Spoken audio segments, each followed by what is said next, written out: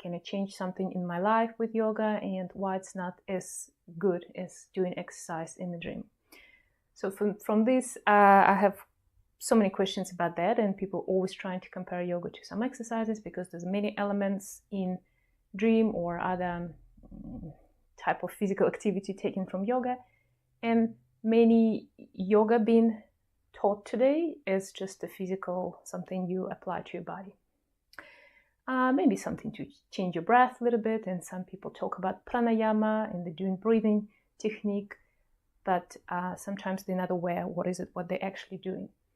In the same time, people or some yoga teachers avoiding calling the prana or energy, and just trying to minimize it to terms like a breath work, breathing exercises, and there's even whole series of new exercises come out and techniques in schools which only teaching you how to breathe. I think there's one of them is holotropic breathing and so on. So there's so many different things, and why we should do all these things. Should we do it with yoga, on top of yoga, or should we just do yoga and it will all include that? So to start to talk about these type of things, which is very confusing for people who haven't done training, haven't done deep dive into the yoga science, and didn't talk to gurus, teachers, didn't read a lot of sources about that. For them, it's confusing. So I'm going to look into this book, Prana Pranayama, today. So, I'm not taking it from my head. I'm not imagining things. And so this book is from the Bihar school. That's the school, the lineage I've been trained with. And they have a lot of different series of books. One of them is Prana Pranayama. So here we just start with the very beginning, looking at what is the prana. And I will read something, so I'm not saying something from my head, and it's very well written. And then we'll talk about these little aspects. So what is the prana? So pranayama, it's the breathing exercise. That's what you know, and that's what I do teach. And pranayama, it's mean taking control of your prana, or some people translated it like eating the prana or absorbing the prana, or mastering the prana. And the prana, that's the word that the root of the pranayama, and we will look at that. So what is pranayama? It's the very first chapter. What makes any motion possible?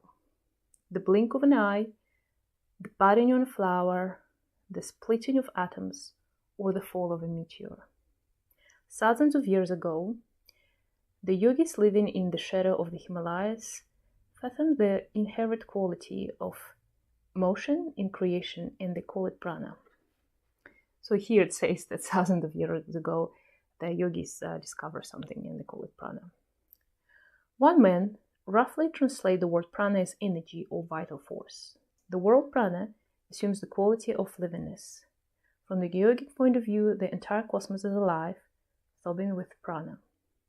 So here they're trying to tell you that everything that's happening alive, and then we're going to touch about that aspects which not alive as well, it's possess some kind of form of energy. And these energies that be noticed, how we can do something in this world, blinking the eye or moving, or tree fall down, all these things. You can describe them as a normal physics law, but everything behind of everything, we have the life force or prana. And this prana is everywhere and everything, and it's come in the universe by itself. And you can pinpoint it, for example, on the earth and separate people, or in the body in separate parts. So this prana is everywhere. Prana is ever present in every aspect of creation. So the prana is something that we don't create or will not be destroyed. Like you cannot use all your prana. You can suppress it, don't use it or overuse it, but you cannot destroy it. Yeah, that's what I'm trying to say. The prana within every created object gives existence in material form, whether it's a planet, an asteroid, a blade or grass or tree. If there were no prana, there would be no existence. If prana were withdrawn from the universe, there will be total disintegration. All beings, whether living or non-living, exists due to prana. Every manifestation, creation form part of the never-ending matrix of energy particles arranged in different densities, combinations, and variations. The universal principle of prana may be in a static or dynamic state, but is behind all existence on every plane of being from the highest to the lowest. So here I just described what I told you before, that everything exists because of the prana and arranged and behave in particular way. So we have atom of hydrogen and atom of carbon, and they have possess different properties, and it's just described by physical properties or the chemistry. But they also have this, the particular electrons tend to do something because they possess the prana, the energy. And some people really trying to equivalent it to geomagnetic force or biomagnetic force of the human body, because everything is charged. You know, if you will touch this particular bulb, it might shine, it's from your energy. Or if you rub your hair, it might have static forces. It's not just as simple as that. So it's one of the aspects of the physical materialistic representation of the prana. Prana is the simplest as well as the most profound concept propounded by the seer. The tangible strength that enables the movement of one's hand is prana, and the intangible force invoked through a complex fire ritual is also prana. The wind blows and the river flow because of prana. Aircraft, trains, and cars move because of prana. Laser beams and radio waves travel because of prana. Every object in creation is floating in the vast, all-encompassing sea of prana and receiving everything they need to exist from it. It is said in one of the sources, Katha Upanishad, the whole world, whatever there is, vibrates, having originated from prana. The cosmic prana, also called Maha Prana. Maha, it's kind of like greater or the bigger in yoga. So the prana, Maha Prana, the cosmic prana, came into being at the time of creation. So whatever theory you're following of the creation of the world or our universe, that's when the Maha Prana come to the being. That's in order to fully understand prana, one must go back to the beginning of creation. So then we are considering the universal prana, play of prana and chitta. Chitta is the mind, individual prana, prana that you possess, receiving prana. And then pranic value of the food, where we get our prana from, of the air, how to work with prana. So it's all will be described in this book, in the experience of cosmic prana. In this book, it tells you through the yogic understanding, prana is this energy. We have different types of bodies. So our body is not just this physical, as you know. And if you studied at school physics, for example, you understand that everything have different types of energy, levels of energy you can talk about. As I told you, for example, our Earth, it has this physical values. It also have geomagnetic properties. We also have heat-cold type of energy in it, sound, you know, and the light energies and fields. So it's all will have different kind of properties, and they arise from different reasons. And same with other bodies. So our body, it's not just a physical barrier. The atoms collected together in the molecules, creating the tissues, the nails, the hair, the bones, wherever we are there. That's the beauty of the yoga. We consider our body as it is in the creation, including and the prana, so your energy body, and all this related to that. So that will be all your chakras, nadis, channels, all this kind of stuff.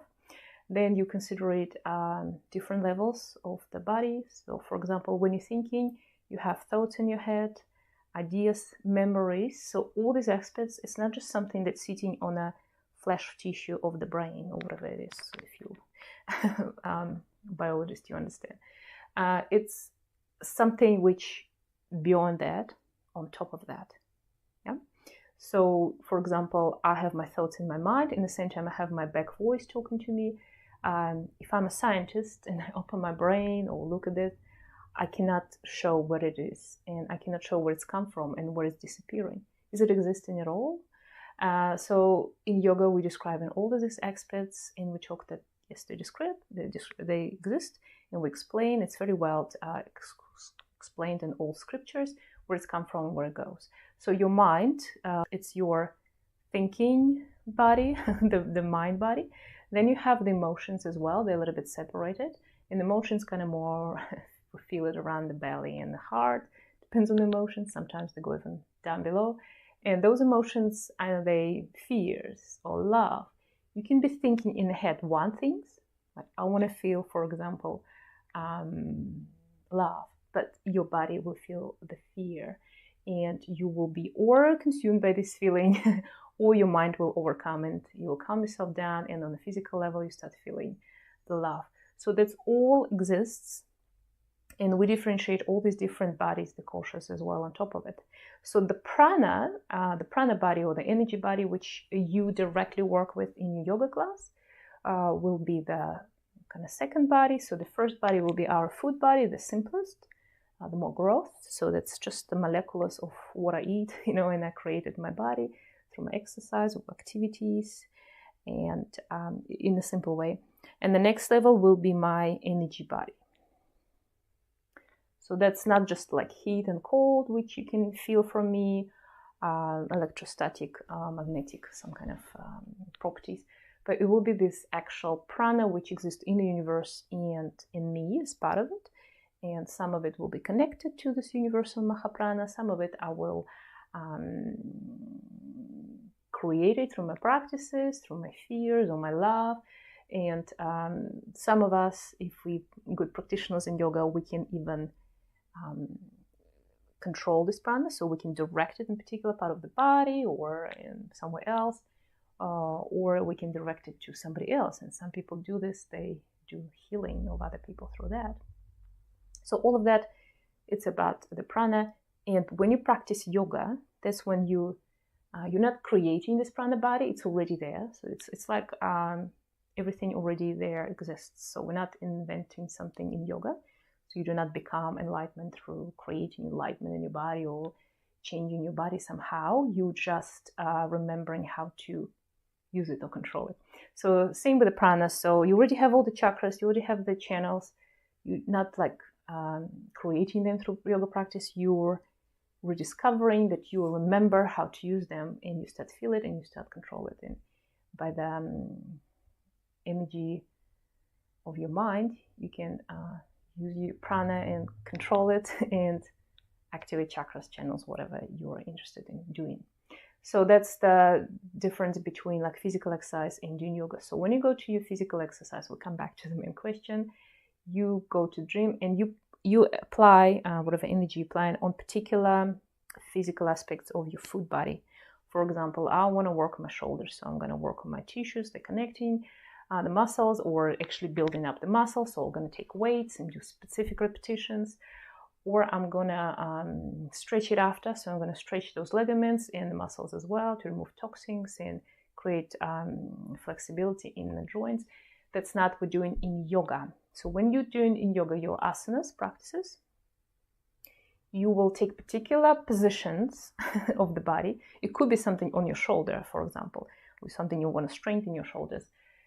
And the physical aspects will be the result of your applying, changing your energy body. So in yoga, first and the most, when we do asanas, we changing the energy, your prana body. And through that, it will affect your physical. So you will not, like in the dream, I'm going to do this particular push-ups and in 1 month I have this particular result. In yoga, you practice yoga and it will affect in any different aspects of you. Energetic, particular chakras, or your mind. Sometimes you'll create more connection to your spiritual bodies and so on. So that's what we do. Some people use the asanas as well to start awakening Kundalini and direct the energy channels through somewhere. So all these aspects, that's what we were doing in yoga practice. And it's happening no matter you're aware of it or not.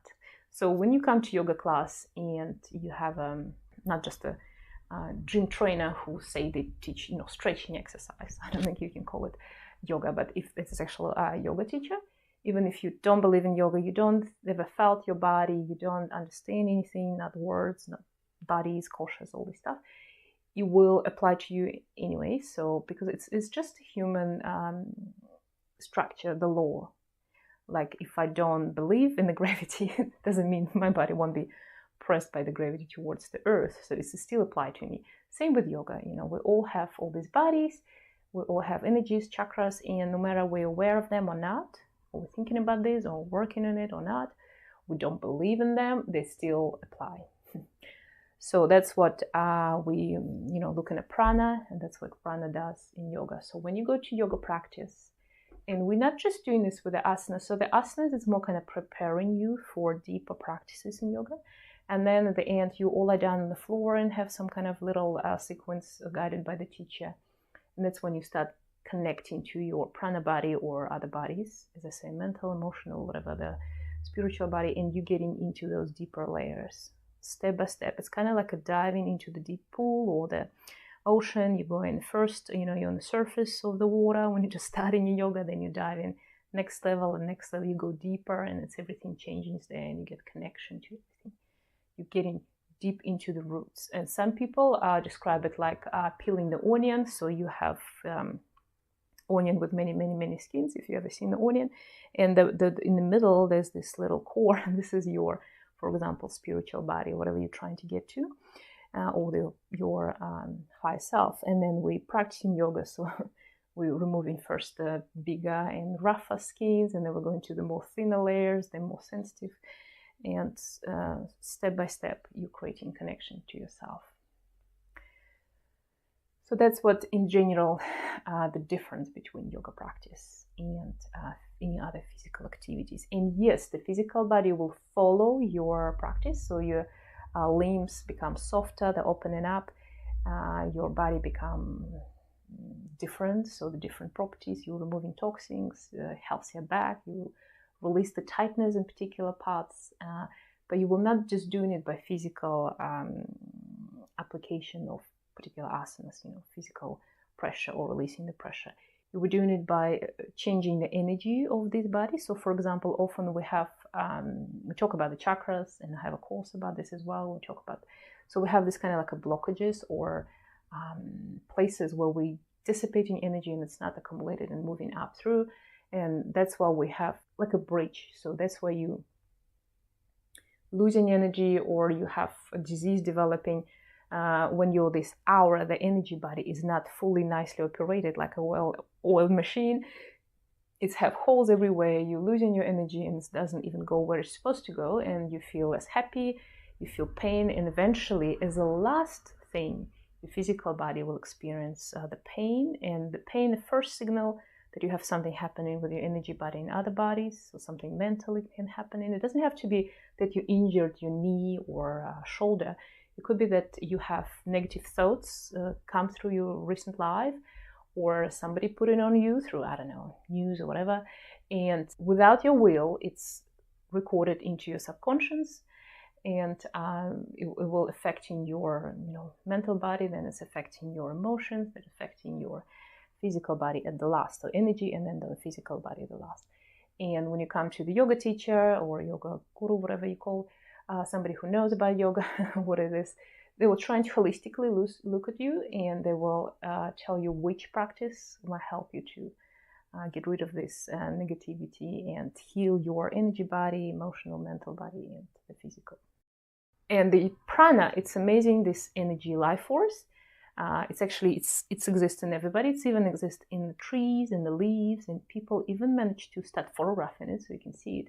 And sometimes you heard about things like people lose limb, for example, hand or leg, and they still have this phantom pain in it. So why would they have it? They shouldn't. There's no nerves left. They've been cut off or whatever. How people experience this phantom pain. So the thing is that on different bodies, they still have this imprint, the blueprint, you would say, of the arm. So if you remove the arm, it doesn't disappear. The energy body of the arm is still there. All the other aspects is still there. You just don't have actual physical body of this arm. And for the rest of your life, you will experience that the presence of this energetic kind of imprint of this arm. So that's how people experience phantom pains. And a scientist, of course, today, or doctors will explain you, it's in your mind, in your brain. And yes, it is that eventually everything actually it's on our mind. This is our operator. That's where we're receiving information. But while we experience, there won't be actual explanation. There will be explanations like, oh, supposedly you feel it in your mind. Yes, we feel everything in the mind. Even our vision, smell, it doesn't happen outside, touch. It doesn't happen where I actually touch the wall, because the signals coming through my nerves, and they register it in the mind and transform this information into these signals. That's where actually I experience the touch. But it doesn't mean that my hand doesn't exist and it doesn't touch in the wall, you know what I mean? So the same with this phantom feeling. So this is kind of like one of the proofs. And same with the trees. People doing experiments like photographing this energy prana body of the tree, for example, the leaf. And when you cut off the piece of the leaf on aura or the energy body of this leaf, it will still be that part of the leaf. It doesn't mean this energy will be good or not having holes and disappearing or something like that, but it will be there. So same with us. So when you go to step up into the yoga class, you're not just going there to work on your physical body. It will be like a product and result of your practice. It won't be the main goal and main achievement through your yoga practice. The main first things you might feel after you come to the yoga class, that you feel more present, more balanced, calmer mind. You feel like those were things you've been worried about, they maybe not that serious. And many people, they feel more relaxed, of course, and they feel that some pain might dissipate or get less, or they start feeling the body, which they haven't felt for a long time. So I encourage you to come to yoga classes and experience it on yourself. Hari Om.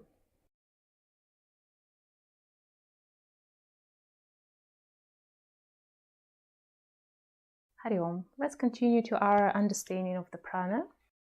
And that's what I cited from Prana Pranayama book, the Bihar school.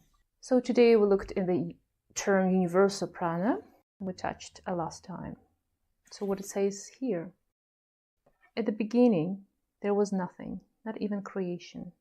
What existed was an all-pervasive, unmanifested consciousness, known in the scriptures as Para Brahman. And that's what all the religions told us about. In the beginning, there was nothing. It contained within it all the qualities and components necessary for creation.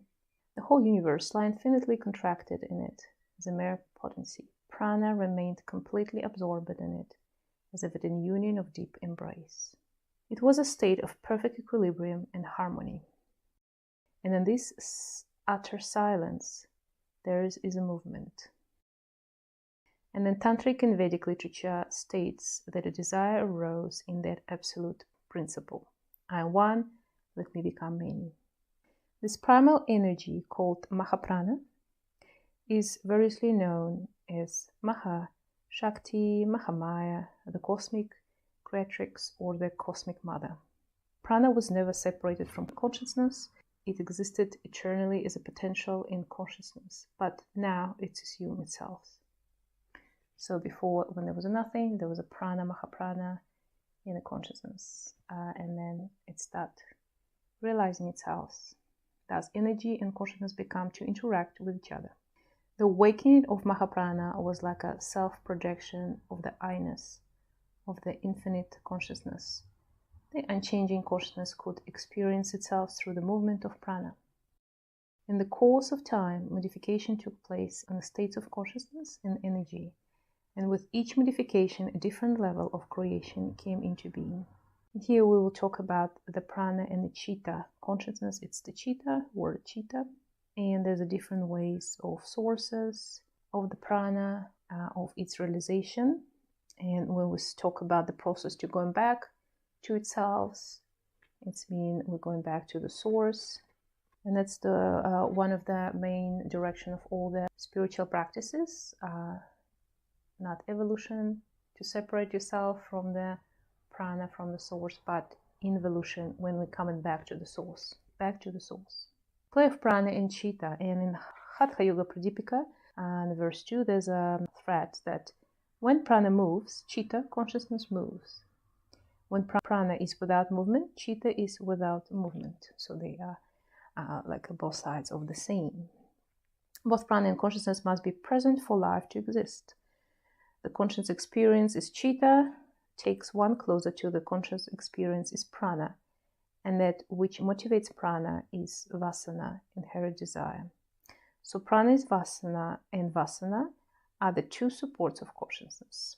A living being is called a prani, one who has prana and thus consciousness. It is not that consciousness is the cause of existence and prana the result, nor is prana the cause or consciousness the result. There are two aspects of existence which determine the nature of everything. The consciousness, here says being, awareness, knowledge. Prana is becoming, manifestation through motion. Consciousness is a dormant experience, whereas prana is the active principle of manifest energy. They are the two eternal principles that are the basis of the macrocosmos and the microcosmos. Everything is a combination of prana and chitta. The entire universe, creation, existence are play of consciousness and energy. The life force and mental force permeate every atom and cell of the universe, though remaining at different degrees of separation. And there's not much to be told about this aspect, so that's just explanation of basically the creation and that the prana consciousness, that's the two parts of one and how they interact with each other. And when we then we look in the aspects of individual prana, so that's when we start separate individual prana. Prana is a great friend, it says in the scriptures. Prana is the greatest companion. A fair one, there is no closer friend in the universe than prana. And all beings are composites of prana, which gives them life and existence. Some persons are more successful, commanding and fascinating than others due to the level of the prana. In the Prana explains that prana springs from the Atman and it's inseparable from the self as the shadow from one who casts it. And often the prana translated as the breath, and that's what commonly we use it today, pranayama or the breath work, you know that. However, prana is not the oxygen or the air, and neither it's the breath. Yeah? Yogis have proved that one can stop breathing for a long period of time and yet continue to live. As experiments once conducted in some United States research facility, and in this experiment there was electrodes connected to the person, to the yogi, and they will register his heart, brain, different parts of the body. His nose and ears were blocked, so he was not supposedly breathing or getting any air, and his whole body was smeared with wax so that air would not pass through the pores. Very intensified. After 3 minutes, the candle went out. There was a candle in the room, and after 15 minutes, the monkey felt conscious. So they put the monkey and the candle in the room to prove the experiment. Poor monkey. Now the Brahmananda, he was continuing playing tabla for 14 minutes after that. Yeah? And in Hatha Yoga Pradipika, there's a verse again about this. As long as the vayu, the prana, it's like a wind translation, the flow of the prana remains in the body, there is a life. Death occurs when your vayu leaves the body. Therefore, retain the vayu. So we have prana in everything, and we have conscience, and the prana need to be moved and observed, yeah, by our conscience, awareness. And when we practice yoga, we start, that's what we're doing most of the time, 90%. We're not working on our physical, we do, but as I say in the previous talk, that we waking up and learning to control our prana and use it for our benefits, for lives, for healing our physical body, change it, modify it, calm down our mental body or change our emotional body, kind of changing our psychology, psychiatry, and feelings. Prana is used as the main kind of instrument in yoga. But everybody has this. Everybody has it like a given, but some people have dissipating prana, so like escaping, running away prana through some activities they do through life, and that's where the disease is coming from.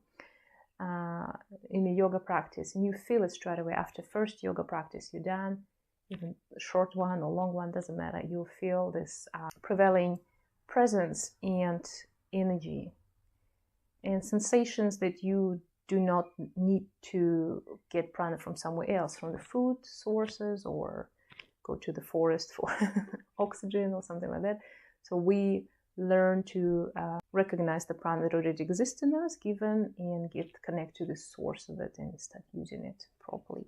So prana is the dynamic principle within everything. Everyone is born with a certain quantum of prana, but the quantity and quality change continuously as one goes through the life. That's what I said.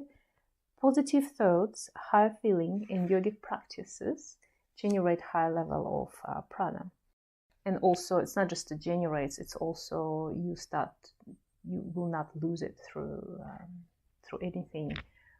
Sometimes even bad posture cause losing the prana, but most of the time we dissipate the energy through like habits, through worries, or through fears, through all these unnecessary, not so much positive aspects of our lives.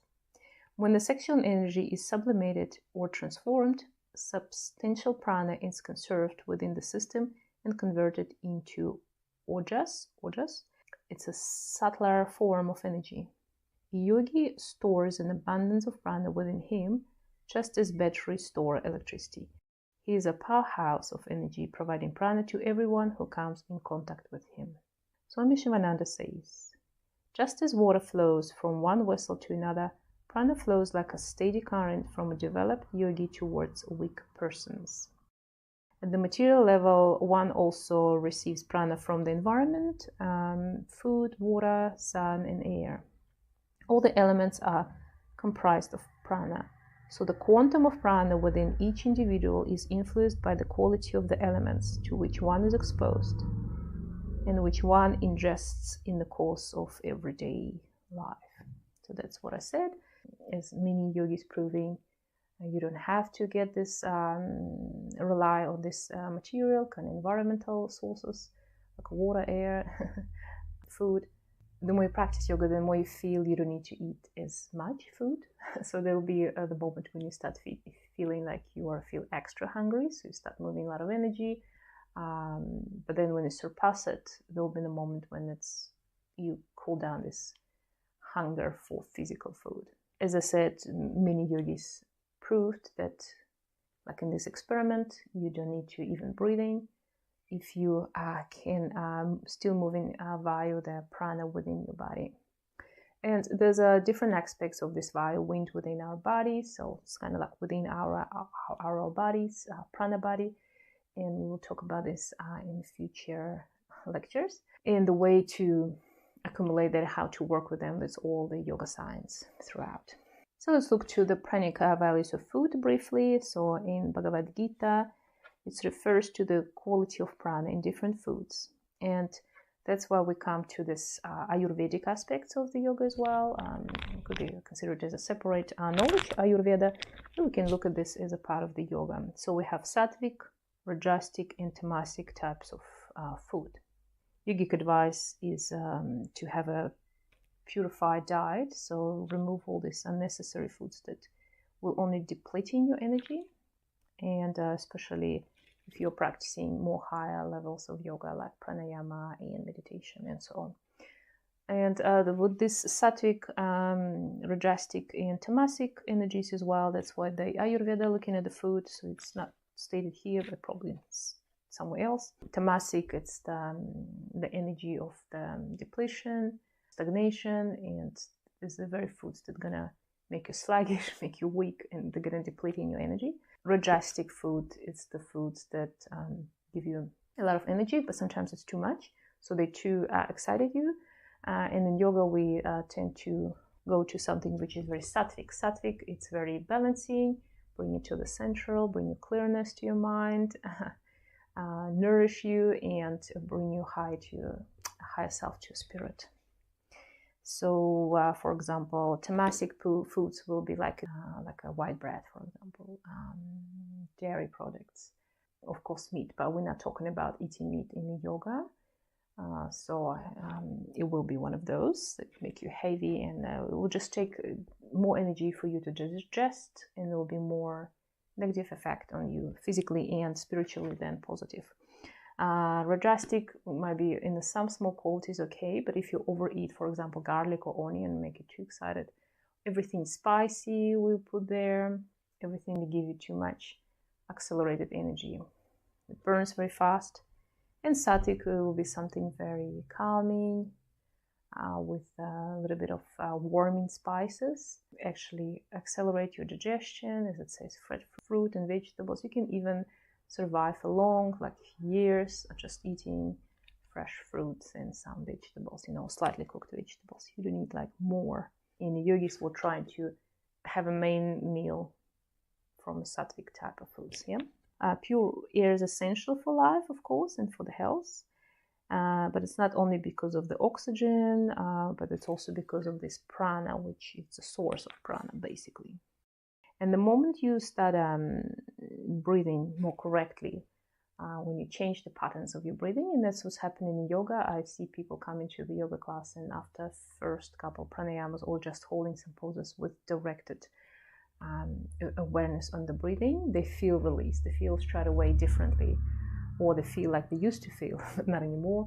And that's because we don't even aware. Often we do not have a good rhythm of the breathing, so it will be too shallow, or too fast, or too stagnant type of breathing. So you breathe out, not breathing into the whole capacity of your lungs, and it might cause even more problems because you have a lot of stagnation in your lungs. And you'll be surprised that people usually use only about 18-20%. 20% will be like a good people like who are swimmers or singers. The majority of people use only like less than 18% of your capacity of your lungs. And can you imagine what's staying there in the lungs can cause this stagnant mucus there, and that's where the D is coming from. Asthma is a very common one. And why we don't breathe correctly? Well, we were born and we knew how to breathe, and then something happened, and that's the life. So we have some kind of emotional, physical impressions, bad habits, bad posture. Anything can cause a stress, can cause maybe a little child saw something not very pleasant on the street, and it's affected him and the way of breathing. As well, the type of food you eat, behavior, posture, how you sleep, how you hold yourself through the day, what type of activities you do, and will all affect your breathing pattern. But in the modern world, a lot of it's psychological. What we are thinking, what other people told us, and what we think we expect to do for other people, or how we're supposed to behave. And when we do not fulfill this imaginary goals, we start feeling anxious, tired, exhausted, sad, or shamed, and it's affect our breathing. So it's the same, both sides of the same coin. And then you can physically start changing your breathing pattern, and you start feeling less obliged, less shame, less scared. And at the same time, you will, if you start working psychologically with you, so you start letting go what other people thinking about you, your breathing will improve. So it's both good. And the very good start is to start going to pranayama classes, yoga classes, yoga sessions, and you just practice this in the class, controlled with the teacher, in a very quiet, peaceful environment, and your body will remember that on subconscious and physical level. And through the day, even you still exposed to the stress, your body will tend to bring it to this more peaceful, calmer condition when you can breathe deeply and more correctly. And that's why even 2, 3, 5 minutes per day of conscious breathing can improve your breathing through the day dramatically, and through the sleep as well. Let's talk about working with prana. So there's quite a big paragraph about that. So the prana is not received solely from external sources. It's also self-generated, and its quality can be refined and directed. That's kind of what we briefly talked about. One can work with one on prana to enhance vitality, will and strength, cure diseases, boost capabilities, and evolve to a higher consciousness. In fact, one must work with prana shakti, force of prana, in order to perfect any experience in life. This is the aim of pranayama and pranavidya, which are tangible methods to enhance and guide prana. And that's basically summarize what I already said. And we have practices, shakti bandhas, when we start awakening this energy. Usually I put them in the beginner, first third of the class, when we do a lot of maybe a little bit more intensive breathing, some movement intensive, so waking up energy, give it a push. And then you, of course, at the end of your practice or through the practice, some pranayamas, but usually after the asanas, we practice pranayama, some bandhas, it's locks, and then we go into some meditations. And only when we practice this in a very well-structured order, it will have a dramatic, purpose effect. But even if you have specific technique and you can practice anytime through the day, if it's okay to practice before bed, it doesn't accelerate it too much, you can do it anytime, morning the best, evening, or sometime through the day. It will still have effect on you, as I said. So the breath is external manifestation of prana. The yogis state that prana is sustained in duration of life, is prolonged by deliberately decreasing the distance of the exhale air. Based on this fact, they devised a technique to measure the prana expended during different actions. They stated that the pranic outflow can be gauged by observing the length of the exhalation during different actions. The longer the air current, the more prana is utilized. The average length of exhale air is 12 digits, 9 inches, while singing the length of becomes 16 digits, 1 foot. Well, basically, the singer, they have a little bit longer capacity, while eating 20 digits, while sleeping 30 digits, and while performing physical exercises is much longer. Maximum prana is utilized by the brain. If the brain is not supplied with sufficient prana, the mind becomes restless and disturbed and constantly divided into negative thoughts. So that's another aspect. And so the breath is gross and prana is subtle. The two are connected. And it says here you can influence the level of your prana with the breath. That's what we're doing. Working with the breath, and leads to pranavidya, inner knowledge or experience of prana. So that's kind of like a vidya of prana, like you are aware of the prana within your body. You're aware what's happening with this, you're aware where it's dissipate, you're aware how to control it, how to move it in particular parts, and this kind of sorts. Significant outcome of pranic awareness is that one is able to gain control over the mind. So the moment we control and aware of prana, we can control our mind as well. Because majority of the problem comes to us, even on the physical level, it's from the mind. The mind is screwing with everything else in our body. By developing sensitivity to prana, one becomes more aware of the subtle forces of the mind, which arise in the form of thoughts, feelings, emotions, responses, impressions, symbol, and knowledge. Prana is grosser than the mind and hence easier to control. So we are using the prana. That's where I start today talk with in yoga to and affect our physical body, having control, heal it, change it, and to affect our more subtle aspect of ourselves, thoughts, emotions, and the spiritual being. So the prana and breathing, it's the easiest way to do it. Yeah? Not for some, but the moment you start practicing yoga, it's all come to you. And the last aspects of this chapter about the prana. What is the prana? It's the experience of cosmic prana. The individual prana within each being is a part of the cosmic sea of Mahaprana. But until this truth is realized experientially, one sees oneself as a separate from the rest of the universe. So it's a very important part of the yoga science that the moment you separate yourself from everything around you, from other beings and from the universe, from the air, you don't realizing that you are present here in the space which present here as well. So together, our breathing, when we're in a room with somebody or just by ourselves, we're exchanging the air in the room with ourselves or the living beings or the other person. And it's not just we exchanging the breath as the oxygen and combination of the atoms and molecules. we engage this week exchanging the energy, vitality, thoughts, desires, fears, and all these sorts. The moment you start realizing and feeling this, you will understand yourself better when you're in a group of people, when you're by yourself, how to calibrate yourself, how to not be driven by somebody else's ideas and opinions, desires. They might even not tell you this, but you will feel the desires.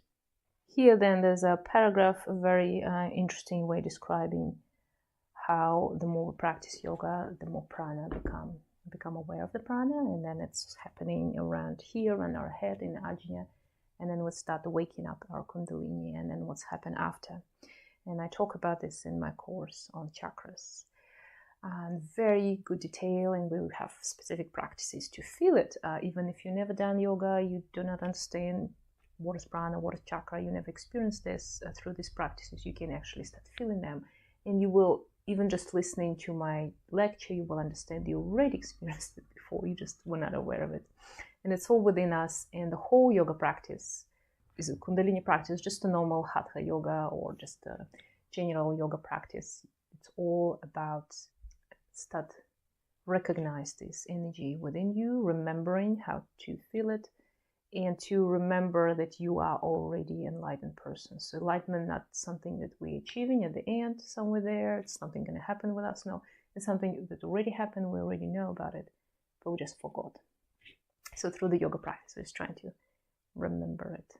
And next time, we look for different koshas, touch a little bit on the chakras in aspects of the prana. And blessings from me. Hari Om.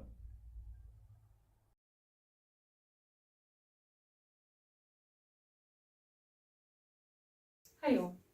Today we continue to look in some aspects of yoga which you can dive a little bit deeper through reading the books of my school which I follow, the Prana and Pranayama here, the Bihar school, and we look at some aspects of the yoga so you can understand deeper the essence of the practice of yoga and use it for your own benefit, for efficient, happy life you want to live.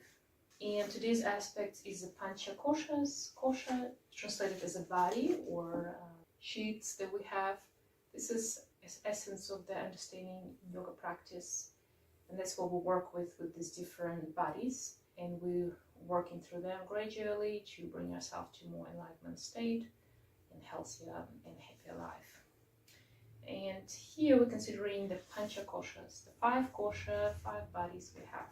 And I will have some readings and some commentary so you can listen it as a lecture or in the background and get more information and understanding of it. So here it says the vital sheets, the Pancha Koshas. Pancha means 5. According to yoga, a human being is capable of experiencing 5 dimensions of existence, 5 dimensions, which are called Pancha Kosha or 5 sheets. They are the 5 spheres in which a human being lives at any given moment, and they range from gross to subtle. And they are Annamaya Kosha, Pranamaya Kosha, Manomaya Kosha, Vijnanamaya Kosha, and Anandamaya Kosha.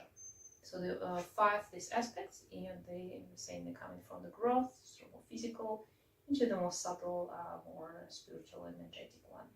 And we already talked about this before, so one of the main body we have here and experience directly is the physical body, which we get used to think about ourselves as, and it's the first one. The first sheet or level experience is the physical body or Annamaya Kosha. The word Anna means food, and Maya comprised of, so we translated the food body as our physical body. It's, as we all say, you are what you eat, we know that. It's a gross level of existence and it's referred to as the food sheet due to its dependence on food, water, and air. So it's kind of more physical representation of ourselves in this dimension, in this world. This sheet is also dependent on prana. While it's possible to live without food for up to 6 weeks, without the water for up to 6 days, and the air for 6 minutes, life ceases immediately the moment prana is withdrawn from us. So as you heard about many cases when people have some kind of deep sleeps, or they don't eat for a long time, or they Even some yogis in deep meditation, and they don't eat, don't drink, or even don't breathe for like a long time, not just for 6 minutes as they say here, but because they're very experienced, so they are using other bodies to sustain their being. But the moment you lost prana, that's when no prana, there's no life in that body. Physical body is the one which you directly affect, and we do a lot of practice in yoga. We directly do asanas, to directly imply energy through tightening some muscles or releasing the muscles, taking positions, and by cleaning the body, putting oils, by taking food, not taking food, breathing out, so directly affecting this body, massaging it. So this is all about the physical body. And as I said already, the energy body, the next body, will depends and influence your physical body. So the kind of most gross will depend more on more subtle bodies ones. But in the same time, applying some kind of pressure, or just taking asana, for example, we can affect other bodies through the physical body. So you can use it both ways, yeah, in both directions. And second sheet is the Pranamaya kosha. And we talked about this a little bit because we talk about prana, the energy field of the individual or the person. The level of experience here is more subtle than the physical body, which is pervades and supports. And that's what I just said. This sheet is supported in turn by the subtle koshas. So over the Pranamaya kosha, there's the next, the Manamaya kosha, and then it will be the one that directly affect the Pranamaya kosha. Together, the physical and pranic bodies constitute the basic human structure, which is referred as Atmapuri, city of soul. They form the vessel for the experience of the higher bodies. So because we in this world, in this, we tend to think about this like a three-dimensional with a four-dimensional at a time world, physical, we have walls, we have laws which apply to us, and we have these particular bodies here, and here it says that these ones, in combined with prana body, pranamaya body, will give us this the main physical through main essence through which we experience this world, yeah. And usually that whatever is beyond, it's still affected here, it's still here, but it's on different levels, and we're not every day is kind of consciously aware of it. And some people through the life they're not aware of it. They're not even aware of the prana body, which is a little bit scary, yeah, because prana body is the main essence of your being. Yeah? The Pranamaya kosha is the basics for the practices of Pranamaya and Pranavidya. It also described as the pranic, astral, or etheric, or etheric counterpart of the physical body. So whatever people talk about, astral body or aura, you know, like we have these colors of the aura, in the old scriptures of saints, for example, I don't know, like Jesus or his apostles, they were drawing these things around the body, so that they were drawing the astral body or the aura or the actually Pranamaya kosha.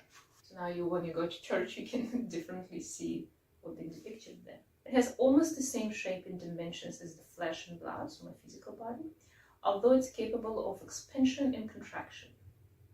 And in Taittiriya Upanishad, translated here, that verily besides this physical body, which is made of the essence of the Buddha, there is another inner self comprised of vital energy by which this physical self is filled. Just as the fleshy body is in the form of a person, accordingly these vital selves in the shape of a person. Let's just say that this is two essence of the one.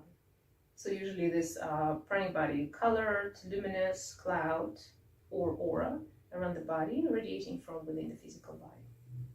Like sun flaring from behind the eclipse in Mo. So there was a sun eclipse just recently, and you can observe that. Even though the sun itself is just this molten material, yeah, hydrogen, nitrogen, we can see it in a red circle, sphere, but around it there's a lot of all sorts of energy, and we call it the sun winds, sun energy. It's affecting us, radiation, affecting our headache, affecting our processes on our planets. Even though we're so far from the sun, similar with the human, the sun is just like one of the high levels of the human soul being. So you physically materialize yourself, energetically, pranically. There's also other more subtle aspects of the sun which we're not aware of, but it's still affecting us. Yeah? And actually, people, it says here, the Kirlian high voltage photography can show the prana, and there's a lot of experience done when people photograph the hand, for example, and you can see this aura around the arm. Photographed the leaf, for example, of the tree, same. So everything that life being in this world, it's have the same life force, the prana, and we can see it. It's kind of like an energy field, and even amputated limb can be felt for quite some time after, because you still have this remnants of the energy field, yeah? And that's what I told you in one of the first lectures. The third sheet is Manamaya Kosha, the mental dimension. So this is everything related to your mind, thinking, thoughts, memories, and all these kind of electric neurological processes. The level of experience in the conscious minds which hold the two grosser koshas, Annamaya and Pranamaya, together as an integrated whole. It is the bridge between the outer and the inner worlds, conveying the experiences and sensations of the external world to the intuitive body, and the influences of the causal and intuitive bodies to the growth bodies. So you see the Manamaya, it's like this conveyor, it processes everything and transforms this physical or sensational or energetic information into more subtle, and vice versa. Manamaya Kosha, this is everything. It's kind of more around your Chitta Kasha, the mind, thinking process. However, it's not just around the head and brain. We have it also in the body, in the spinal as well. It doesn't have such specific borders as well in the body. The fourth sheet is Vijnanamaya Kosha, the psychic level of experience which relates to the subconscious and unconscious mind. So this is all those which will work when we do yoga nidra, deep relaxations.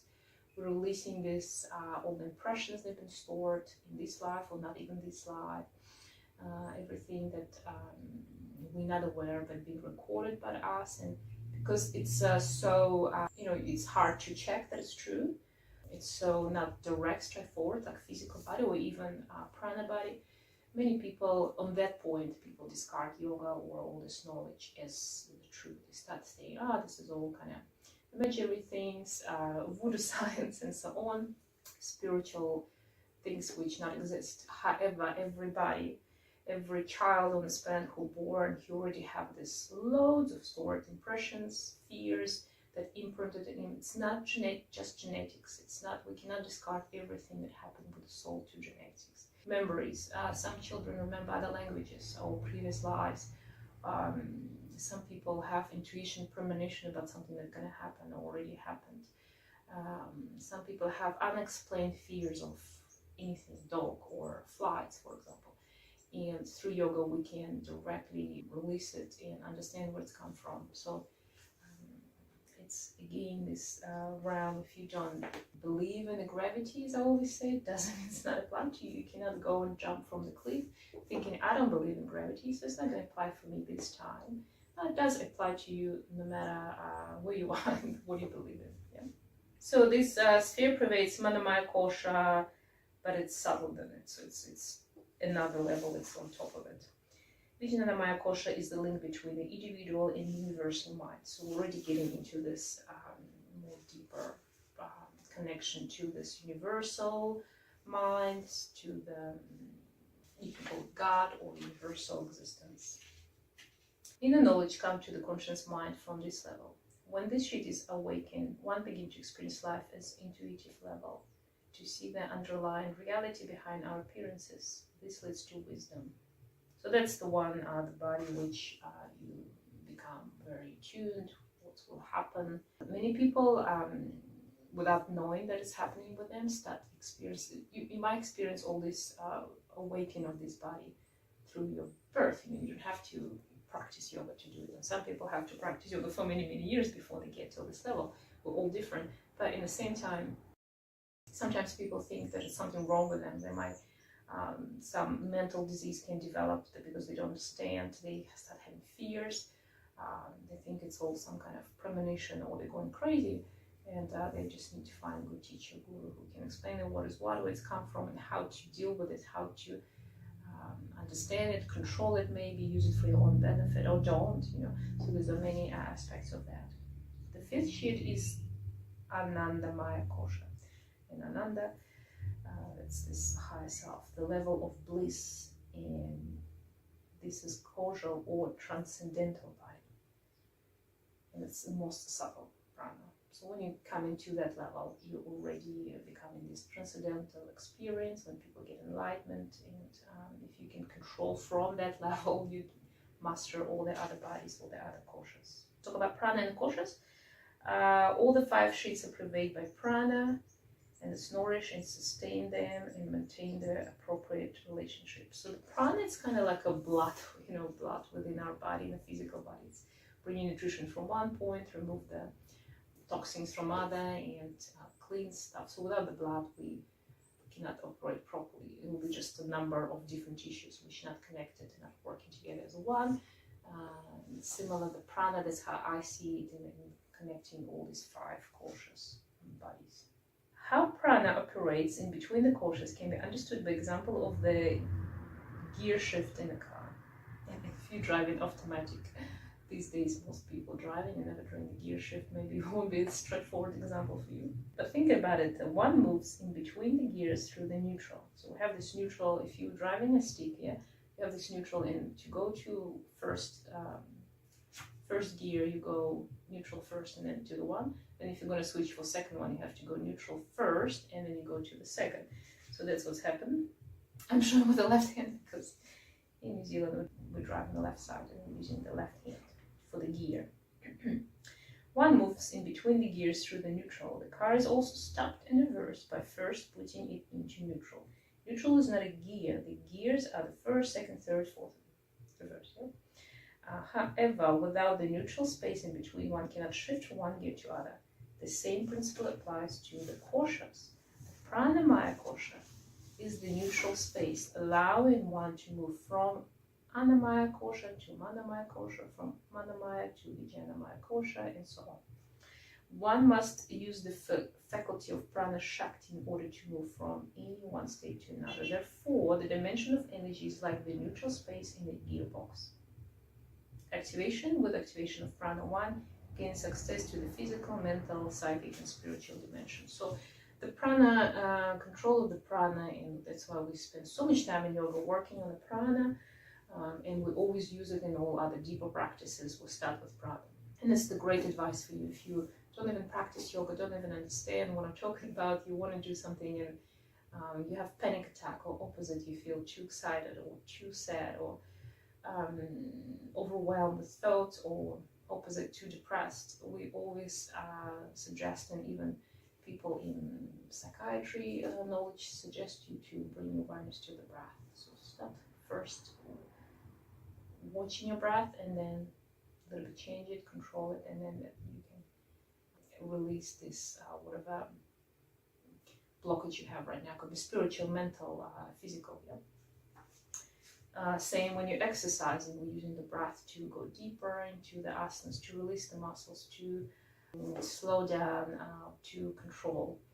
If you, for example, competing in any sports, without proper breath work and understanding how your breath helps you in particular culminative situation, when you could be just because of stress or something, you can lose the breath and everything can go wrong. If you master your breathing outside of the practice, when you're in a practice, it will come to you naturally and you will more efficient.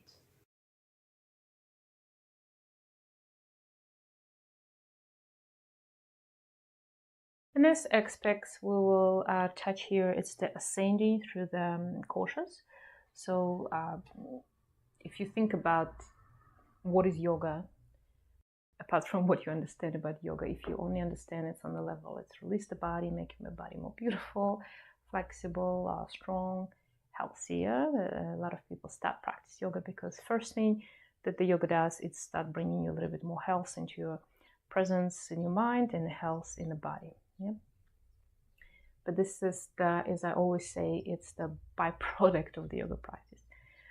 The main aim, goal, and what we're trying to do in yoga is to master those bodies so we can get into our higher transcendent states with our own will in this life.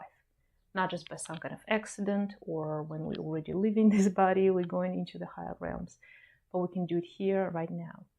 And we're not gaining this as some kind of knowledge that coming from within. We have to learn to like a skill, and we're getting there as a yogi practitioner. We just are trying to remember ourselves as we used to do. That's how it's been described, and that's how we approach in the yoga practice. So whatever you do there on the mat and in your practice, in your everyday life, you're coming back to yourself slowly. Yeah?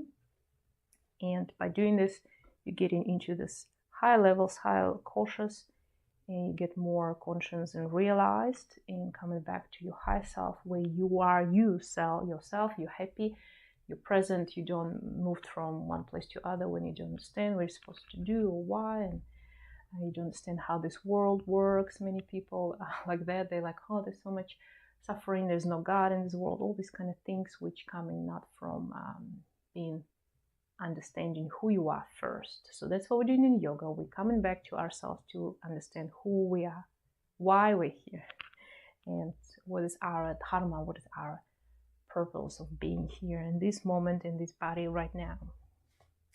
And here it's explaining ascending through the koshas as a yoga practice. The aim of a yoga aspirant is to attain high level of consciousness by piercing through koshas after kosha after kosha. Yeah? Moving from body to the body. All yogic practices facilitating this aim. Shatkarmas, for example, directly influence Annamaya kosha and allow the consciousness to penetrate the next level, Pranamaya kosha. Shatkarmas, when we do cleansing practices, for example, when I wash my nostrils and I do my morning drinking a lot of water and cleansing my digestive tract practice. So I'm directly implied to my physical body, and through that I awaken my energy prana body. So we're freeing and the flow of the prana. That's what exactly we're doing. We're kind of washing through our blockages in our pipes. Yeah? The asanas have a similar influence. They clear the blockages in the Annamaya kosha, in your physical body, and as a consequence influence the Pranamaya kosha. That's what I talked before. As one advances in one practice of asana, the range of this influence becomes subtle, and the Pranamaya kosha is more directly influenced. Pranamaya practices influence Pranamaya kosha and indirectly affect Manamaya kosha, so your mind world, so next body. So that's what we're doing. Purification of the first three sheets opens the door to the fourth sheet, Vijnanamaya kosha, the sheet of intuition. How and when Anandamaya kosha is penetrating, however, remains a mystery. It's very high self. It might come to you straight away or after prolonged practices.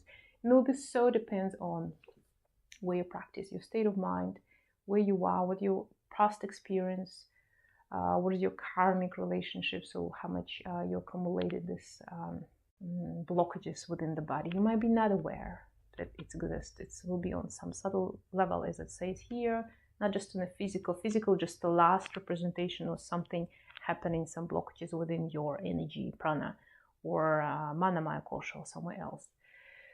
And you can see a lot of people, I see, especially through this many students or people who come for help through yoga therapy, they have something bothering them on this mind state, manamaya kosha, and then it's affecting, of course, the energies that depleting or going away in some aspects too much, losing the energy in some aspects, and as a result, the physical body suffers. Yeah, of course.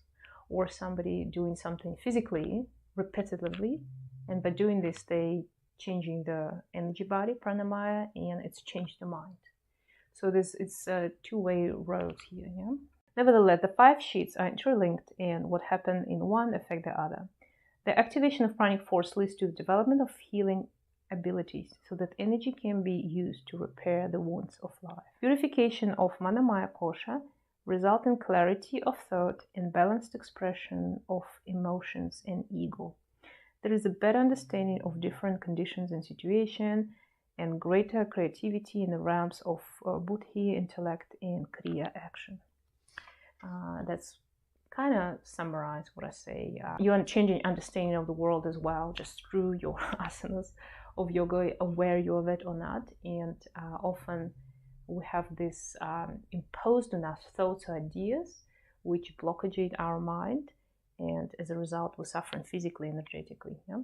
You can understand how it works. For example, I read the book and I understand, okay, so the world is everything I experience in my life. It will be the reaction to my actions in the past, or it will be something that I need right now to progress, to step over, to let it go. You can mentally understand it, but not feel it throughout physically. Your body will still resist through emotions, through fears, through disease, or not enough energy or too much energy directed to the wrong cause. And that's why the yoga comes from, because here you cannot just have one or just understanding and everything going to work out, or just I physically work on my body and everything going to fall into place. No, you have to approach very holistically and together.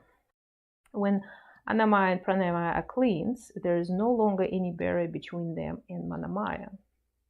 So physical and energy body will cleanse. We can do it physically as well through the practices. And shatkarmas, 7 shatkarmas in yoga directed to that.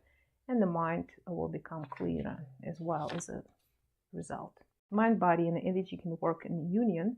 And that's what will come to bring you to Vijnanamaya Kosha. When the psychic sheet is accessed, concentration becomes refined and the deeper mind comes to the surface. The psychic experiences and extrasensory perception manifest, and deep-rooted samskaras are purged. So samskaras is these impressions that accumulated through these or past life, or when your mother was pregnant with you, or through, sometimes when you're unaware, you collected some impression. Like I was asleep, for example, and something happened, but I heard it, and it been imprinted in my mind and caused a fear for the rest of my life. Or something happened when you were a child and you don't remember that, but it doesn't mean it didn't happen. Or we did something in the past life and it's affecting us here. We bring all this baggage with us here. So we call it samskaras. And to the kind of absolute aim of the yoga, we're trying to cleanse slowly from this, untighten these knots, so we become pure central ourselves with just pure existence without all these interconnections, thoughts in the mind, which confuses us and want us to do something we don't need to do, yeah? Not what we truly want. So deep-rooted samskaras start releasing this level, and Vijnanamaya Kosha is cleared, creativity becomes inspired, and clarity comes intuitively and effortlessly. At this stage, the mind is actually and truly being emptied and prepared to experience Anandamaya Kosha. And here it shows you that we're kind of moving from body to body. And of course, it depends on where you are energetically or through your life experience. Some people straight away very easy go to this high levels of themselves. They might not even aware of it or aware of it. Often it's start coming in your childhood. But some people, as I say, they might spend years and years work with the physical and pranamaya body. Some people can sit with me in a class and they straight away feel the energy, the prana. They can move the prana. They can straight away kind of feel them, direct the chakras, feel them, and feel the rise of energy and stuff like that. But for some people, take longer. So there's no like it's good or bad. Somebody's more experienced or not. No, some person can never done yoga in their life and they will sit and straight away do it. And some people can spend a lot of time traveling with a lot of gurus and go to different ashrams, and it'll take longer for them. So it doesn't matter where you are, how it works with you. And I will advise the more focusing on this cleansing process to start with. You kind of kickstart your practice. The process of gradual ascent through the koshas may be reversed. In this case, the experience of Anandamaya Kosha brings about purification at all the other levels. And this is what we talked about. So we can affect, through the physical body, I can affect my pranic body or mind body, yeah? And reverse, but to do reverse, you need to be a little bit more sophisticated, and it might seem like somebody possessing some healing abilities, but it's just they a little bit more experienced and they working from other direction. So there's no one way to do it. Kosha consciousness, the yogic practice that one selects should be based on the major koshas in which the consciousness rests. The different levels of consciousness represented by the kosha related to: first, body; second, life; third, mind; psyche; the fourth, and to the self, with capital S, self, yes, higher self. Each practitioner belongs to one realm predominantly among the 5 levels of consciousness based on the state of evolution. And that's what I said. If the consciousness is mainly in Annamaya kosha, one will identify strongly with the body, as many people who practice, for example, hedonism do. Yeah? You know, this practice when people try to indulge themselves through tastes or sophisticated living condition, and it's they do it through the, like, for example, physical body. Yeah? If the consciousness is in Manomaya kosha, one will identify with the analytical mind. So some people absolutely love to analyze, experience complicated thoughts. Philosophers are usually those type of people. When the consciousness has evolved to the level of Vijnanamaya kosha, whereas the tamasic and rajasic tendencies are reduced, there is a clarity of cognition based on the intuitive intelligence. Here all experience are seen in the light of the psychic and assume a deeper significance than in its apparent. So these people kind of start seeing the underlying problem release or reason behind the things. Yeah? In the dimension, one begins to experience the subtle expressive nature of higher consciousness. One who identifies with Anandamaya kosha is a yogi. He has evolved to the spiritual realm where all experience are spiritual experience. It's the high level. The more you kind of gradually moving through this koshas, the happier you become. Even though it seems like if I'm a hedonism, for example, and I'm indulging my physical body presence is this mind, sometimes mental, thinking that I'm good because I'm better than somebody, it will be deep underlying, a very strong sense of unhappiness, which you might not think it's there, but it is there. And this will come from not being satisfied fully as the human being, as the developed human being, on a spiritual level. So you're just covering one of the aspects of yourself as a physical, for example, or energetic, for example. I do a lot of pranayams, I have a lot of prana, but I apply it to my spiritual higher self. And it might not look like, but it will cause you a big, maybe depression or unrealization as a whole human being. One's experiences in life indicate the realm of consciousness to which one has evolved. Time spent on each limb of yoga will vary from individual to individual depending on the kind of blockages and the level of evolution one has attained. And that's what I said. Some people can spend years of trying to master the asanas, trying to start feeling the prana body. And some people doing pranayamas when they were children, not even aware of it. And they could feel the energy rising, descending, and control it or heal something with it. Expert guidance is essential. And that's very important because we're trying to balance everything out. You might have one aspect very developed, for example, my kosha very developed, but your physical is not as much, or spiritual, and it's very good, it's advanced, but it might cause you problems again, because in yoga we're trying to balance everything out. Yeah? Perception of prana in different koshas, and here just listed, it's the last paragraph for this chapter, how we experience different koshas. So the aim of the practitioner who focused on pranayama and pranavidya is to work with the pranayama koshas until the activation and perception of prana become subtle enough to penetrate the other koshas. The techniques of prana vidya train one to perceive and experience prana directly at different levels of subtlety. After the awakening of prana, its flow, form, color, and quality are experienced at all levels. And that's what we talk about. You'll physically feel it in the body. You can start directing it in the body. You will see the color. It will appear to you the color. You will see the color maybe of other people or aspects, energetic aspects. Quality in prana, and we talked about this about the chakras, all these different qualities or different levels of yourself that come to you with different pranas. Yeah? We also have different pranas, more cooling pranas, more energizing pranas, descending, ascending pranas, and so on. At the level of Annamaya kosha, prana is experienced in the form of nervous energy. The awareness of prana shaktis on the other sheets develops through pratyahara or sensory withdrawal, by the translating the gross body and external environment. The perception of prana in Manomaya kosha can be compared to the house at night with the light switched on. The quality and luminosity of that light depends on the purity of the mind. Some people experience Manamaya Kosha as a sheet of light, having a shape and form, others as light emanating psychically from a central source.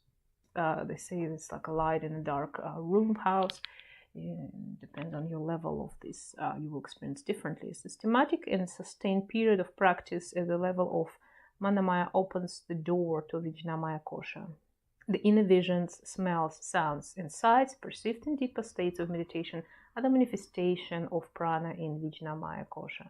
The first glimpse of the psychic experience, however, does not indicate that the practices have borne fruit or can be dispensed with. As the koshas begin to function more coherently, a slight nudge here may cause a little experience there.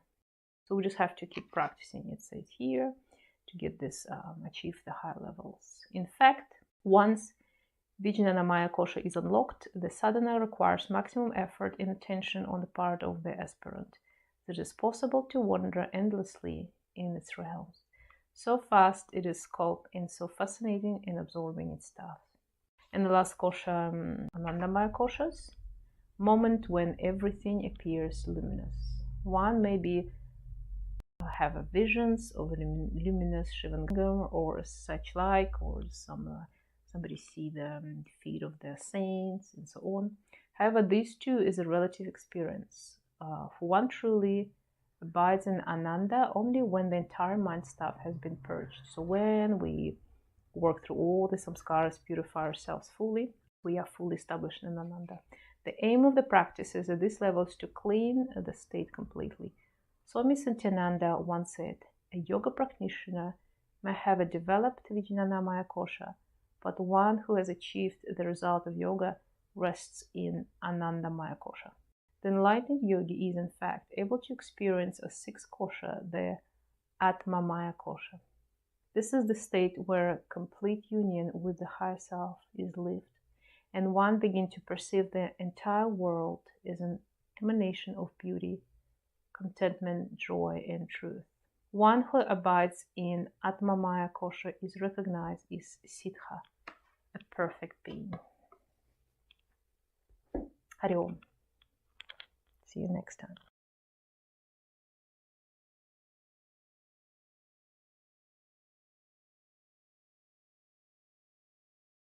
Hari Om and welcome. Let's continue our studies of the world of prana. And today we looked at Pancha Pranas, the main major kind of prana fields that everybody can observe around themselves. And we'll look a little bit more in detail according to this book into them. Prana Pranayama, it's the Bihar yogic school. So Pancha, it's mean five here. So Pancha Pranas, 5 pranas. There is a distinguished different types of pranas. And we'll talk about this. So there's a major and minor pranas, and one of the prevailing one that we will consider. You often hear in the yoga class people talk about the Panavayu often, or some other prana, something Vayu, yeah, wind as well. So all these terms, it doesn't come from just like nothing. This is the very basics of the yoga science, which determine your practice and how it affects you, and how your everyday life affects you, and how you can improve it by using yoga knowledge or just knowing these things. You don't even have to practice yoga, but just knowing these things, you can already change your perspective, something in your lifestyle or in your diet, and you already will improve your life. So pranic force fields, there's 5 main ones, what it says in the book. There are 5 primary forces known as Pancha Prana, which operate in the physical body at all time. Physical, and this kind of like sometimes outside of our physical body, of our kind of oral astral body, if you want to say.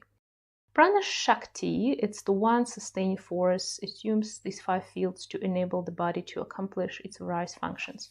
So Shakti is kind of like one of the prevailing and main one force. So the prana is experienced differently in different parts of the body at the same time.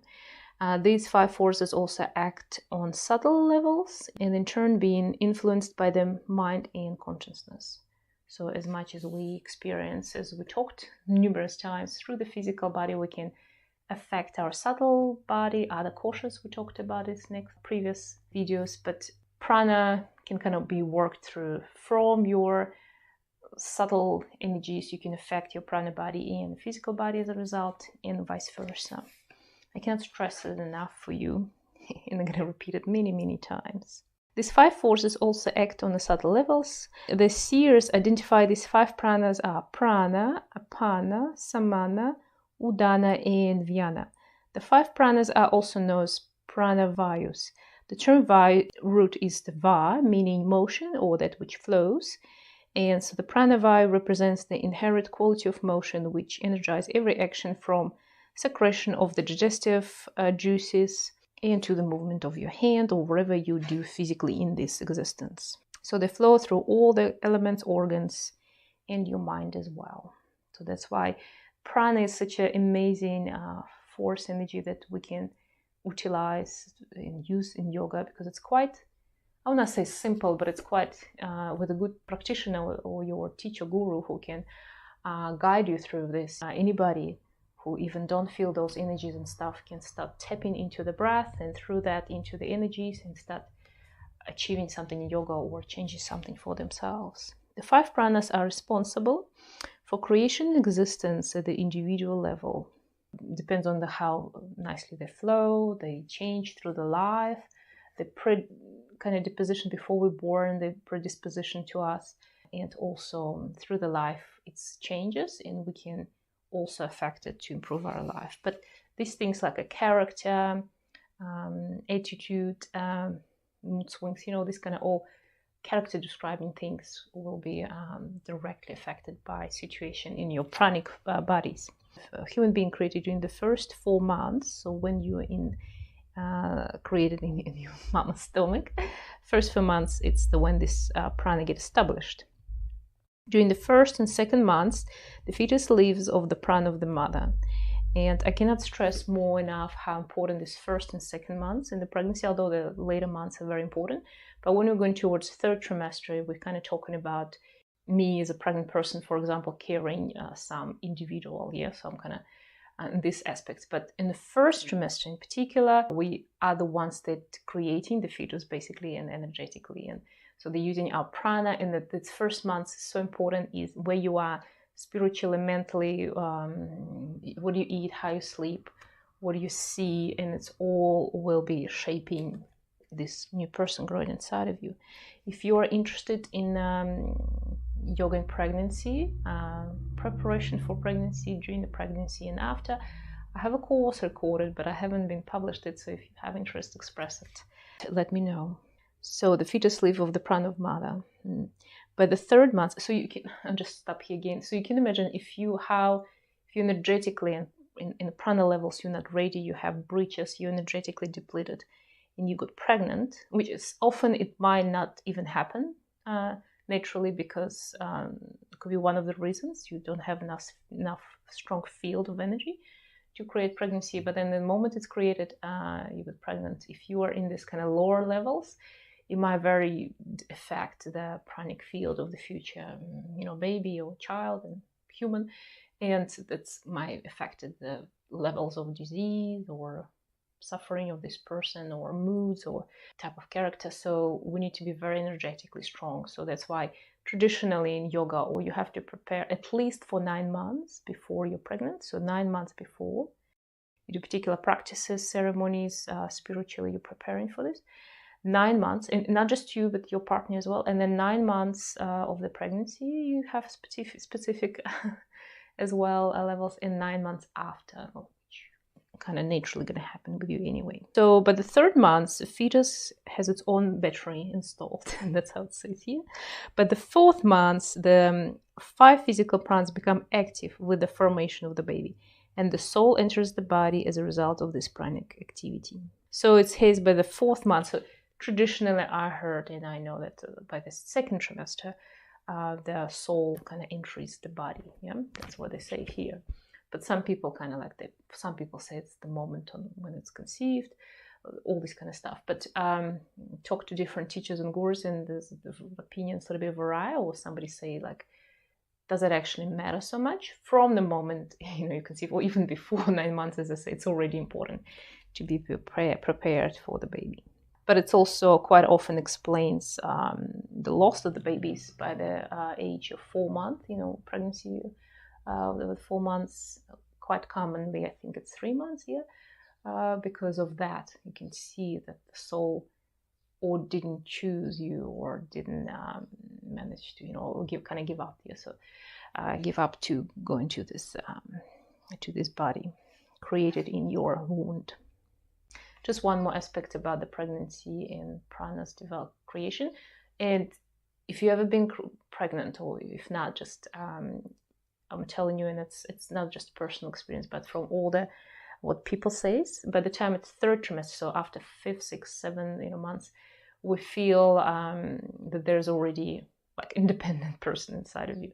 So before it became like you were like a one, or there was a more different level connection with the fetus. And then when it's become kind of bigger baby, it's become, you can feel the character. You will definitely know that is it the boy girl, is it how feisty the person there, how you feel if you're quite attuned, and the mothers become quite attuned to this, you feel this baby, and after birth it's going to be just proving that that's what you felt, and that's what it was like.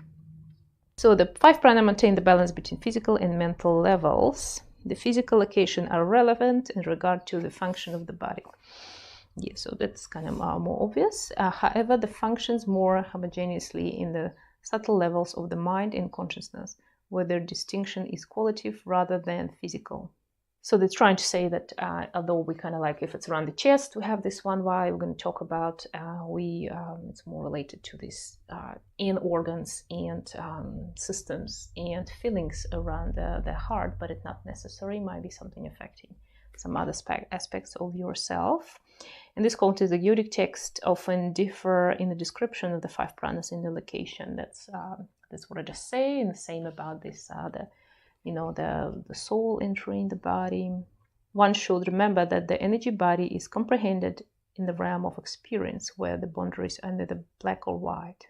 So the key is to get your practice and create your own experience. So as many, there's a yogic school, lineages, understanding, and you listen to different gurus, and they're going to tell you slightly different. There's a scriptures and understanding how it's actually happening, but there's also always this prism or the filter that we put on whatever you're listening, or you always can hear something from the guru or the teacher that says same time, same way from day to day, but every time you're going to receive it differently. That's another aspect as well. So you might hear, they say we hear what we want to hear, or you might hear what you not just want to hear, but you can hear what you are on, which level you are to receive it.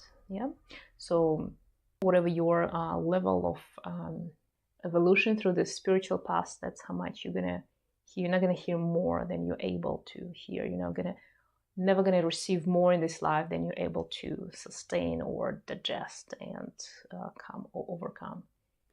So sometimes people say, I can't take it anymore, this life is too rough to me, and I will not, people often afraid, I will not do something in my life, it will be too much. And if it will be the case, you will not given these tasks, these lessons. So you're given as much as you needed right now in that moment. So the first prana field, we'll talk about it, stula or sthula prana. I'm not sure exactly, a little bit different pronunciation. The physical level, let's read about this. Prana is the first of them. This prana, they're called prana. So sthula, or other name is prana, is the first of these pancha prana, 5 pranas. This prana is also known as sthula or gross prana, to differentiate it from the all-pervasive vital force. This prana refers to the energy current located at the thoracic region between the diaphragm and the base of the neck. So this all around the chest. And we usually like this place, as I said, it's Hridaya Kasha, so it's kind of the heart level Kasha, heart space Kasha, the space. Basically, that's why this prana is located. It is the center of circulation of life energy. This force maintains the heart and lungs and all the activities in the chest region, such as breathing, swallowing, circulation of the blood. And it's very obvious. It's all kind of located here, and it's what it's responsible for. When the rate of breath or heartbeat increases due to strenuous work and so on, the level of this prana also increases. It also could be like when you get worried, for example. This force is so essential that if its activity is obstructed or ceases for any reason, the death may occur. Yeah? That's why it's so important, like these areas here, we need to work through energetically and physically in yoga to release and make it flow, this current of the flow energy of prana via, make it fluid in all directions. This prana is experienced in the form of light particles moving upwards in the chest region. Among the fivefold pranas, it occupies the pivotal position and controls the other four. So I was starting from that one. Pranayama in particular raises the level of this prana and prevents congestion of blood in the arteries around the heart. When Stula prana is strong, the heart does not become weak, one does not suffer from high or low blood pressure, and thus lives longer. And in my chakra course, I talk about this, so it's kind of like the realm of your heart chakra. Is also a little bit throat chakra here as well. And we're talking about between diaphragm, so it's the manipura slightly lower than that. But still, this realm between these kind of three chakras and usually anahata in the center.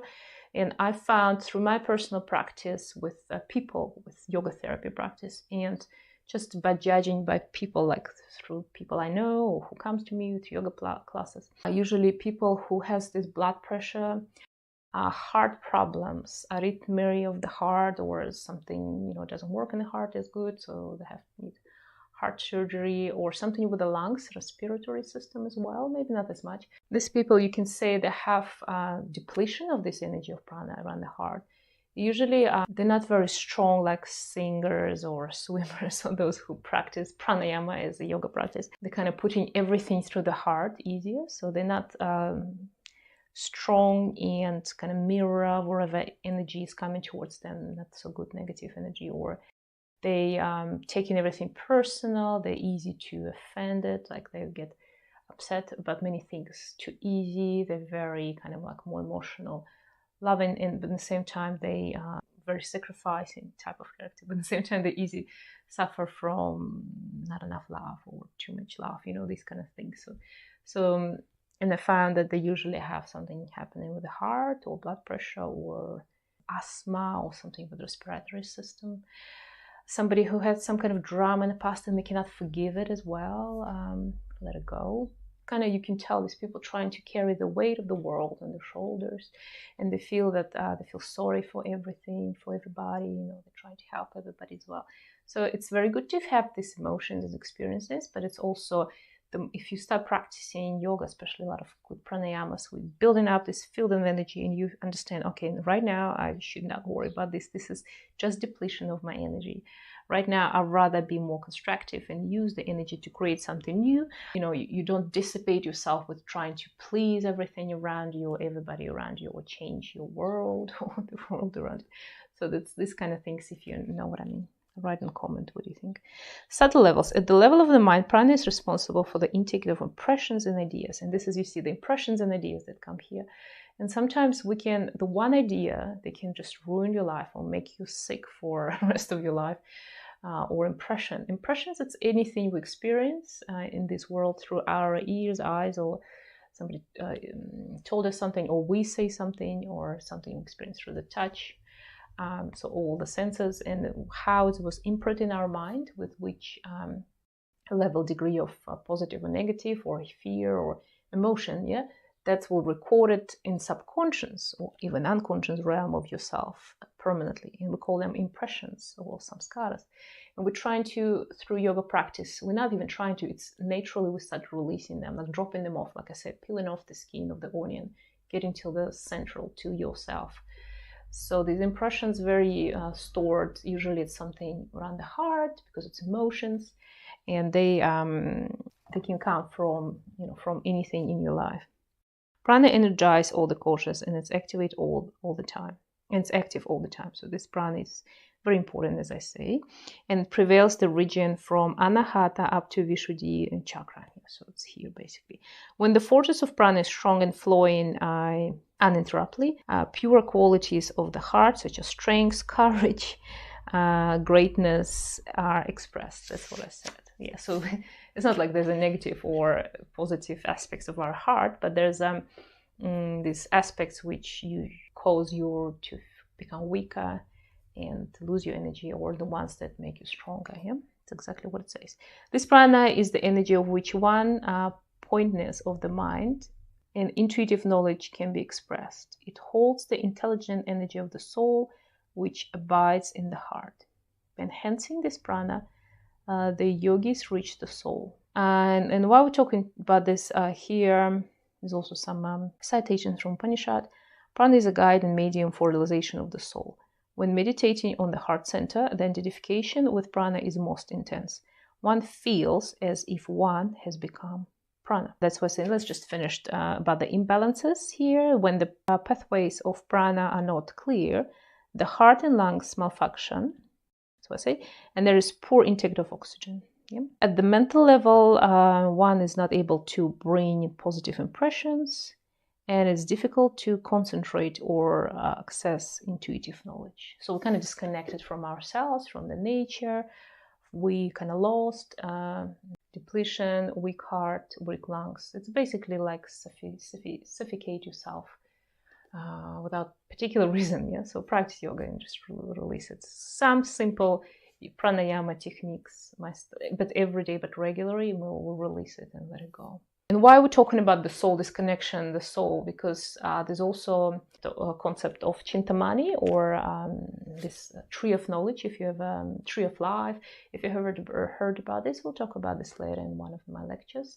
So this chintamani, the tree, a tree with the branches where all the knowledge recorded from everything that ever exists. And it's all within, will be known, located under our heart. So there's a beautiful lake with a big island. In all this island, there's a beautiful blue lake. And there's a beautiful blue lake. There is a smaller island, and on this island there's this wish fulfilling, or chintamani, or kalpataru, sometimes it's called the tree growing. And people associated with this tree of knowledge. And sometimes in the practice, I ask you to go to the tree, because it's here, this is just under your heart. So it's not your actual heart chakra, but it's just under, sitting there. So you need to tap to it, and it will tell you your like sankalpa, resolve, true wishes which you need to achieve. It sometimes will go there for knowledge, something we forgot, something we want to know. So that's why they say when you are master this particular prana, you will become connected and remember your soul. Yeah.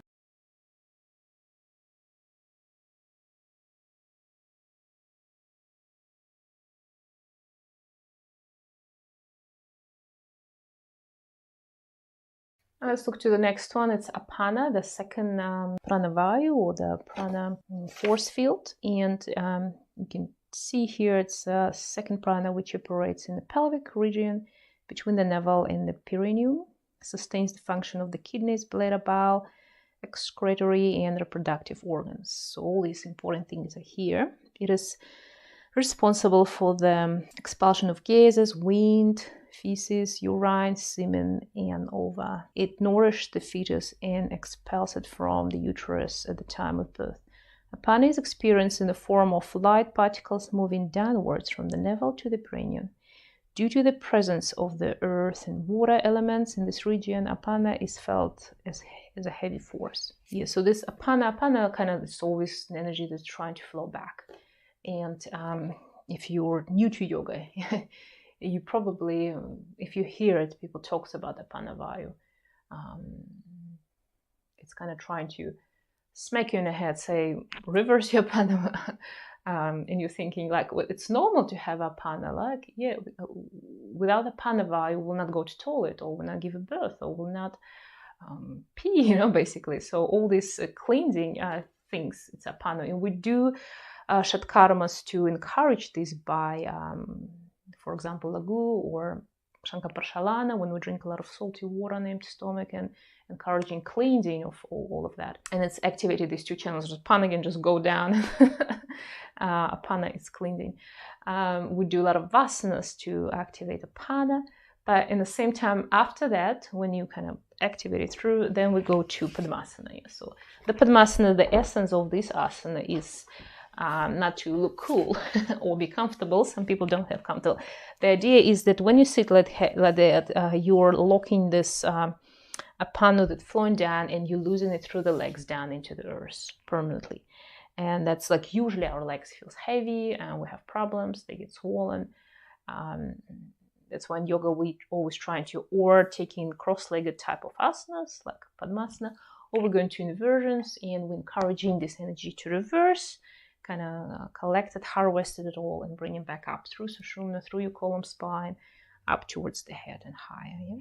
So this asana in particular, with the pressure of the heels on these points, will encourage stop of Apanavayu. You will straight away, if you sit like that for some time, you feel straight away like sometimes there will be numbness in your legs if you knew, but eventually you feel not numbness, but you feel like releasing the leg, lightness in this place rather than heaviness, and you feel like I feel it like I'm becoming absolutely straight away calm, like totally present, totally in the moment, totally back to myself. That's how you feel. And then meditation, your pranayama, the practices we do here after the asanas, they become much more efficient, like 10, 100 times more efficient. It's a little bit tricky word, but you tap into your meditation faster, your pranayama will feel more efficient, unless there's specific sit position for those. So practice your Padmasana as long as you can. I'll try to do it for the rest of this bit of lecture. Subtle levels, so let's talk about these little aspects. In Apanavaya, it's very often you can hear it because it's the first two. So there are three chakras, as I say, Manipura, Svatisthana, and Muladhara. And they're all three affected, kind of. So it's all these energies which can cause us to kind of waste our life easier. So there's a sexual energy, and it's all good, it's all important for us, but in a good, in a good quantities, and not in a way like we've been abused by these desires, and wishes, and indulging foods, or some people very suffering from unlimited amount of the sexual energy that come into them, and they suffer, the people around them suffer. So the master of your body, if you're a yogi, you will have those energy, you can control them, and you will experience them and have a blast from them, but at the same time you won't be dependent, so you will not be living for these things, for these aspects of the life. There'll be something high and high levels that you will live for. Same like with the food, it's usually Manipura, they say, but it's Manipura, it's more like a quantities, when Svatisthana more like a qualities of the food, tastes. And then Manipura, you kind of like have not enough, you eat too much, or could be not enough as well, like this energy not developed here. So these aspects. Apana brings energy down through the koshas.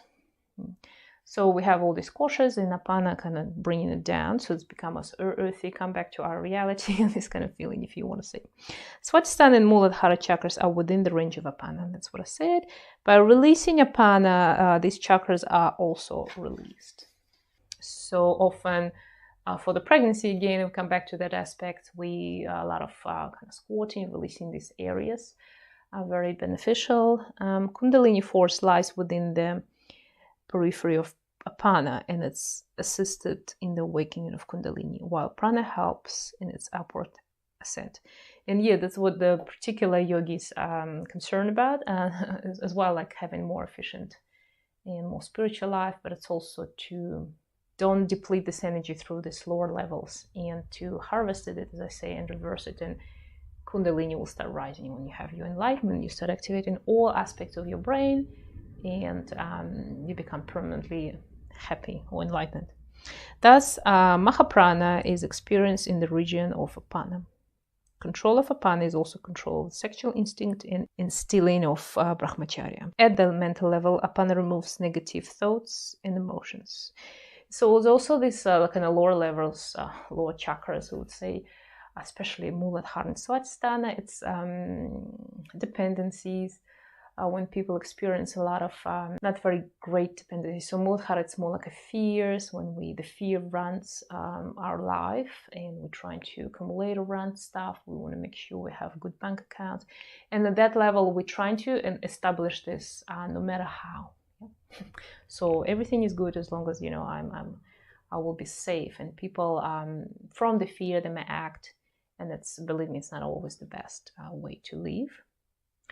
Swadhisthana, it's more type of dependencies, and a lot of people have like dependencies on alcohol or some substances, or again sexual energies. It will, if it's harming the people, it's depleting the energy, and they have to get it again and again because they have this very high peak of prana kind of energy increase, and then after that they always have this big drop, and every time they go deeper into this drop, and then they go and get more and again and drop. So similar like people with who has dependency of something, substances, even like smoking or eating sugar, for example.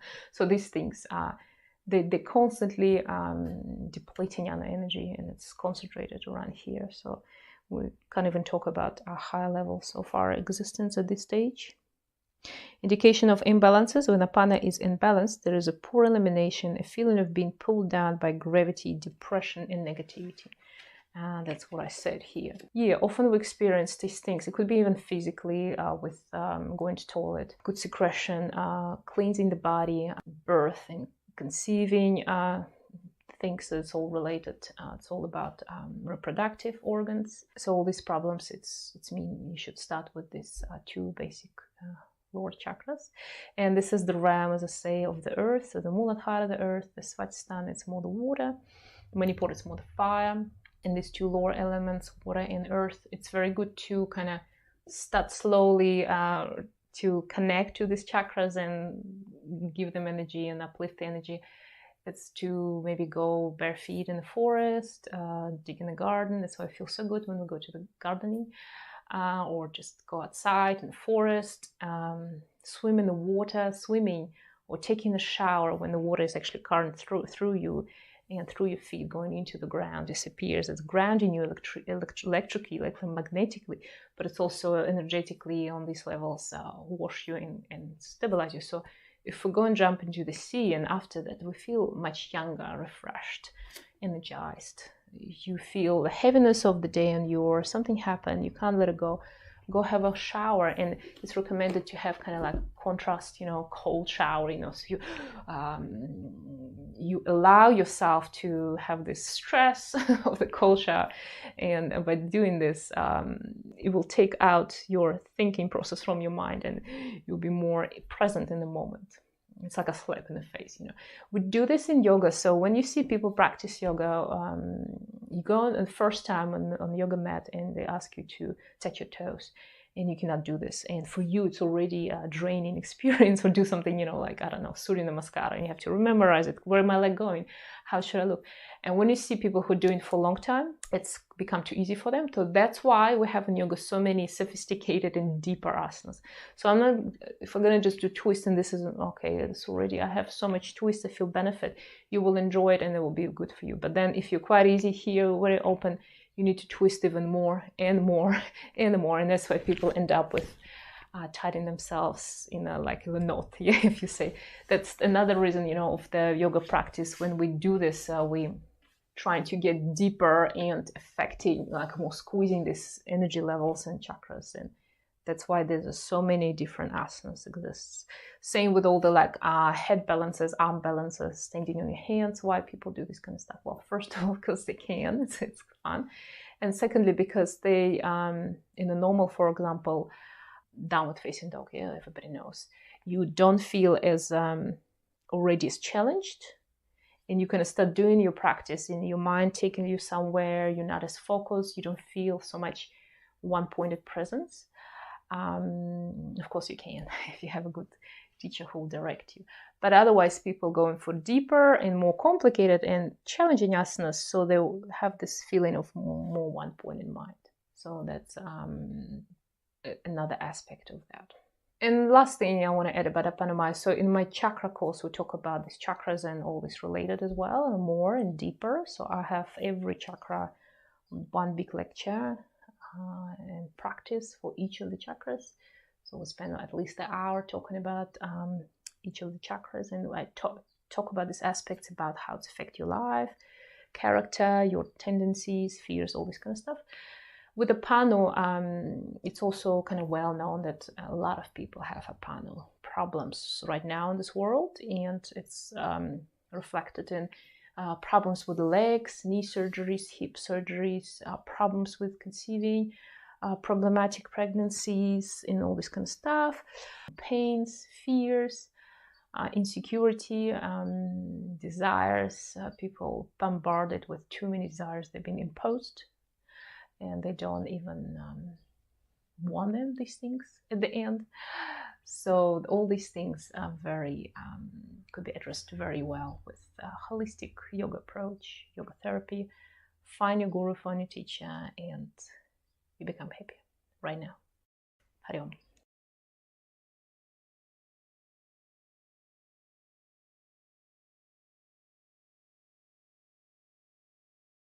Hari Om, and we'll continue today with our pranas. But before that, I just say that I'm not preparing for these talks, so I allow to whatever knowledge has to come through me right now to pass through. Therefore, I'm very appreciate for your interest, and we will talk today about next prana vayus. So we looked in the previous talks about stula or sthula prana, or the main prana, and we talked about apana vayu. That's the one that's below your waist in the legs. Next one, samana. Samana, it's the one that's kind of between your diaphragm and the apana, the lower one. So basically around the belly. Let's read about it. Samana is the third prana. It operates between the navel and the diaphragm, the particular place. The word samana is derived from the root saman, meaning equal or balanced. Thus, it acts as a balancer or equalizer for the two opposite forces of prana and apana. So the one that we talked about in the chest and one in the legs. Samana activates and maintains the digestive organs and the secretion, and it's responsible for metabolism. So that's functions of this pranavayu. It is associated with digestive fire, called Agni or Jatarangi. Samana is experienced as a sideways movement of light, like the swinging of a fast pendulum from right to left and left to right. It is responsible for the Manipura experience of vitality and dynamism. We talk about this in the chakras more particular, that the Manipura, our navel center, that's the main Manipura chakra location here, just across your spine. So basically all the navel kind of responsible for this, and it's the digestive fire. And the symbol of this chakra is the blazing sign as well. So it's all about Agnya fire. We burn whatever energy is coming from top or from the bottom here, transform into different aspects as a fire, burn everything very fast and change its physical substance. So you burn something and it changes form, become smoke and evaporates, or change totally its qualities, become the energy and the heat. Similar here. And our digestion, that's what it does on a very simple level. When we eat food, solid substance, it gets transformed here, burned, and become as energy or something we use for our life. Yeah. So let's have a look. There's 6 major organs of digestion: liver, stomach, duodenum, spleen, and the small and large intestines all fall within the field of samana. So all these controlled here. The body receives its life support and healthy nourishment by the agency of samana. Distinctive feature of samana is that although it is a single force, it is capable of different activities in all these different organs. So you can imagine all these organs quite complicated. If you study anatomy, biology of the human body. And there's so many little peculiarities. They're all very vital for our survival and health. Even some disbalance in one or other could cause big problem. Let's see, there's not much in this book about it. Subtle levels. Samana maintains the cohesion and balance between the koshas. Koshas, the body, so between physical and prana body, or your prana body and mental body, and so on. It is subtle, it's in comparison to apana, and gross in comparison to prana. So it's a similar kind of how we go when we go through the chakras higher, we go from gross to the subtle, similar here. Just as it helps to digest food, samana is also responsible for digesting the mind stuff. And it's mean, as I told you, how it's between the koshas. Over choking in your mind as well can be very bad. And as we consume food, we hopefully and often we're careful what we do eat, what we don't eat, what is good for us or not. And we're all aware of it. We eat one food and next night, next day, we do feel the effect of it. Or it can accelerate some sensations, some desires, or opposite, depleted it. Depends on the herb and spices. Spices very good in this. It could be warming type of food, could be cooling, and so on.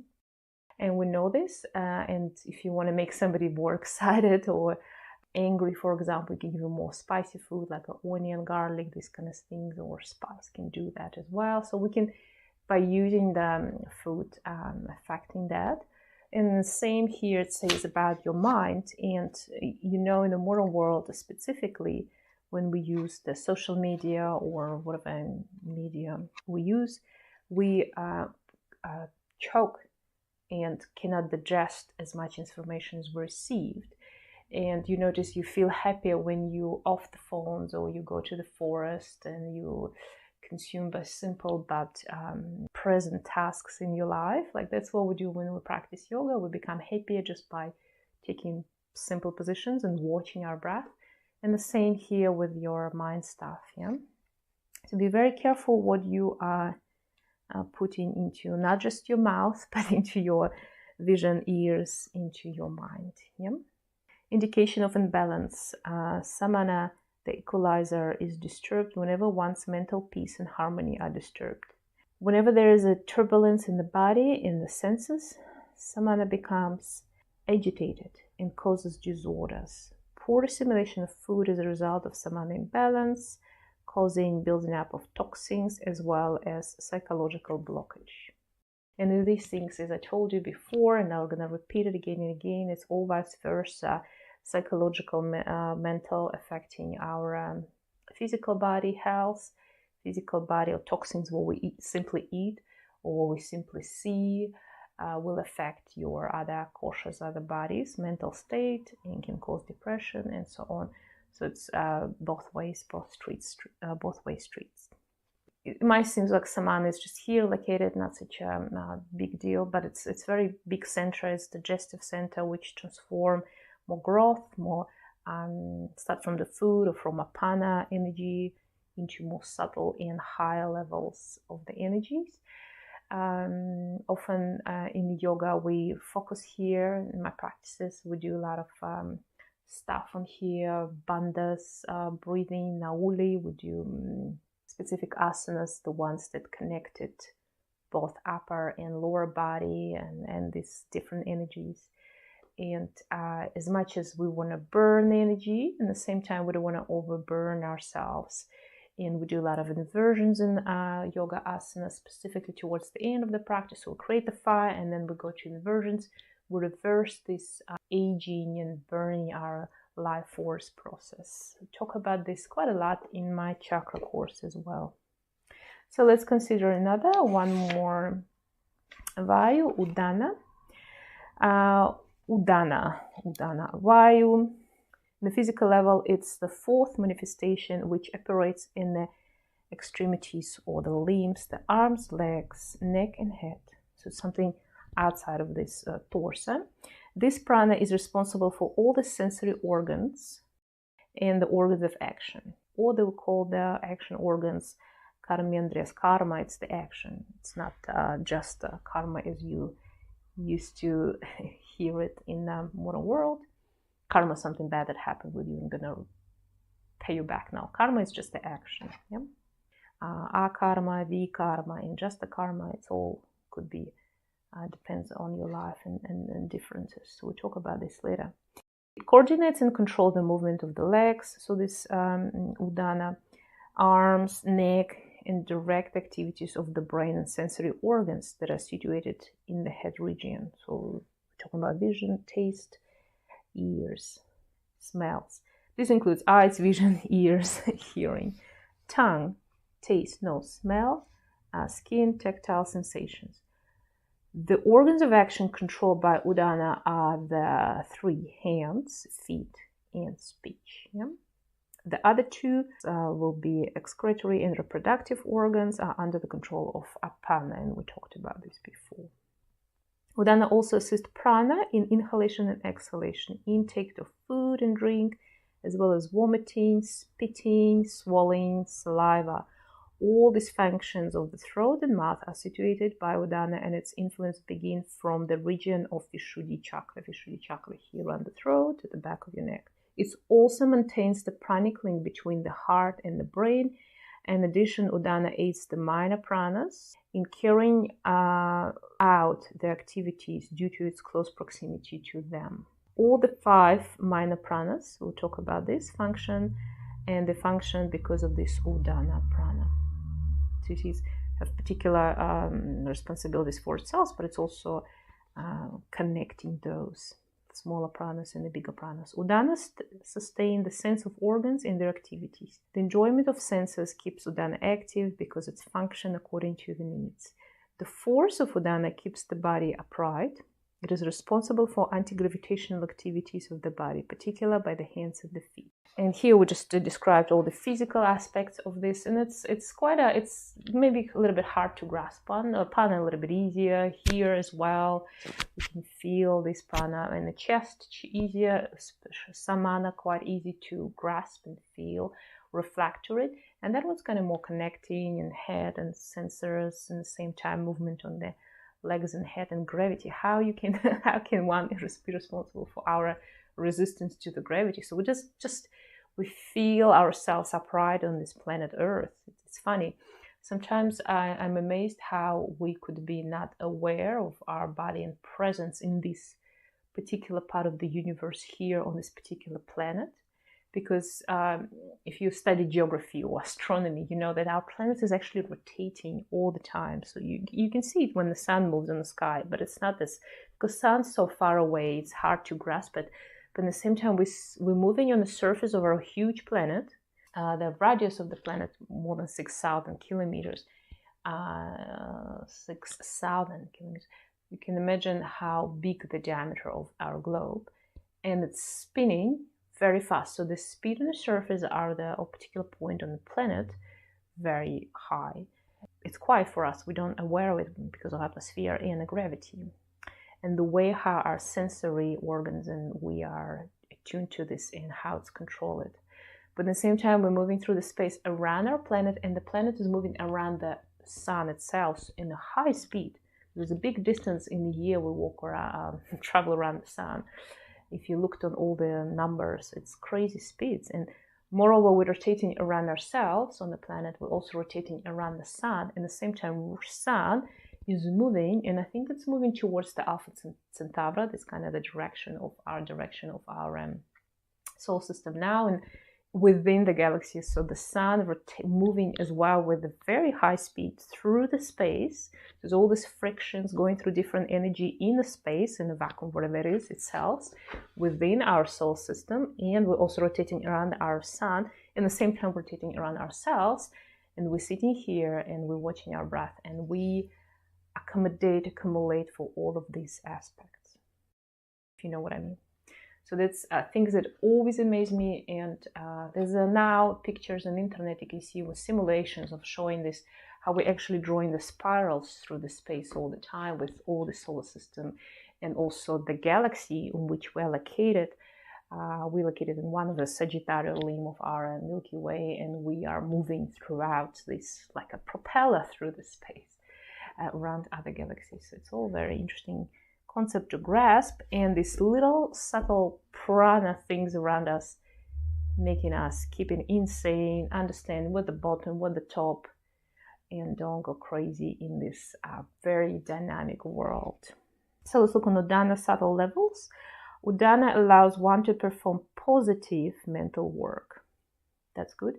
And it's responsible for sweet, melodious, and impressive speech. It allows for the exchange of prana between the head and the heart, thereby establishing contact between the subtle and causal body. Causal body, or this high level that, and if you consider 5 bodies, it will be the 5th, the highest, the golden egg body, the one that actually we are in exists. So the any other's body, so prana body, mental body, we all accumulated it through the lives, and we can live it like when we live every 100 or so our years physical body. The prana body constantly changing as well, and we also can kind of shred it away or lose it also. But the causal body is the one that is, I understand, stay with us. If you have different ideas, correct me. So this on the subtle level, it's connecting us with that. Udana's experience is a spiraling flows of light down the arms and legs and up through the head.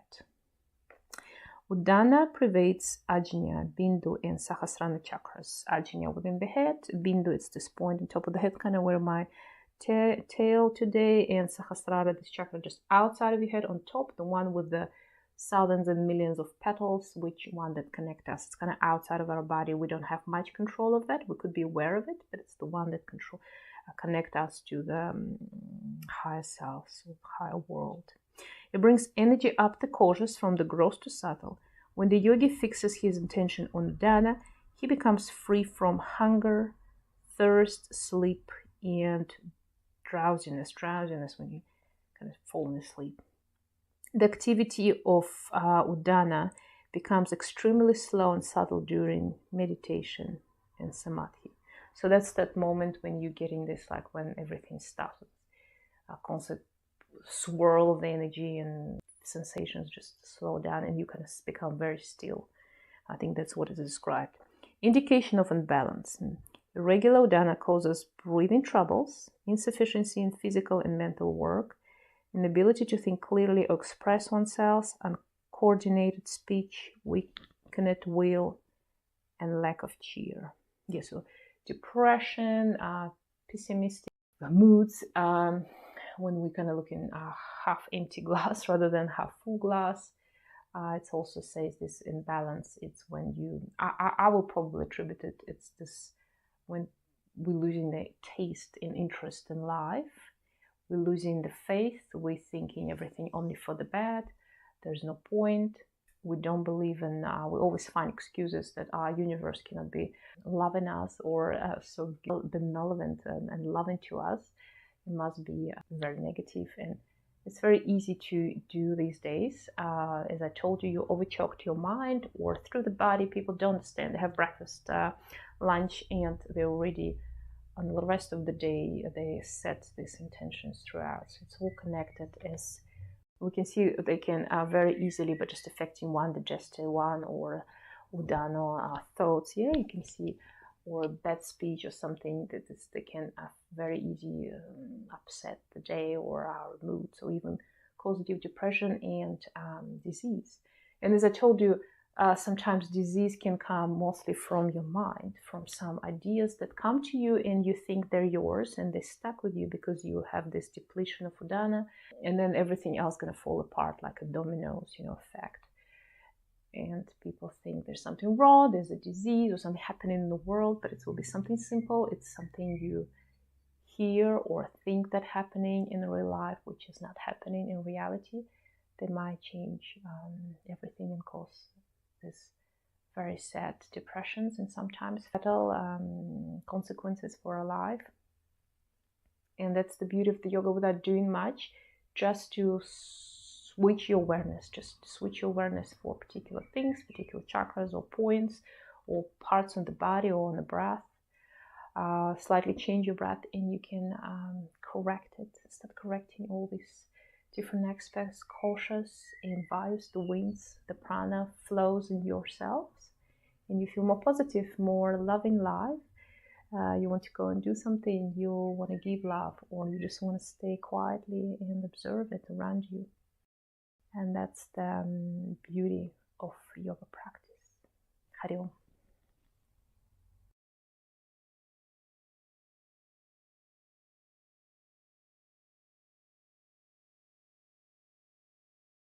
Hari Om. Let's continue to talk about the vayus of prana fields, prana bodies we have. And we have last main fifth prana is Dhyana. And we talk about aspects of it that's described in this book, Prana Pranayama. Physical level, Dhyana, the fifth prana, and it pervades the whole body and acts as a reserve energy. So it's a little bit harder to grasp as a concept. Maybe through practice it will be a little bit harder to kind of feel in the body, understand, but I will read you what is described here or how you experience it, and you will might remember that you actually felt it before through your life, even without practicing yoga. So it helps all the other pranas when they require an extra boost. So it's kind of like a reserve battery. When one overexerts and feel extremely tired, a rush of energy comes and it enables one to continue. So we usually describe it as a second breath. You know, you have experienced this, or sometimes you feel like you're super tired and you're doing something strenuous work for a long time, and then because you have a determination to do something, you have this basically like a second breath. You continue and you do the result like you were not tired. Of course, after that you'll be super exerted, super tired. Phenomena with people trying to understand, I think it's something supernatural.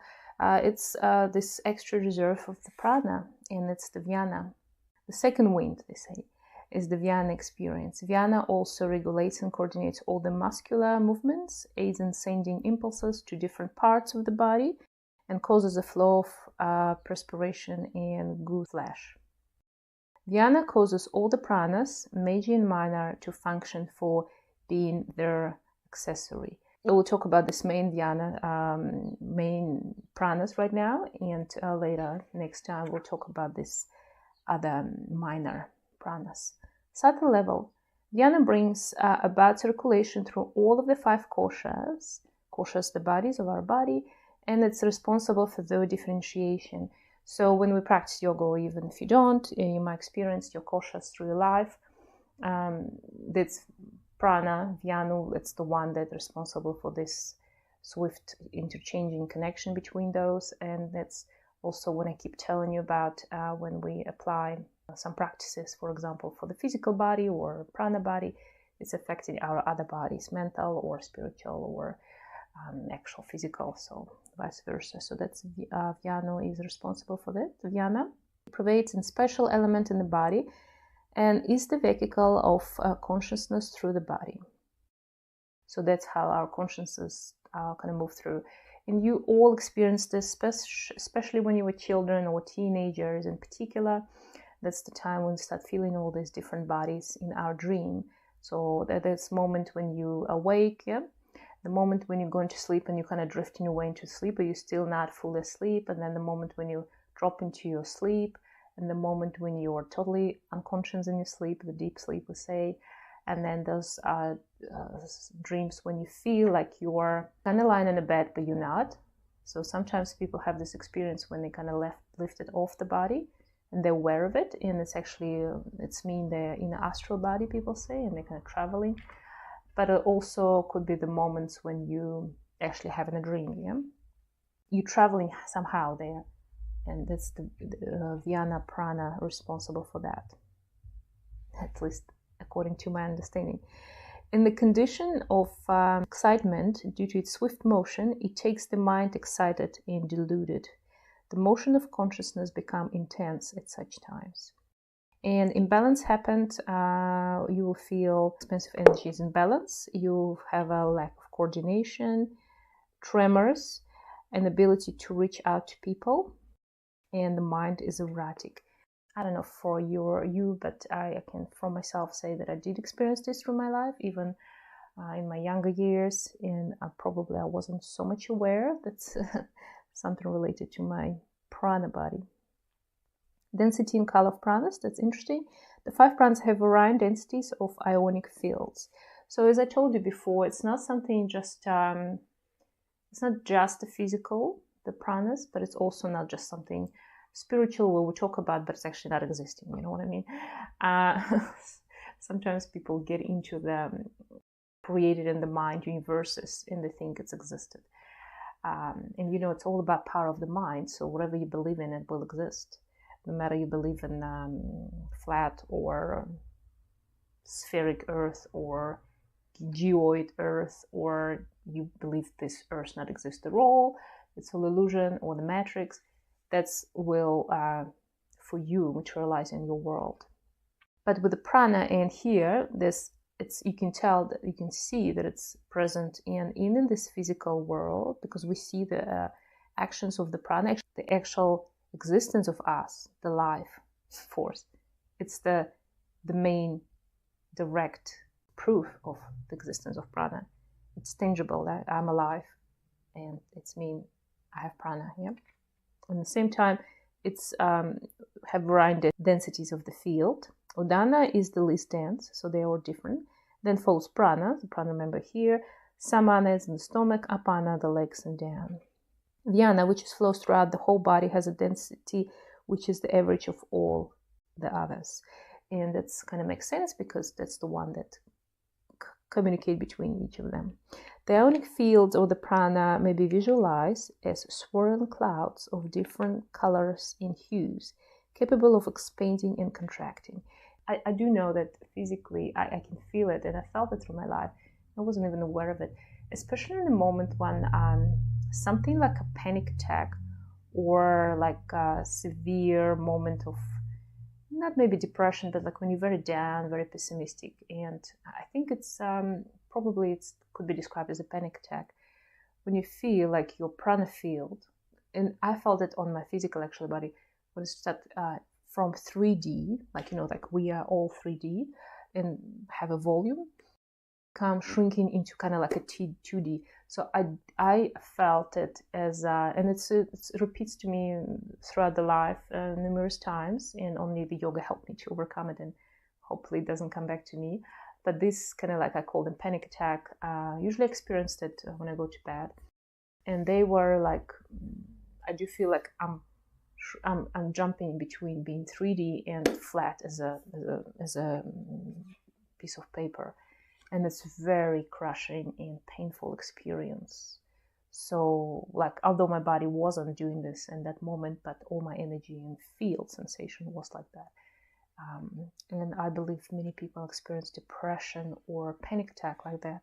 And a straightforward indication about existence in our pranic body, and there's something wrong. And then Amritanda Upanishad describes the colors of the different prana like that. Prana is said to be blood red, the color of ruby or coral. Apana is the color of Indragopa or instinct, which is white or red in color. Samana is in between the color of pure milk and crystal, oily and shiny. And Udana is Apandara, pale white. And Vyana is the color of Arhis or ray of light. Here we describe the union of prana and apana. So the prana, remember the one around the heart from throat to the diaphragm, and apana, the one down the waist and legs.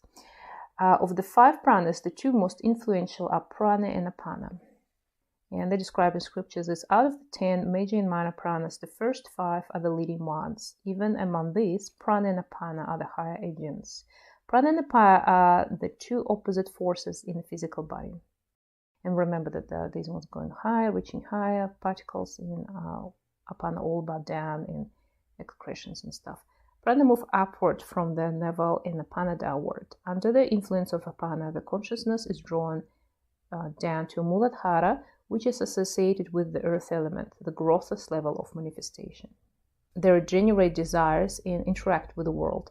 Under the influence of prana, the consciousness is drawn upward towards Sahasrara, which is associated with the ether, subtlest elements, and with the unmanifested dimensions, whereas it experiences is high nature. And in your deeper meditation and deeper practices, when you're here, you kind of feel it more around, going all higher. In the practice of yoga, the direction of movement of prana and apana are changed. The upward flow of prana is directed downwards, and the downward flow of apana is directed upward. In this way, they both move towards one another and meet at samana, around the belly. At this meeting point, the energy of yogagni, fire of yoga, arises. When these two aspects of life, the inner and the outer, the mundane and the spiritual, are brought together and united, the Kundalini awakening. And if you ever done the Kriya Yoga practices, and it's the practices designed, there's many Kriyas, there's 21 we start with, and 42 each Kriya. And in the way how they go with particular specific sequence, they're designed to waken out those energies and bring them, kind of reverse the direction, bring them toward each other and to awaken the Kundalini. In the 4th chapter of Bhagavad Gita, Sri Krishna instructs Arjuna on Raja Yoga and Hatha Yoga. His basic advice is unite prana with apana, or unite apana with prana. Basically, he summarized in one sentence the Kriya Yoga practice. What he says, apana is absorbed in prana by some, and prana is in apana by others. By restraining the courses of prana and apana, wholly occupied, the yogi is wholly occupied in pranayama. The union of prana and apana, or apana and prana, or the suspension of both, can be attained through the practices of yoga. There are many practices to bring about this union. When Siddhasana, yoga practitioner, is practiced and the inspired breath is taken to the region of samana, prana and apana unite at the center. So often we do concentrate on that point. When the 3 bandhas are performed, Mahabandha, Janhara Bandha stops prana from ascending, Mula Bandha stops apana from descending, and Uddiyana Bandha creates a suction process which affect the behavior of both prana and apana. Yeah? So, Mahabandha, when we engage the bottom block, Uddiyana, you're creating like a vacuum in your stomach. On exhale, we perform it, and chin. So that's what's happened. So we close these exits, and we bring, like a vacuum machine, it's exactly says here, the energy towards the center. And so we're reversing this. Shat karma, like Nauli Kriya, also creates union between prana and apana. When pranayama is practiced with inhalation, exhalation, and retention, the kumbhakas, the union of pranas and apana take place at Ajna Chakra. The union of prana and apana is one of the most important aims of yoga. And you can tell it through all your yoga practices. We practice in versions. We do Padmasana or any sitting like that position, not just because it looks cool or it's good for your back, but it's because the Padmasana, so I have half Padmasana right now, so full Padmasana when both legs are in a lock, stopping the energy flow escape through your legs, and the apana reversed naturally. And if it's very good advice, I should do the separate talk about Padmasana. Padmasana is amazing practice by itself. So if you do feel these moments of your life when you feel dissipation of energy, not lack of energy, so basically what they described with your Vyana, when you feel down in thoughts, negativity increasing, maybe depression is even coming, sit in Padmasana. So even 5 minutes a day, even if you cannot perform it, you can do half of it, or you can go there for a very short period of time, or at least one leg, trying to exchange the legs so you're nice and balanced. Just stay there. You don't have to do anything. You can just, like me, recording the video in Padmasana, or do something on your laptop, whatever you working to do. I spend a lot of my time working on computer, and I always sit on the floor, maybe like on a block or cushion if I need to. It's not just good for your back and the posture, but it's also will have this effect on your pranas, on your apana vaya. Eat your breakfast, lunch, and dinner on the floor. Just sit on the floor more often, and you will straight away feel more happier. When we sit in a chair, first of all, it's caused contraction of your psoas muscle and increase of adrenaline and unnecessary stress, which you shouldn't feel Same when we're driving the car, or anytime we sit with the legs down on the chair. Therefore, trying to reduce amount when you're sitting. But it's also when you sit on a chair, your legs down. It doesn't matter to touch the ground or not.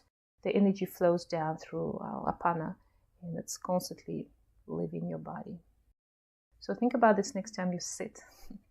Now I hope you have better understanding of these 5 pranas, these kind of winds of the prana, the main 5 ones. We'll look at the little ones next time. You will ask me why I need to know that, why it's important. Is a yoga practitioner or even not, just a person. Understanding this through the yogic point of view, and next time when you go out in the world, you can just understand yourself better, about the other people, the reactions. If you look around you and we look in a crowd of people, we're all kind of same, yeah? We're all same desires. We all want to be happy. We all want to have good income, happy family, maybe travel. Somebody prefer to do some hobbies. Somebody wants more, somebody wants less, but we're all kind of more or less same. But if you really looked on people, we have a lot of differences, and they all kind of could be attributed to particular energy dissipation, chakras effects, or the way how the prana in the body works or not working, where the breaches of the prana. And some people have tendencies to do something more than others, and it's all, we say, it's just a character or genetics. But in a way, as the yoga described it, it's all related to this life experience, or these impressions, so we call them samskaras, which have been accumulated by our soul throughout life, maybe just this life or many, many other lives, and it's affecting our and physical and other bodies, the koshas, as we talked about before. And they formed these particular character tendencies, prevailing fears or no fears, empathy or no empathy, all these different variations of the people which psychiatrists trying to describe, give it a name of diseases or disorders. Tendencies are somebody prone to some gambling or something, somebody prone to something else. When you understand yoga, how it works, it's absolutely make clear sense to you how actually, why people like that. And often it could be that something very simple, like sitting too much, as I told you this example about sitting, can cause particular disorder in the energy field, or this person, other aspects, and they will react on the world differently. Fears or aggression or excessive love can come from particular these things, and we can see through when we start practice yoga. So these little lectures, mostly I'm doing it for myself, but also for you to better understand when you go to the yoga class next time. It's not just working out your body for the summer season, or when you had a healthier back, or you just want to clear up your mind so you see world clearly. No, you are just tapping into this unlimited world of knowledge of yourself, your body, and the people around you, and all this world, creation, the planet, the earth, the suns, the solar systems. It's exactly the work. They have chakra system, they work similar, and they evolved spiritually same like us. Everything in the world, from this little wooden piece to complicated system like my body, for example, we all have same the way how we operate and evolved through this life. And when you start practice yoga with your mind, you're using your mind, not just physically going there because everybody's doing this, but practicing it with understanding foundation, you'll feel the effect dramatically. And you will decide it, what do you want to do? Because yoga is immense. There's so many practices, techniques, schools, teachers. Oh my God. And you cannot practice everything, or, there's no time in your life to do this. It's mean you have to, there's no time to sleep or do anything else, go to work if you practice all the practices we want to do. We want to do yoga nidra, we want to do all Jashat karmas, we want to practice Kriya yoga, we want to practice all the asanas, we want to master every back bend there in the world, we want to do the handstands. Believe me, it's basically impossible to do in one lifetime. So learn about yoga and decide it's the tool. Why and for what you want to use this tool. Maybe you don't want to use it at all. You're already happy. You're already enlightened. Or maybe you have something particular you want to improve and change in your life. And it doesn't have to be the ultimate goal, the full enlightenment, although it's good when you have this ultimate goal. It could be something small, but very important for you in your life and surroundings. And you will use yoga for that. So I hope you will prosper in your yoga practice and know what you want and know who you are and what you are.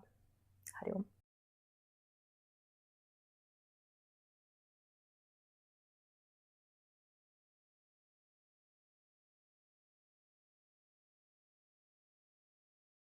Hari Om. And let's continue look at pranas, the vayus, today in our book Prana Pranayama. And we have 5 minor pranas left, so we looked through the big ones. Now we're going to continue with the little ones. And although I say the little ones, that's how they're called, but it still doesn't mean they're less important. And you will learn why. So here in the description says that 5 major pranas, along with them there's a 5 minor, and they're called upa pranas, and usually it's pancha vayus, 5 in pancha. They're called naga, kurma, krikara, devadatta, and dhanajaya, maybe a little bit differently pronunciation. And they're pancha vayus growtha, more limited manifestation of energy compared to the pancha pranas.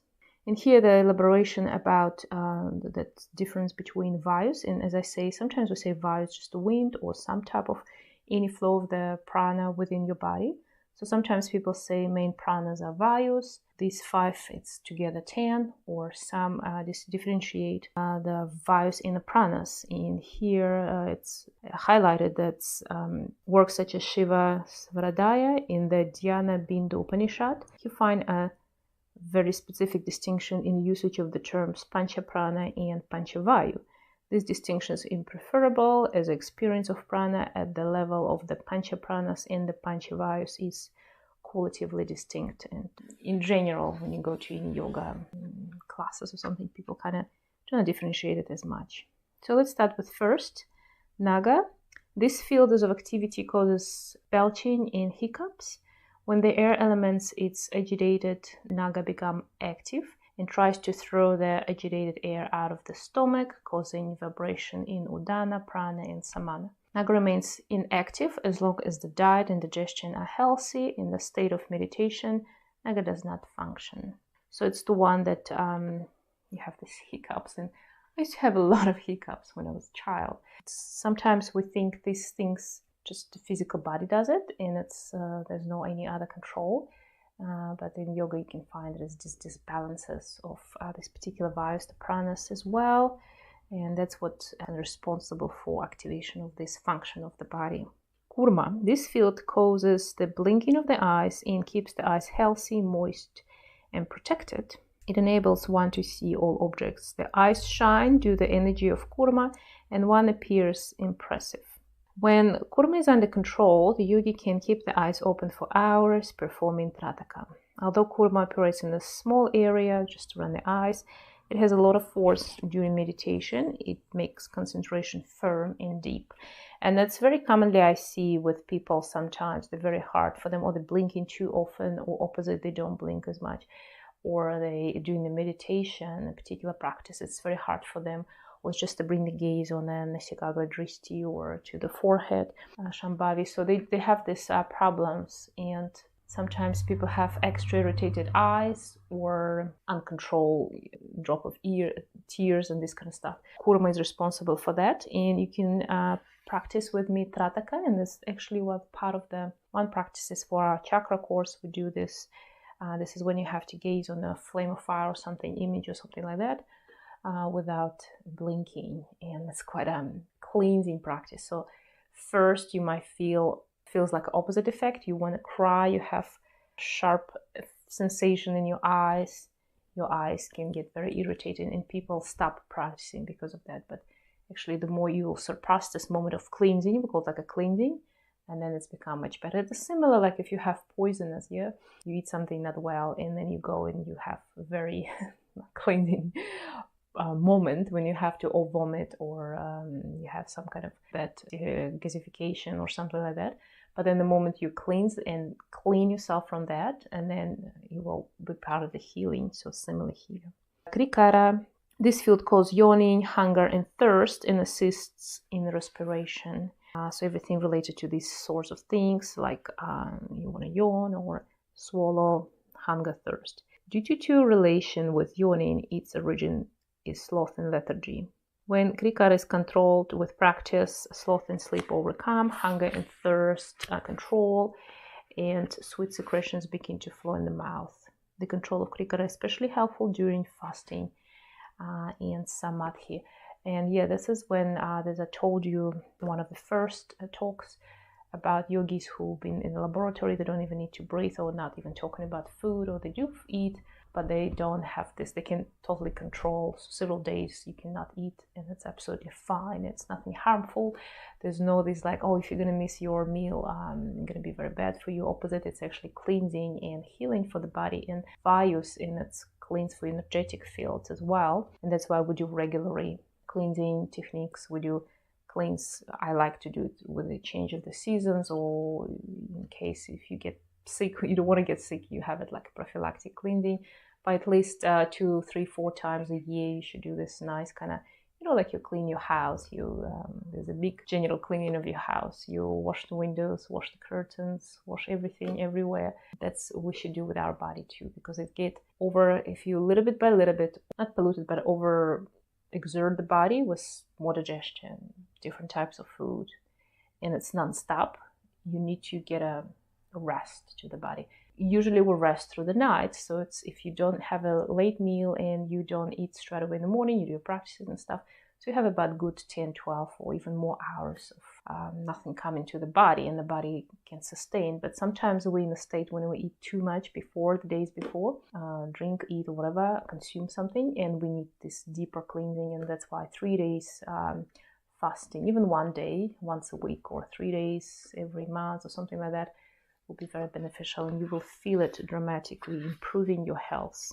and state of mind and well-being. That's why Devadatta, this field causes sneezing and aids in respiration as well, becomes activated by sharp or irritating smells, and causes pain in the nostrils in more intense conditions. In a subtle state, Devadatta enables the practitioner to experience divine smells. And we have a practice specifically for that, right at the base, and as a specific, when we have concentration there, we have some practices. When we gaze on tip of the nose, or we keep awareness on Muladhara, you might experience smells. And it's not just the smells that surround us every day, we're aware of them, and some people not so much because they over-polluted and stuff.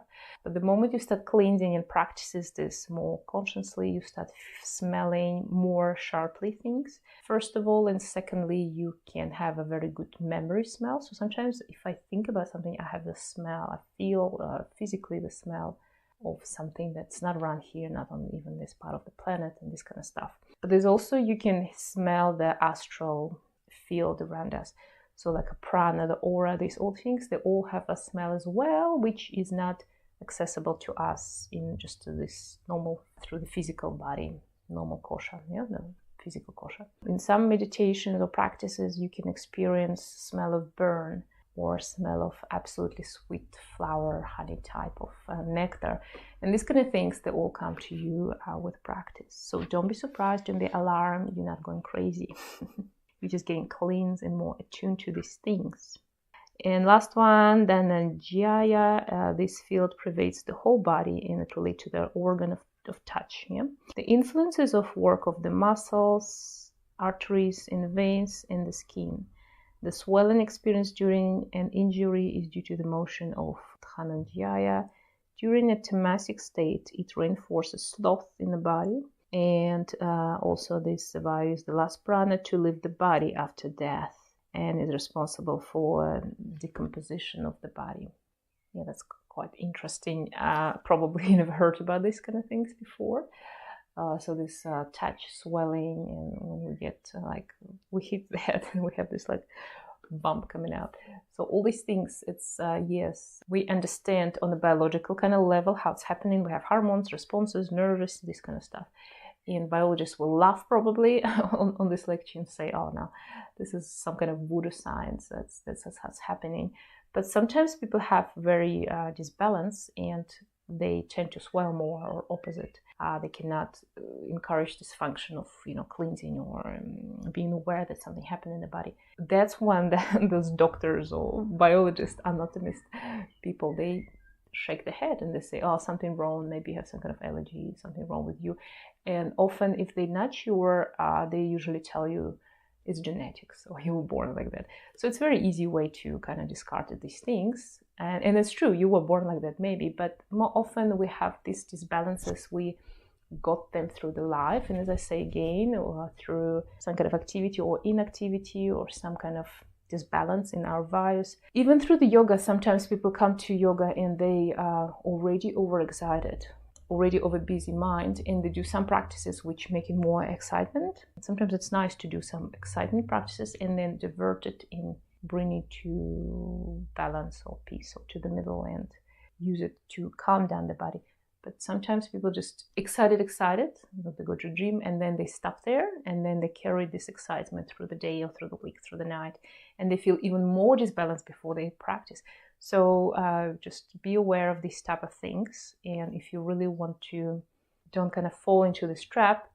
Or some people very sluggish and sloth, if we looked on this other vayu, the krikara, yeah? And they go to the very slow, down-to-earth, cooling down practice, and they come out even worse after the yoga. Well, not worse, but they kind of relax, the muscles feel better. But in the terms of sharpness of the mind, or wake up this vayu, this didn't happen for them. So maybe for them, it's better to go and do some little bit more excitement, like Surya Namaskara type of practices, hold some warriors, and then at the end, cool it down, do some calming pranayamas. So all these things are very important, and we need to understand the people who come to us as the yoga practitioners and ask for advices. When people come to me, always before class, after, or just when they find out that I teach yoga, they always ask me, oh, I have this problem, and should I do this or this?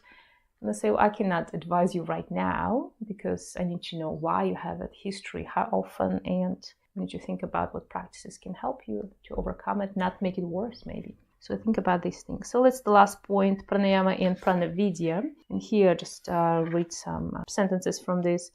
Although the 10 pranas, major and minor, are identified separately, they work in synchronicity to take every physical action to its rightful conclusion. So it's a very complicated system, as you can see, not just physically our body, very complicated, but also all these vayu interact to each other. For example, in the process of metabolizing the food, prana helps to take the food down, and then samana facilitates its digestion, dhyana circulates the nutrition through the body, apana eliminates the waste material, and udana carries the energy derived from the food for physical work. So that's all these things happen not just on a chemical level. How all the cells, which seems like they're so far away from different parts of the body, have the signals to do this, and we have these pranas, vayus, which facilitate it.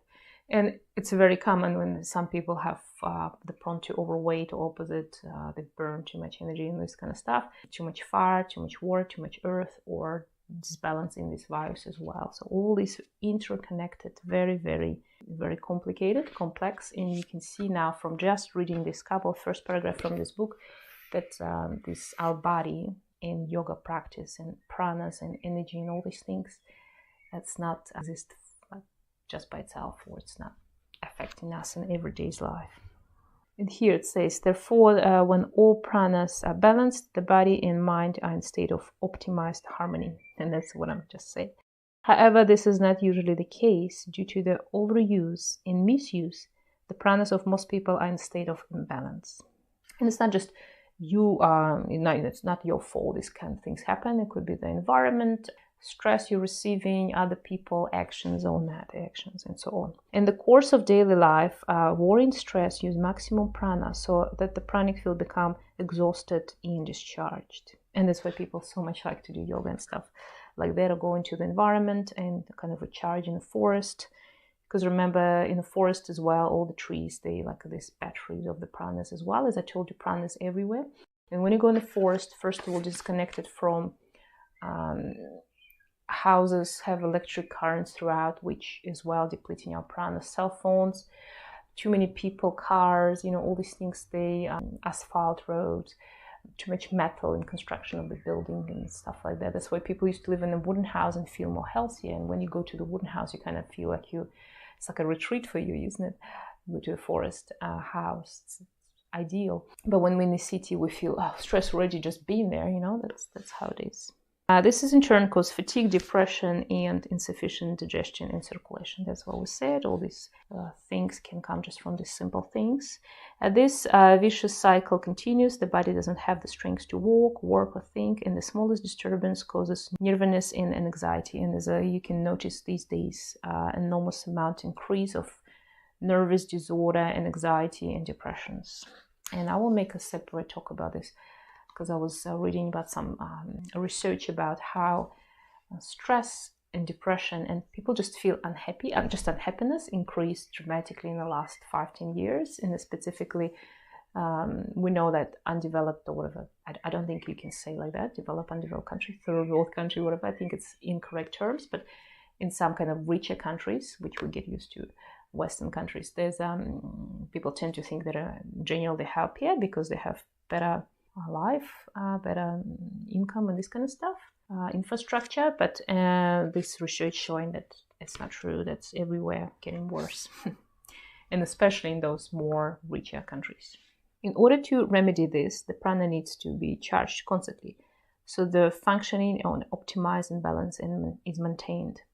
This is the first objective of pranayama, which charges and replenishes the pranas through the practices. When the pranas are sufficiently charged, they are awakened. And that's why we practice pranayama yoga. And in yoga, there's a lot of pranayama. So when you're doing already asanas, you're already doing breathing as well, because it's very inhale, exhale. You practice asanas, but you're very specific about your breathing at that time. And then we go into this deeper pranayama practices at the end. I always have 10-15 minutes at the end of the sessions, even short ones, for pranayama meditation separately. We do all sorts of bandhas, maybe some other practices like concentration on some points, and we do meditation. During the practice of prana vidya, one releases the awakened prana. The practitioner becomes intensively aware of each individual prana, its movement, and psychic perception.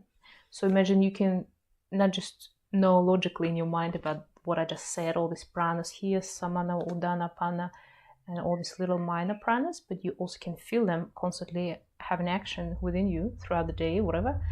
And then, like a master of yogi, you can start controlling them. That's the mastery I found very profound.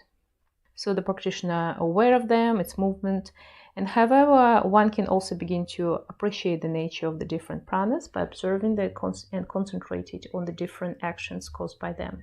Through the realization of the pranas, consciousness is realized. And that's what we'll come back to this, how to get enlightenment or realize yourself.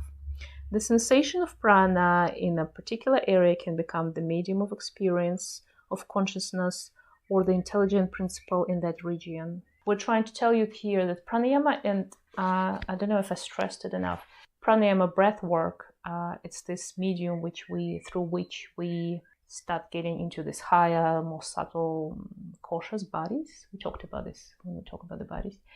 And at the same time, if you're super enlightenment through the prana, you can work with your body.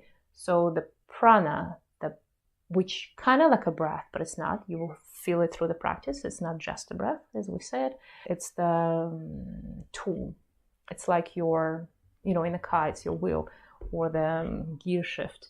You can switch from body to body, and it's very accessible because we're all breathing while we're living. Yeah?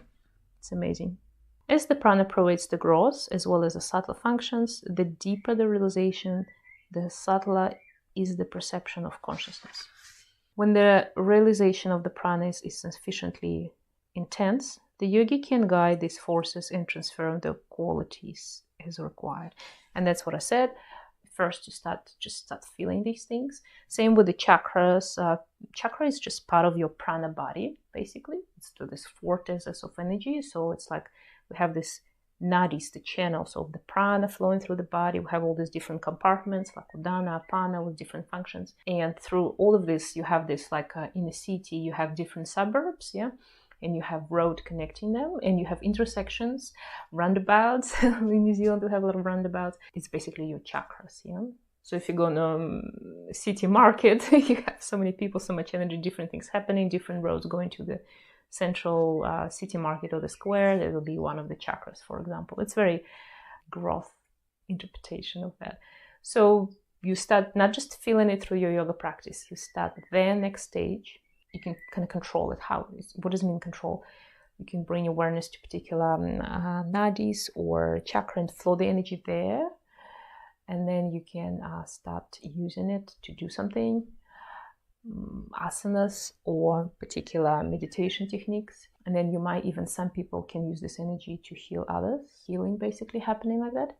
The more you're realizing these things, not just start realizing every muscle, bone, organ, then I'm realizing my prana body, nadis, chakras. Then I'm realizing my next bodies, mental body can control it and this kind of stuff. And eventually you're activating all your brain and enlightenment will happen. So think about these things next time you go to yoga class. Hari Om, blessings.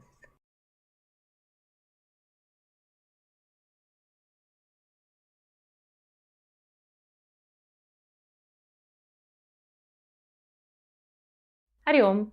Let's continue getting our knowledge from Pranayama and Pranayama book by Bihar School.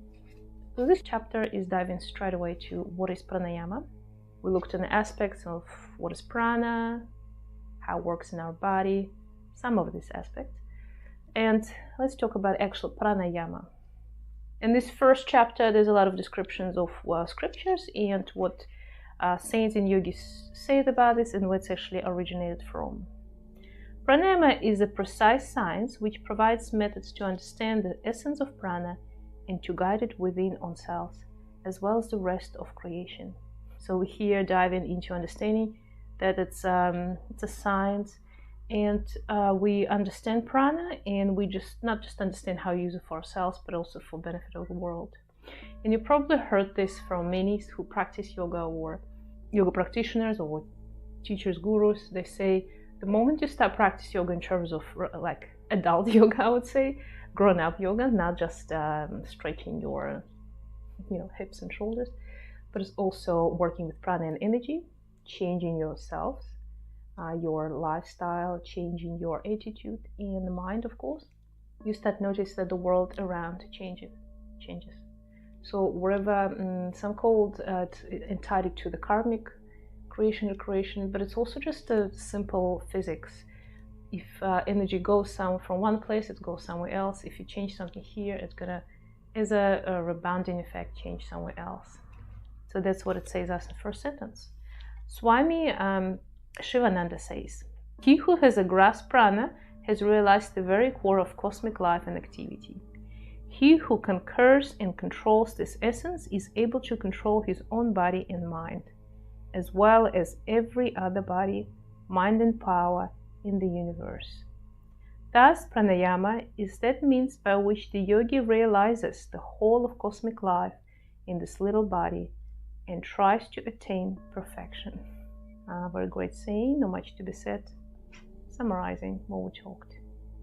The medium of pranayama is the breath. So the breath, as I said before, it's this very simple and straightforward connection. It's like a prana connects straight away to the prana. So with the breath, that's where your awareness, that's where the prana goes. And it's like your blood vessel, oil for your different bodies, different koshas, different chakras, and so on. The practices involved guiding the respiration beyond its normal limit, stretching it, speeding it up, and slowing down in order to experience the full range of respiration at both the growth and subtle levels. So basically that's what we do, and there's so many different pranayamas you notice. If you go to yoga classes, when you're holding, intensively breathing, Kapalabhati, holding the breath in and out, very slow breathing, very shallow, all sorts. Once this has been achieved, prana can be guided further by the practice of prana vidya. And there's this little subject of prana video, which we'll talk a little bit later. In the Yoga Chudamani Upanishad, it has been stated, one who knows the significance of the ascending and descending of Jiva, inhalation and exhalation, is the knower of yoga. You might perform a lot of different asanas, but the moment you start practice actual pranayama, and as a result meditation, that's when you actually know the yoga. According to the theory of pranayama, the involuntary process of breathing, by which the jiva constantly moves up and down, can be made voluntarily by the introduction of awareness. So we bringing this awareness medium to our practice, even as I said before, 5 minutes a day, and it's, well, changing your all respiratory system, all reflections in your body through the day, even when you sleep, even when you're not aware, your breath starts falling into this pattern. That's when yoga been for many years. I think it's been become like from 60s or 50s, become very commonly used for athletes and sportsmen, Olympic champions. It's been involved as a practice every day they do. So when they go there for competition, they will automatically control the breath and be aware where they need to be aware. Because Olympic players, or whatever, not even Olympic, any athletes, stay in a very often stress conditions, not just because of physical what been required for them, which is enormous, but it's also when you're competing, you can be in the practice field, you can be very good and achieving big results because you're in a home environment, there's no pressure. But the moment you go there for competition, your mind, your heart, everything falls apart because of nervousness, because you understand, oh, that's the moment. And that's when the yoga can help you. It's just one of the example, kind of straightforward example, yeah. It is possible to attain mastery over the breathing process and harmonize the flow of prana and apana, the two principal flows of energy in the body. We talked apana here and the prana down from the waist, through breath awareness and control. Coordination of the breath with the mantra and awareness of the pranic movement within the body. So we use also the mantra, the sound, when we sing, as well as the forms of, you can say, pranayama, because when you sing, you have to inhale and then exhale, particular lengths, particular tones as well, but there's a much more to mantra, and we'll talk about this in different videos. The understanding of pranayama is a process which begins with the breath, but culminates in liberation, as emphasized by Sri Shankaracharya also. He says in Aparakanubuti, I hope I pronounced correctly, probably not. Pranayama is the control of all life forces by realizing not but Brahma in all things as the mind. The negation of the universe is the outgoing breath. The thought, I am Brahman, itself is called the incoming breath. The permanence of the thought thereafter is the restrained breath.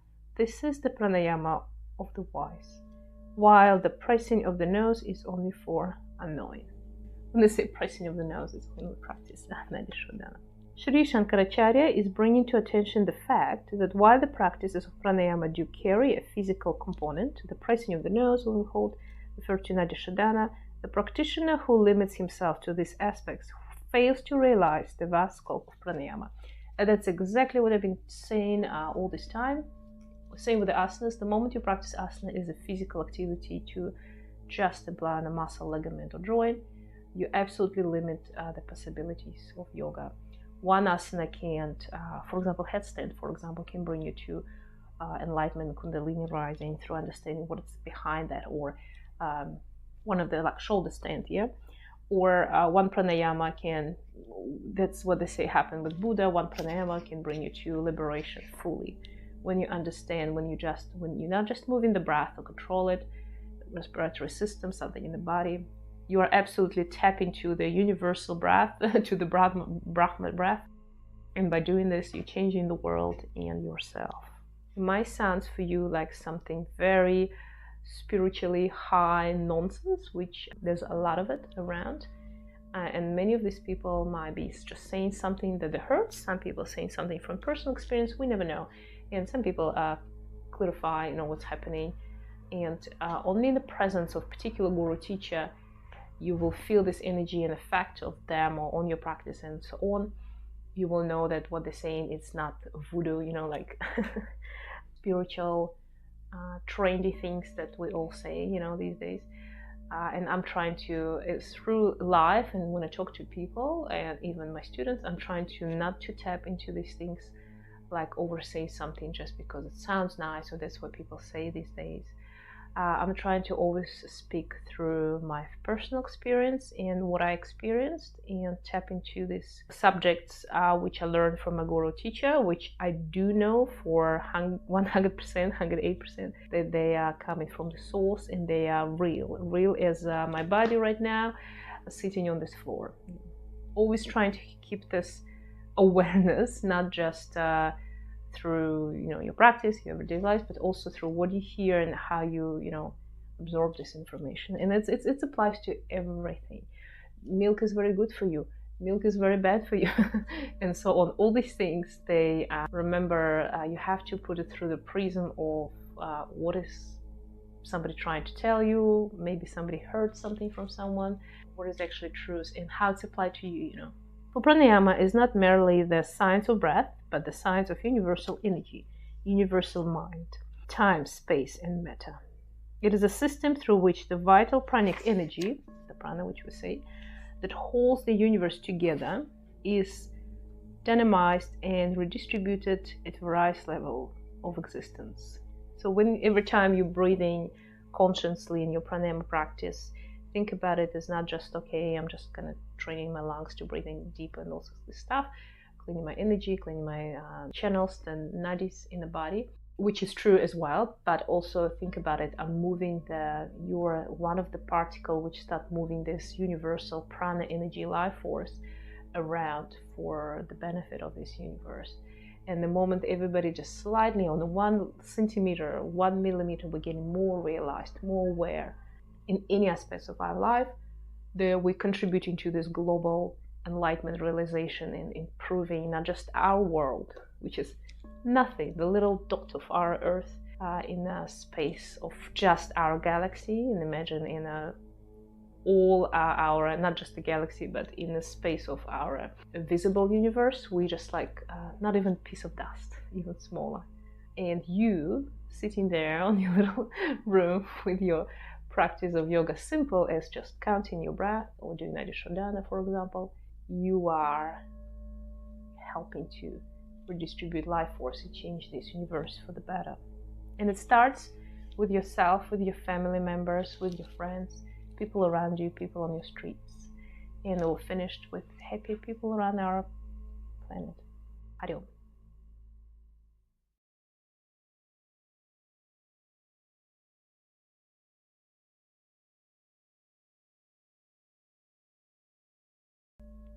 So let's look in etymological meaning. So we talked about this in the beginning a little bit, pranayama, pranayama. As I said, some people translate it differently, and here's some examples of that too. The word pranayama has two etymological explanations. Good start. It has been interpreted as a combination of the words prana and ayama. So it's spelled like A-Y-A-M-A. And also as a combination of the words prana and yama, so start with Y-A-M-A. The word ayama means expanding the dimensions, and that's what this guru says to us. So it's this, the first sense, pranayama means expanding the dimension of prana. The word yama means restrain or control, and I also heard like it's kind of like absorb, but I think it's kind of different types of different translation. So here pranayama refers to the control or restraint of prana. And when we mean restrain, I don't think it's like in a negative, like we get used to restrain something, make it immobile. I think restrain in terms of, okay, prana, you're not going there, you're going there. That's what I mean. Both etymological explanations are able to convey the meaning of pranayama, so they're both legitimate. Prana is the force in constant motion. This is dynamized, the word dynamism, when it's constantly moving, that's what it means. Therefore, if pranayama is understood as prana plus yama, then the only way to control a moving force is by stopping it to the extent of complete cessation. Only then is one able to harness its power. That's another aspect. So like every coin have two sides, you know that. So to be total master of something, and yogis say this through the scripture for everything, you can only consume the meat. Yeah, for example, you can go and catch the fish and eat it if you can, by the will of your prana force and energy, to, from these bones, recreate it here right now, so it's going to flow back into the ocean. The moment you become the master like that, you have those abilities when you understand, okay, I can consume this fish, so I can recreate it. It's a very interesting concept I met in yoga, and that's what it says here as well. If you look at that, if you can master to stop the heartbeat, or you're breathing fully and without, just whatever length of time you need to. Remember this experiment with these yogis and the monkey, when there was in a room full of vacuum, and he was keep living there by this practice. So these all things coming from that, yeah. So you cannot be full control. If I can extend my breath, make it longer or shorter, but I'm not in full control unless I can recreate something from the beginning, from the scratch. Only then is one able to harness its power. This point of complete cessation is kumbhaka, and that's what we call kumbhaka when you hold the breath, yeah? Or breath retention, whereby the force of prana is held, restrained, and directed towards a specific purpose. The awakening of Kundalini Shakti in union with the divine is going to happen, yeah? That's what they say, that this Kundalini Shakti started rising, and we call this the union, when two come together. Only might happen when you can take this full control of prana and direct it in particular points. And I talked about this in chakra course as well, and we do some pranayamas for specific chakras. It's one of the important things. I think for every chakra we do some pranayama, and we always use the breath even when we do some meditation techniques for chakras. And that's what you do without control. The moment you start feeling you can move the energy in the body, the breath, or stream of light, sometimes I say. Before that, you kind of like, you cannot do anything. It's like having a pen, but there's no ink in your pen, That's what it says exactly. Because the ultimate purpose of all the yoga practitioner will be your Kundalini rising, your union, and some call it samadhi, or this sort. You will not practice yoga just for yoga. And I know many people practice yoga and they do something on the mat, or even short pranayamas, and they feel this release and clearness in the mind, and they get addicted to this and just keep practicing this. But eventually they just stay in a plateau. They don't progress in their spiritual or everyday life, so they're just kind of a little bit feeling better, and then they go back into the life and do something and put them back, and then again. That's why sometimes you see people who, even yoga teachers, who it's okay, it's a weekend, I can drink alcohol or something, and then Monday to Friday I do yoga and catch up. There's no way out of that. You only make it worse. Yeah? However, when pranayama is understood as prana and yama, it refers to a process of stretching, extending, or expanding. And that's what we do all as our universe. We, the human, it's the byproduct of expansion of consciousness in this universe. And you heard from physicists how the universe is expanding on uncountable speed. It's crazy. And that's everything that's happening. It's never scratches and starts all over again. It's always evolved. In this context, pranayama is the process by which the internal pranic dimension is expanded, increased, and held, thereby activating the quantum of prana in the body to a high frequency. The scriptures describe 7 ayamas, or planes of individual existence. The first ayama is Bhruloka, the gross physical dimension, perceptible to the mind and sense. The second is Bhuvaloka, in which one perceives dreams and experiences moments of hallucinations. The third is Svaloka, perceived in deep sleep. The consciousness traverses these 3 ayamas in waking, dreaming, and sleeping states. When a child is conceived, prana is created in its physical body and gradually extends the area of control to these 3 fields of human experience, but no further. Normally, human perception is confined to these 3 states, and one is not able to perceive the deeper levels of existence. That's kind of what I say. You reach in this plateau and you stay there. You might not as well ever done yoga. What's the point? Well, there's 3 lokas, and this 3 states. I don't think I need to comment on that.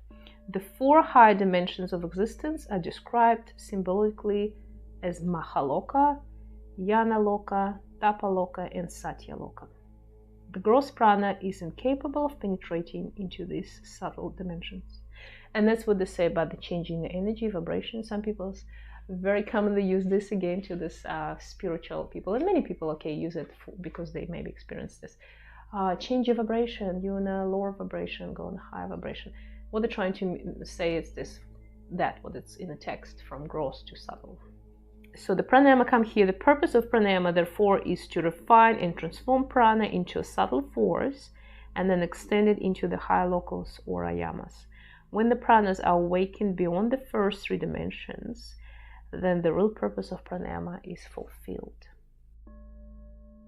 So we use pranayama as this tool to change your vibrations and go to the higher locals, higher states. Tap to that. And if you look through yoga practice, pranayama basically is in everything. You start practice with standing or sitting, and you do your pranayama, just becoming aware of your breath. It's already the moment you observe your breath, you practice pranayama. Through the asanas, we use the breath to go to the asanas and stuff. And we physically, through the asanas, help to cleanse the channels. We talk about nadis, it's in this book as well. Clean these channels with it's like pipes through which the prana is moving around your body. And they kind of within your body, slightly outwards in this prana body, the second body koshas we talked about. And that's where we kind of have these chakras, but they kind of go through all other bodies too. And chakras is like intersections, vortex, where these channels meet and intercept. It's a little bit not as simple, but you can think about this in this stage like that. And then we have bigger channels, we have smaller, we have outwards of our body and so on. And when you start practice yoga for real, not just like as a dream exercise, you start feeling this energy, you feel its temperature, strength, you will feel where it doesn't go through or when it actually does go, and expanding those channels, and you will feel amazing experiences and more to come. There's always only more in yoga. Hari Om.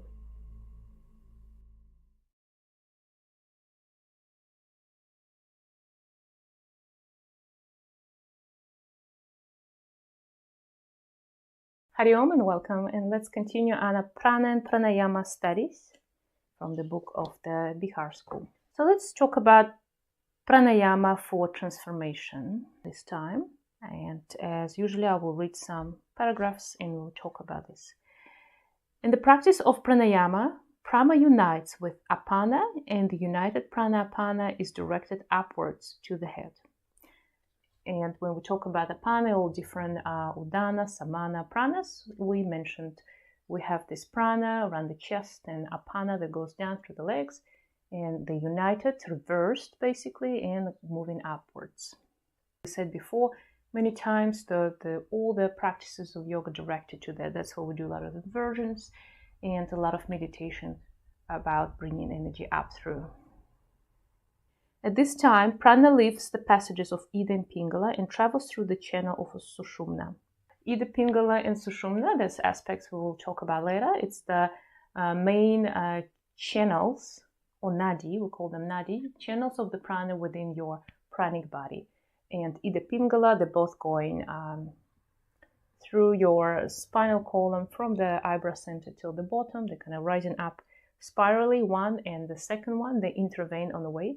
And in between, through the spinal column, where actually our spine, we have the big Sushumna, the main nadi channel, the one through which, when we finish our practice and we balanced ourselves fully, Kundalini, or the main energy, will rise up through till the crown.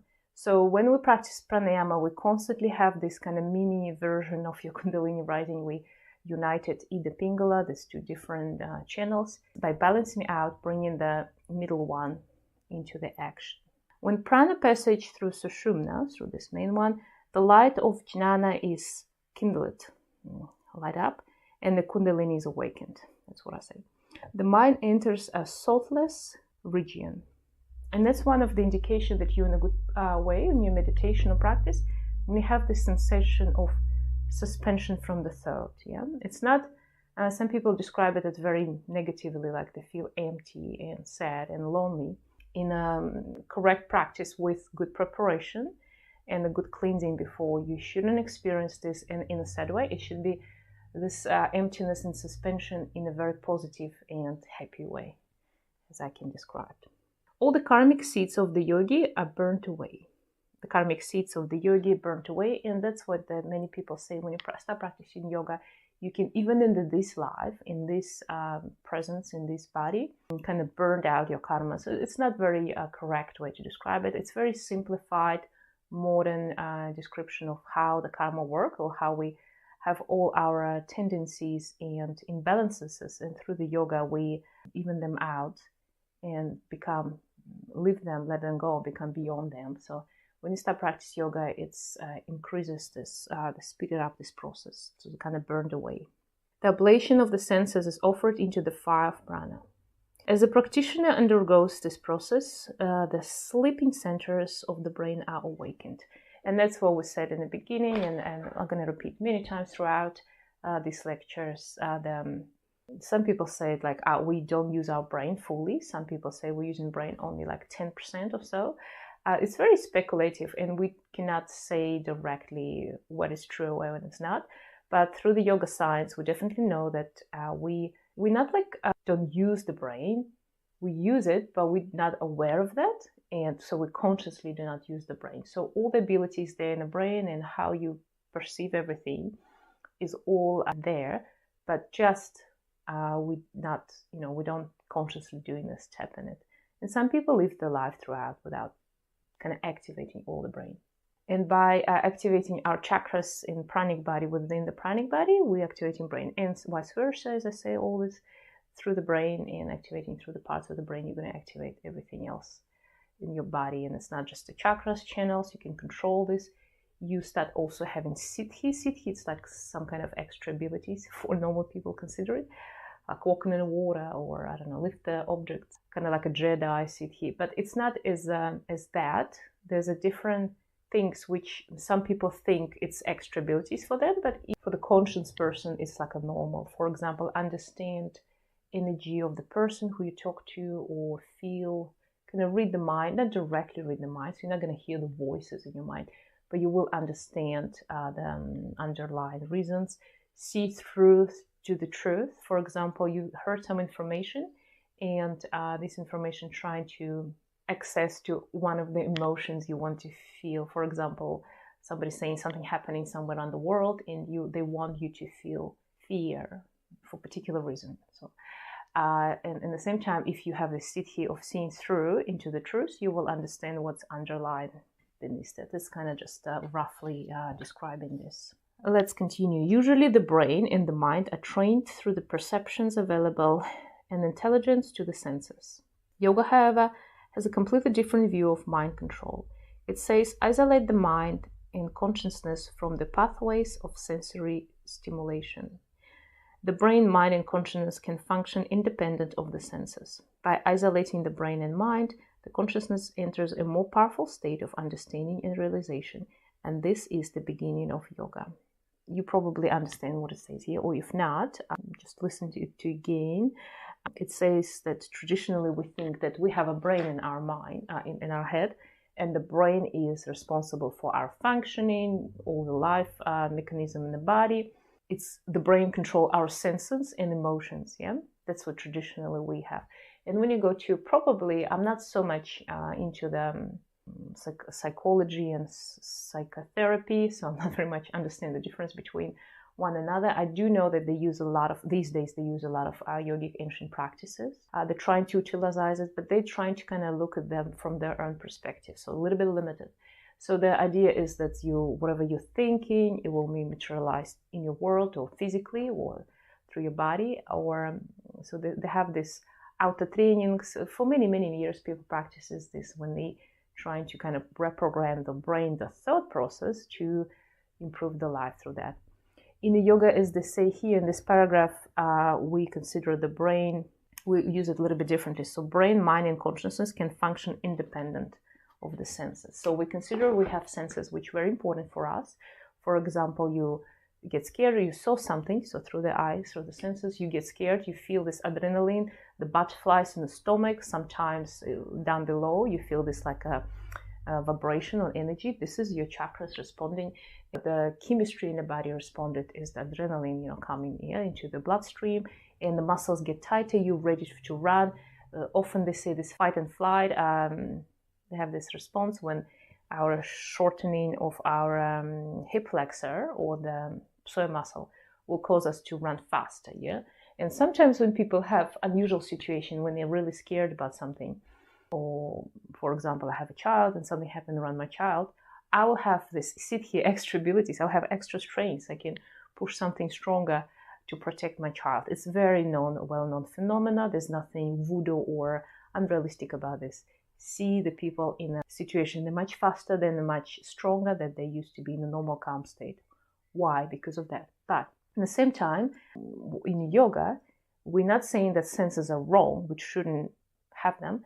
Opposite, it says experience your senses, but in the same time, the consciousness above and separated from that. And that's only when you are not driven only from the senses in the brain, when your brain intelligence is disintegrate from your senses and your physical presence in this world, which is temporary, you will tap or get into this higher state of your consciousness and see into the base of underlying existence. You will see the truth as it is, not through this blanket of our emotions governed by our senses and responses. Because all the response you have through the senses, fear, anger, all these kind of type of things, or even love, it's all something that's been programmed into us through our being. We saw this correct response when we were kids, and we start responding like that. Or we experience something, for example, I see the dog and I've been bitten, so I haven't, but for example, I've been bitten by the dog, and I have this response when I totally get scared of it. And for the long time, every time I see the dog, I will have this emotion and response coming. But when I consciously do this, I'll see the dog and it will not trigger those responses to me. Maybe it will, but I will know it's not the truth. And through yoga practice, I will get rid of it with my impression. Through particular yoga nidra will help me with that, for example. Isolate the brain and mind, and consciousness enters a more powerful state of understanding and realization. And it might sound very weird and unrealistic, but people who do practice yoga on a serious level, on a true level, they do have that. And it might come to you quite fast. You don't have to practice all your life and go to a sophisticated guru somewhere down, somewhere up in the mountains. You might just find some local yoga community or something, find some diligent yoga practitioner who had initiation from particular gurus, and you might start experiencing those things already. The practice of pranayama has a direct effect on the functioning of the intricate, sophisticated functions of the brain. Okay, so pranayama, as we say, it's this very, very amazing tool we have in yoga practice.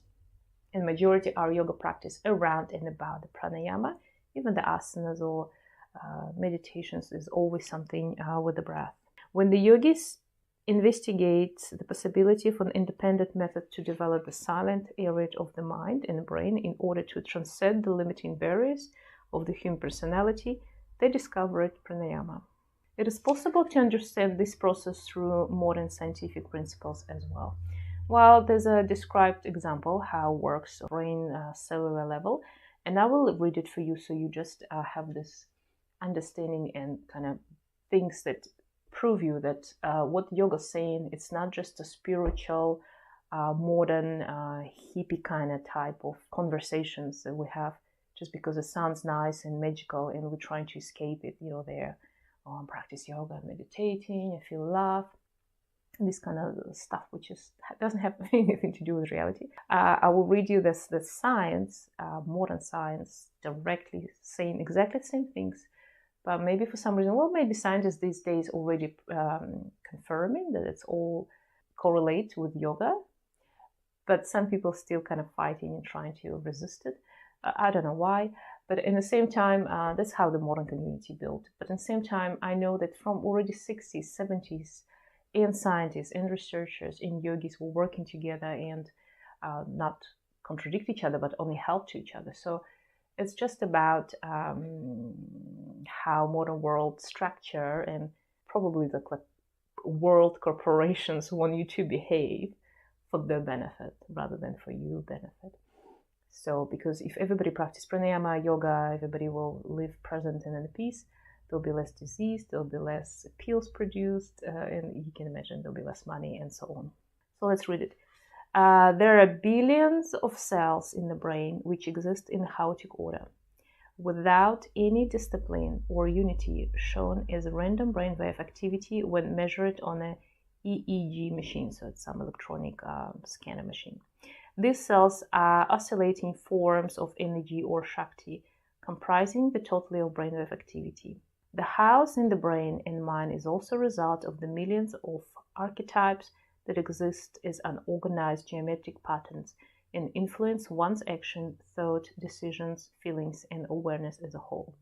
When the basic elements of the brain move in such a chaotic fashion, so does the thinking process. Pranayama holds the key to blend them together as one pulsating unit. There's not much could be said about that. And I see it straight away on a practical level when people do very short, simple, just watching your breath count, inhale on 3, exhale on 3, pranayama, they're straight away amazed how organized they feel within the mind and the brain. Just try, you will see. One cannot discipline or organize the physical brain or bring order into the chaotic elements of the brain without first balancing the nadis. The nadis, the channels of the prana. So the prana around the body is like this, some people describe it as shiny particles. You can see them different way, like an aura or light or cloud or stream of light, anything. This is how you feel you better to see it. And I'm not going to impose on you any particular way I see it or I know how it should look like. It doesn't, there's no such a thing in yoga exists like it should be. Everybody have the personal perspective of it and it will come to you in a particular way.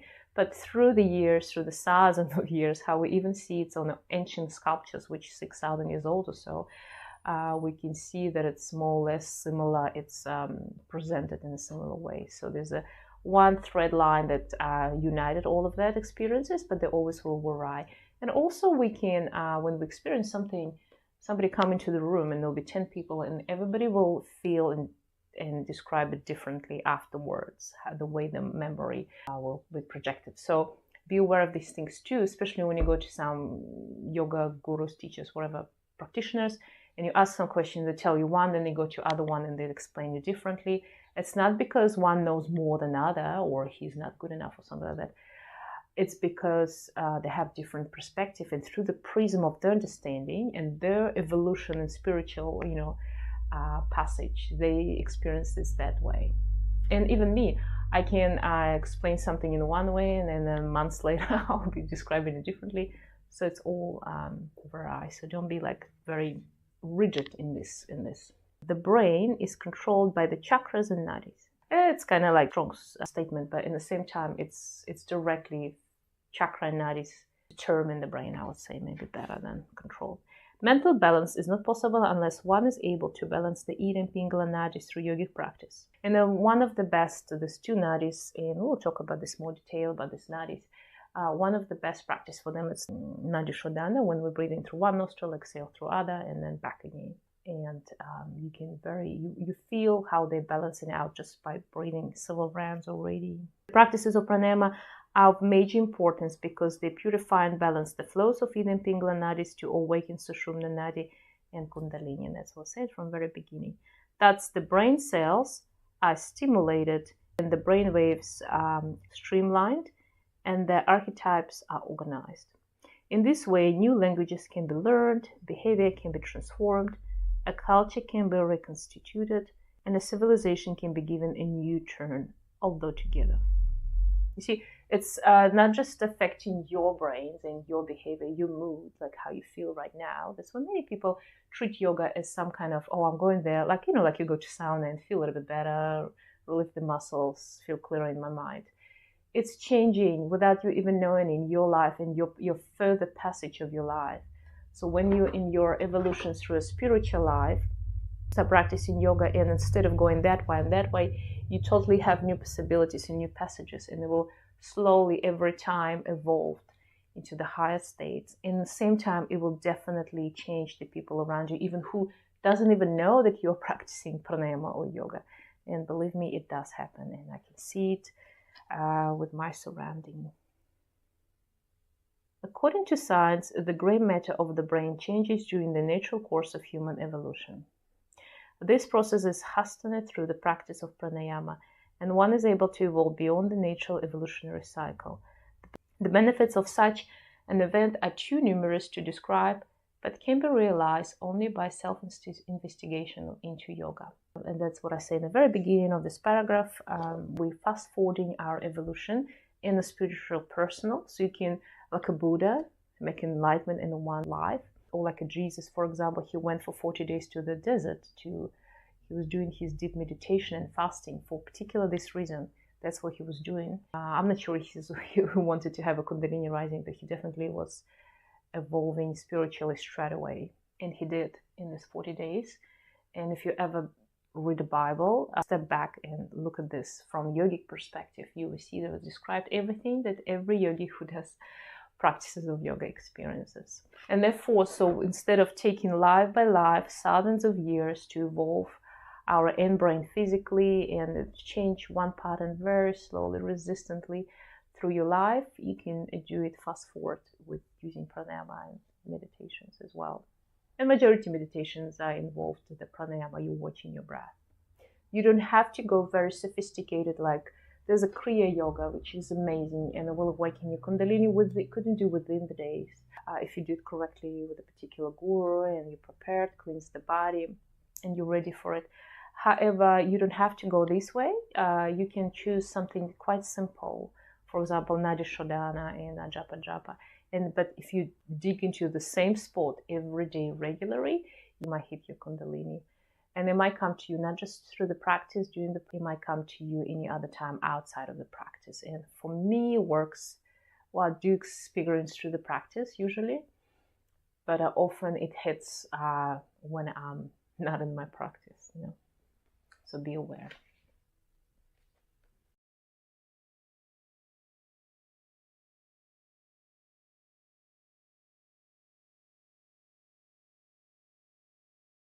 Hari Om. Let's look for the next aspects, the conscious breathing here. We're diving into our deeper Prana Pranayama science. Breathing is a unique vital process which normally functions unconsciously, but one also has the ability to breathe consciously. So we talked about this so many times. We do all breathe, but the how and why and what it gives to us depends how conscious you are. Other consciousness processes such as heartbeat, body temperature, and metabolic activity cannot be controlled by the average person. They could be controlled by practitioners of yoga.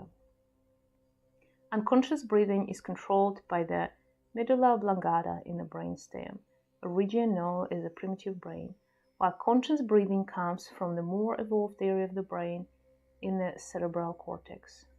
In fact, conscious breathing engages the cerebral cortex and stimulates the more evolved areas of the brain. So straight away in this paragraph, we can see how on the anatomy of our brain, we can, through pranayama, through conscious breathing, activate this whole brain, like waking up. Yeah? When we talk about chakras, in particular, one in the head, around the Ajna chakra, it's our pineal gland, and I talk about this in my course. Very interesting information there for you. You will understand how all this brain activation happens, how the chakras works, where they're in the brain, how they're through the body, and are they in the body? Some people say everything only in the brain, and that it's all just illusion, that we feel something within the body, and we talked about this a lot. Regular practice of pranayama over a period of time reinforces cortical control of the brain, a process called telencephalization, where one shifts from unconscious to conscious breathing with profound effect on one's wellness. And this is what I always say, we never in normal life experience conscious breathing throughout. Sometimes we're kind of aware, oh, I'm breathing in, breathing out, but it's very random things for a regular person. And I met people sometimes who actually never even aware of it. And the moment I tell them, bring awareness to your breath in some particular situation, they become so lost, they even lose the breath, and then they're afraid they cannot breathe in back. Do you know what I mean? And that's very indication that we should practice consciously the breathing. People who practice some kind of sport involving intensive breathing or singing, something else, they are quite good with controlling that, so they can hold the breath and so on. But many people on this planet not even aware of it, or they used to and they lost it with life. And this comes from the true overbusyness in the mind. And in yoga, we coming back to that, and that's when people start feeling happy about themselves, because they're coming back to that state when they were children. They were exploring. I can see children, small, 2, 3, 4, they're exploring this. I can hold my breath, or I'm breathing in, breathing out, and we should be like that now too, when we're older. And that's when well-being is coming. During conscious control of the breath, the cerebral cortex bypasses the respiratory center in the brainstem. Impulses from the cortex also affect a joint area of the brain concerned with emotions. The involvement of the cerebral cortex in conscious breathing causes the cortex to develop and allows the individual to enter high stages of the evolutionary cycle. So here we involved in our emotions, in wherever there's everything, actually they're located around the brain. And as we say in the previous talk, that how we kind of skipping evolving evolution within this existence, you can do it very fast. And I heard this very, very proximate, like from the scriptures, people estimated that when you practice in asanas on a mat, 10 hours of something of this practice will be equal, it's very rough, I don't know particular numbers, but something like 10 times. So 10 hours of your practices will be 10 minutes of your pranayama, equal for the evolutionary, yeah? 10 hours of your pranayama practice will be equal 10 minutes of deep state meditation, and so on. So you can see how time it takes to get there. And the pranayama will be one of a very fast way. Conscious breathing begins with the awareness, I am breathing in, I am breathing out. And it's a very simple way. You can just start your practices with this, 10 minutes a day. I am breathing in, I am breathing out, when you're breathing out. And there'll be just enough, as I say, to straight away speed up your evolution process and just feeling better and happier already. The awareness and an aspect of consciousness and the breath is a vehicle of prana. We have prana, we have our breathing. When we united the two, so the moment I'm aware of my breathing, my prana, or this air you can say, or the prana, we talked about this energy, so it's all tied up together. Kind of like with your vision. Or the reflection of the sun in the mirror, where you directed it, that's where it's going to go, where it's going to light up or warm up that area, yeah, or light up that area. It's exactly the same happens. So when I have my breath and I tied it to my awareness, I'm like this mirror sunlight. I can direct it in particular areas, and there will feel warmer or lighter. That area will be lightened up, like a torch maybe as well. So that's what we're doing there. The awareness and aspects of consciousness and the breath is a vehicle of prana. Thus, in this way, prana and consciousness move together. Awareness of the breath implies that one is simultaneously aware of the consciousness. Yes, so we don't have to be like super sophisticated and I'm aware of my consciousness and the universe and the planet spinning straight away. But the moment when I'm just aware of my breath, I'm already tapping into this higher states of awarenesses. By the practice of conscious breathing, the witness aspect develops and the expansion of consciousness begins. So that's why majority yoga practice is quite simple. Come to my class and just asking you to be aware of your breathing, breathe out, be aware of parts of the body, this kind of stuff. But by doing this, I'm straight away opening you the new door into the full consciousness of your higher self, of the universe, of the higher state of our being on this planet, or Shiva, or you can call it whatever, or the main Brahman, main existence. Just do it very simply through awareness of your breath. Conscious breathing has a calming effect on the mind, and that's true, we all experience that. Even simple breath awareness, without exerting any control over the natural pattern of the breath, will induce a regular and relaxing rhythm of breathing. This is an effective method of quieting a tense mind. The more complex breathing techniques of pranayama influence the brain even more deeply. There is no system like pranayama that has such an immediate influence on the nervous system, brain, and your mind. Just remember that next time you start controlling or watching your breath, it's the highest state of how you can evolve with your consciousness and the physical body. So it's united both That's what we're doing in yoga class. And from the very first lecture, I'm telling you what the difference between yoga practice and going to the dream. Yes, you are asked to particularly breathe in the dream, and it's more kind of biochemically related to the muscles, as I understand. I don't think the teacher in the dream, whatever exercises you're practicing, direct you to your breath in understanding that you are tapping to your conscience, but you will anyway the moment you start watching your breath. So that's why this type of exercises are very good. We feel so good and relieved after. Sometimes people just feel very narrow-minded, quiet in the mind. If you come to yoga class, you will more holistically get into the deeper states. And let's have a look for the first step of your breath control. The first step in pranayama is to tune into the rhythm of the breath. Tune into the rhythm of the breath. How can I describe that? It's something like you're just watching your breath and you understand how it flows. Sometimes we have this natural, spontaneous hold of the breath. So I'm inhale, it's kind of quiet, and then I'm exhale, and then some kind of pose. It's very natural ones. And the moment people start watching the breath, they're straight away aware of those, and you get a little bit or nervous about them, or just watching them, or they get longer. And every time I'm in a class and I say, watch your natural breath, I can see people straight away start breathing deeper or calmer, so start changing your breathing. So that's very actually hard in reality to just watching whatever it's natural is flowing. So just step back and watch yourself doing something or breathing. Yeah? Smooth, slow rhythm usually indicates a relaxed state of the body and the mind. Yeah? Irregular respiration usually means, as a wrong page, tension. In anxiety, the breath is shallow and rapid. In anger, short and forceful. In grief, arithmetic and gasping. In depression, sighing. Irregular breathing is also associated with nervous and disturbed mental states. It has been observed that exhalation is uneven and incomplete in certain types of neuroses. On the other hand, slow rhythmic breathing creates feeling of relaxation, alpha brain waves, and reduces muscle tension. Not much to say about that, and you can talk to the person, and by feeling or just hearing the breathing they have, you can understand where they are on this spectrum of emotions, fears, depression, or relaxation.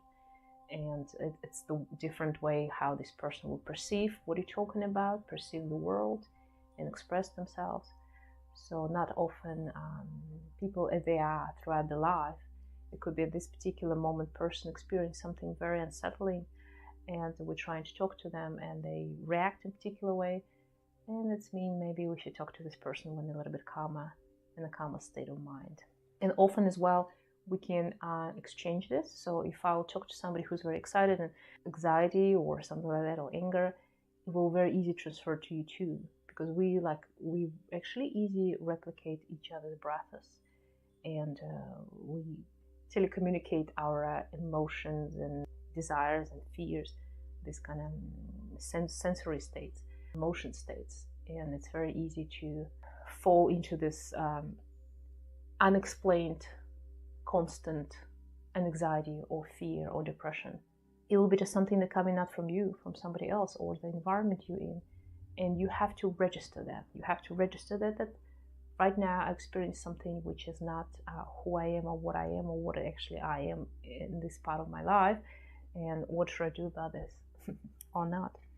The rhythm of the breath relate to the brain rhythms, heartbeat, muscle tension, mental and emotional rhythms, hormonal and enzymatic rhythms, sleep and wakefulness, all with varying frequencies and intensities. The rhythm also take place with the external rhythms of day and night, seasons, years, and planetary influences. Whatever's happening with the moon, very affecting us. If you're very tuned to the moon, you will no particular, there'll be around the full moon. I have this type of situation and emotions, and when it's a new moon, you feel differently. Just keeping an eye on the sky and how you feel. Pranayama leads to the awareness of the rhythmic force within the body and the mind. When one becomes aware of the body's vital cycles, they begin to work more optimally. At the same time, the mind can be trained to control these forces, thereby opening up areas of consciousness which are beyond the normal awareness and control. The brain is like people say, many people say it is our muscle and we can train it. That's what we're doing in our practices. We have a lot of practices for cleansing the mind, antamona, or watching what's happening in the mind, but we're not involved. So we do with Chitta watching, or again antamona or particular meditations. Same like we do with practicing our body, train to go into the back bend or forward fold. Same we do with the mind and the conscience. Just a little bit different, subtle level. From here you can see that rhythms in the body, there's a lot of rhythms, and sometimes they put on to each other, create resonance or so on, and everything involved and interconnected. That's why yoga, its original translation of this word is unity, and we mean as a yogis unity of your self-conscious with the universal conscious. That's what everybody trying to be. But you can apply to everything, unity of everything within me, the balanced. Union of me and my surroundings and where I am. Unity of me and my understanding of the world. Because often we have one expectations and one reality. And then when they differ, for some reason we have different expectations put on us, or because we've been thinking this is the way to live this life, we have this dissonance and imbalance, and we going from one polarity to the other, and we end up to being unhappy. Even so, sometimes we're overexcited and over happy, and we all know when this happens, there's always will be the time when we don't have this happiness anymore, and we feel something wrong, which is not. Maybe this is the normal in your normal state, when this super happiness or loving situation is a little bit extreme, unusual, and you expect everything be in that level, but in reality it's in the present where you are much happy. And that's where people all come have this neurosis, disease, depressions. They're coming from these differences between that. And I experience this as well a lot when you feel loving it, present, and totally calm. And at the same time, you see surroundings, and they don't. It's like looking in a mirror; they're all upside down. Or when people tell you something, oh, we loving, we for everybody interest, but what they mean, what they're doing, it's not what they're saying. And unfortunately, today a lot of this are absolutely like that. So the world, when somebody in the room and telling you this color is black when it's actually white, and you've been told that, and you've been shamed if you say otherwise, you've been cancelled, you're punished, or anything like that. And many people start living, agreeing with the majority, supposing majority, that this is the black color when it's in reality it's the white. And they live with this unhappy, and they start having disease developing. And majority of disease, especially depressions, cancers, these kind of things, they come from that, from dissonance between your inner world, your desires, true desires, understanding of the world, how it should work, and the way we act to survive in this world, because that's how community pressurizes us to survive. Unfortunately, we should consider it as our lessons, so we do have to do this to evolve. So sometimes we've been pushed to evolve faster. So start practicing your conscious breathing pranayama, and it will start changing faster around you. So the surroundings was kind of clean around you, at least to start with. So you will not live with this dissonance anymore. You don't have to survive through that. Or you will understand, this is not what I want. I don't want to succeed in this world. I will find a community or places where I don't have to lie to myself. These kind of things. Just think about it. Hari Om.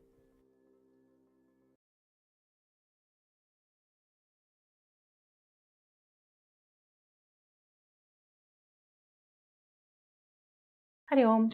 Let's continue to look deeper into the Prana Pranayama, knowledge science of yoga, from the book of Prana Pranayama of Bihar School. Today we look deeper into the actual practice of pranayama, and we will kind of look through the theory and understanding behind the retention of the breath, kumbhakas, and how different pranayamas affect us physically and on other spiritual levels. So, importance of Kumbhaka, chapter 11. The process of respiration had 3 components: Puraka, inspiration when we inhale, Rechaka, expiration when we're exhaling, and Kumbhaka, it's retention, to where we hold the breath. In the classic yogic texts, it say that Kumbhaka is pranayama and pranayama is Kumbhaka, not Puraka or Rechaka, which are natural process.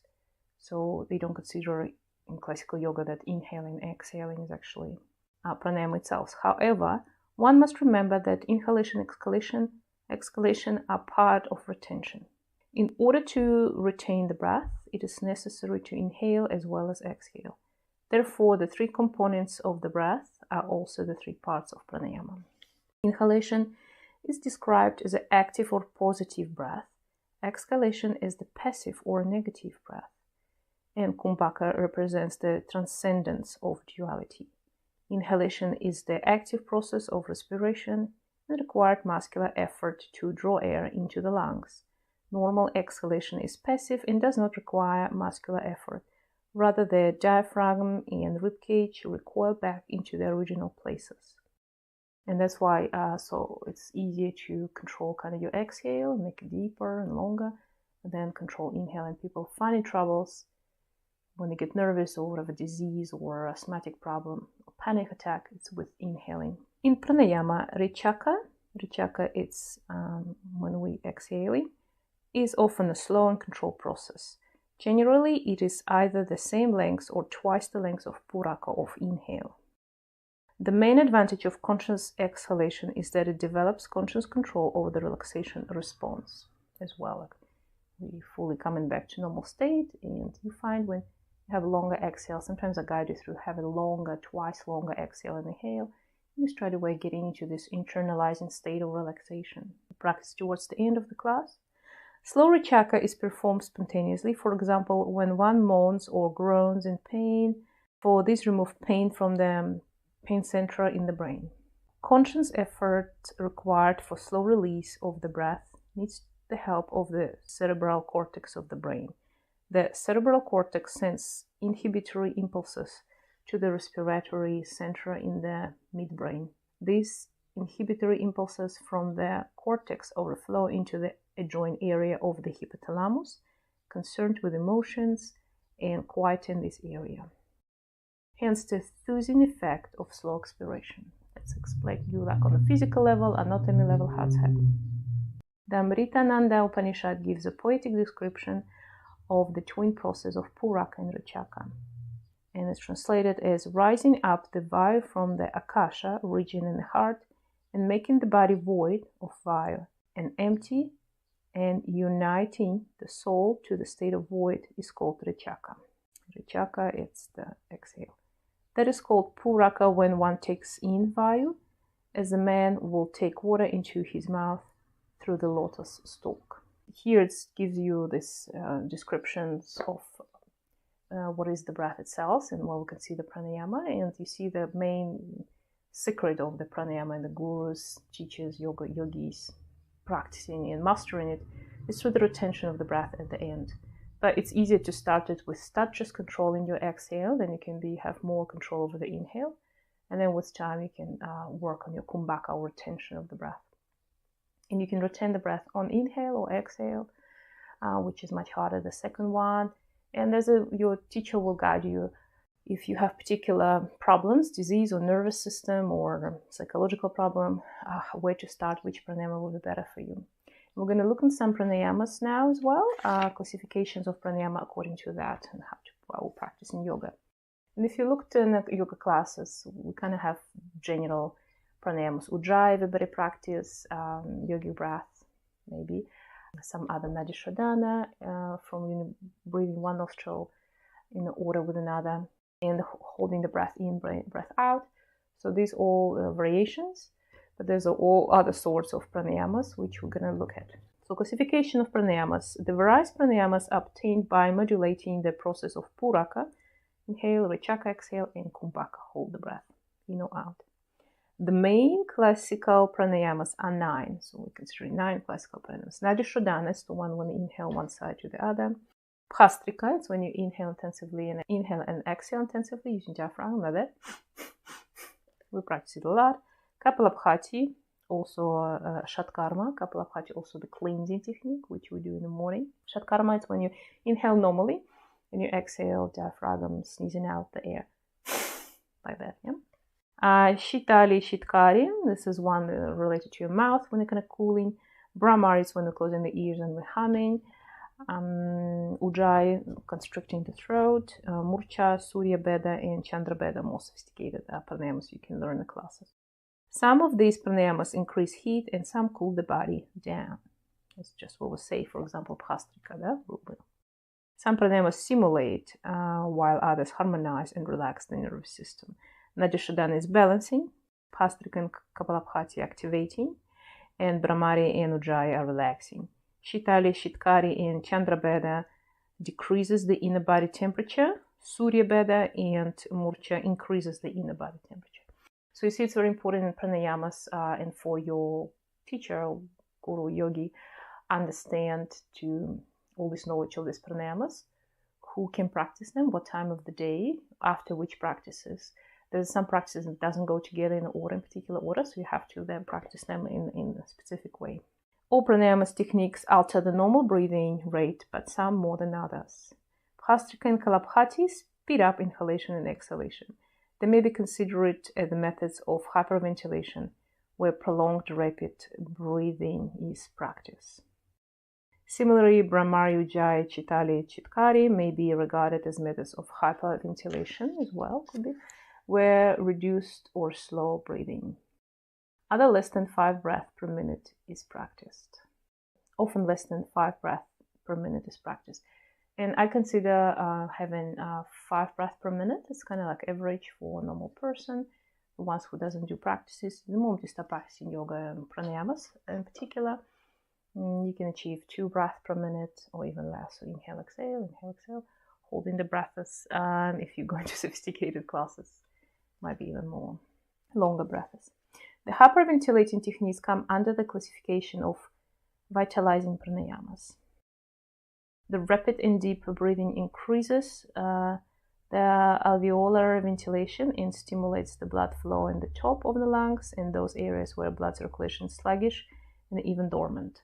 And I told you before, we only use 18%, 18% of the lungs capacity. The rest of it's stagnant. Alveolus doesn't get engaged, and the disease is coming from there because this air in the bottom, for example, gets stagnant. That's why we do a lot of inversions.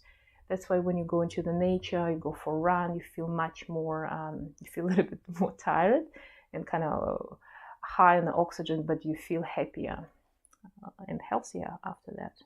Sometimes many people can have depressions, asthma develop from bad posture and not access to those dormant areas of your lungs.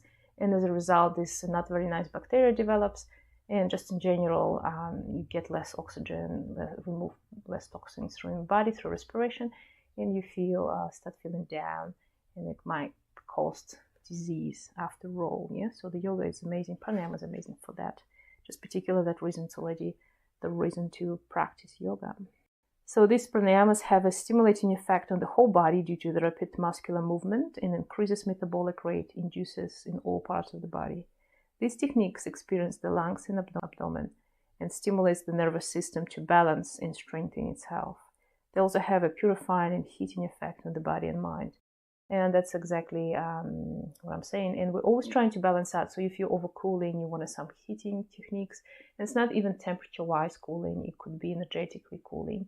When you're opposite to a heat person, too much anger, too much excitement, or you easy to burn into the aggression or something.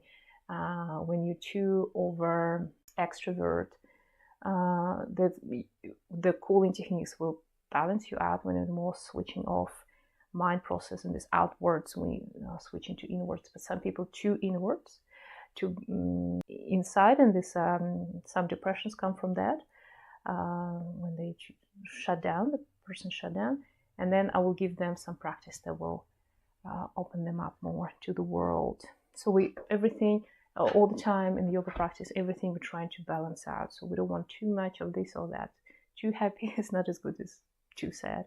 So you want to be somewhere in the middle, because otherwise you're going to be fluctuating from one side to the other, and you will never be happy. And then what many people, modern people experience, they, especially social media doesn't help you. You see people having too active lifestyle and you don't, and you feel sad. And then opposite, you see somebody have a very quiet countryside lifestyle, and you feel, oh, one day with my life too much excitement, and you constantly feel this fluctuation.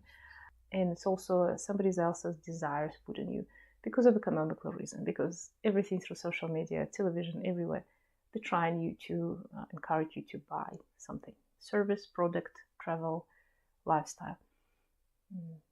But do you really need it right now in your life? These things.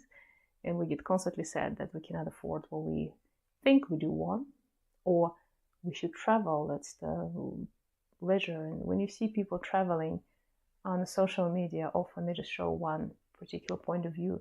You don't know what's happened 10 days or 5 days or whole day before that and after, how they feel that day. Maybe these people even more sad and depressed than you are, and maybe they shouldn't go to this trip. But it all appears like amazing and attractive for us, and we feel, oh, I'm missing out. My life is not good enough for it, and I'm not good enough. So that's a very dangerous down aspect of social media, when it's a very amazing place to be. And I do use it, social media too, and get some ideas, encouragement, and of course to promote my yoga for reasons to encourage people to look into themselves in this life. And that's why I'm making these videos. So last couple paragraphs. Hyperventilating techniques are slow and subtle, stretching the capacity of respiration at the other end of the spectrum. They are generally tranquilizing pranayamas, and their effect is more or less opposite of hyperventilation. These techniques reduce the metabolic rate as well as the frequency of brain waves, leading to a relaxed meditative state. Thus, one experiences a greater sense of control over the nervous system. Carbon dioxide levels may be slightly increased by this practice, although the oxygen level remains normal. Yeah, so then essentially all these pranayamas, kind of what they're doing, directly affecting our brain by this. Well, that's how we can see it reported through our physical tools, techniques existed in the modern, medical science or just research science. It's this wavelengths of your brain, and they correlated with different type of sleep, different type of activity, and they correlated to disease coming from particular, prevailing wavelengths and so on. So the breath is directly the one that changes. But I would say this is not the reason or the main effect of it. It will be like a bypass, like a general field, happier, calmer, and so on. But there's a more deeper, and we talked about this with this prana and balancing energies in the body, which we don't, or science doesn't think it exists, or your prana aura body. It's they kind of say, yeah, it exists, but in some kind of spiritual voodoo world. But it does exist, even it's reflected in this physical world. And if you have special, you're trained, you can actually see the prana energy field, the colors and this kind of stuff. Some people do, and some people think that they bluffing, and maybe they do, but they might be thinking that they like something wrong with them. They psycho, they see things, they hear voices, yeah. But in reality, it does exist. And we do know that some equipment can register the aura, and I said about this in the beginning. So don't discard these things. Just because you don't see it doesn't mean it doesn't exist. And the last paragraph, the consciousness altering of the rate of the inhalation and exhalation brings about an improved control of all the above processes. There is a more conscious and efficient absorption of oxygen and elimination of carbon dioxide, as well as an improved mental and emotional states. The control of Puraka and Vichaka is preliminary stages in pranayama, designed to improve overall health and vitality and to prepare the practitioner for later stages, basically for your meditation, when often you might even lose any breath and stay without breathing in, breathing out for several minutes, and you don't even notice this because you're in a deep state samadhi. Good health, efficient respiratory function, and increased vitality are foundation for the more advanced practices of pranayama, which involved kumbhaka. and whatever we do, this simple pranayama, especially bhastrika and ventilation once. Sometimes we do in the beginning of the class, through the class, or in the beginning of your end part of the pranayama and meditations section, to prepare for kumbhakas. They kind of flow more naturally and slower.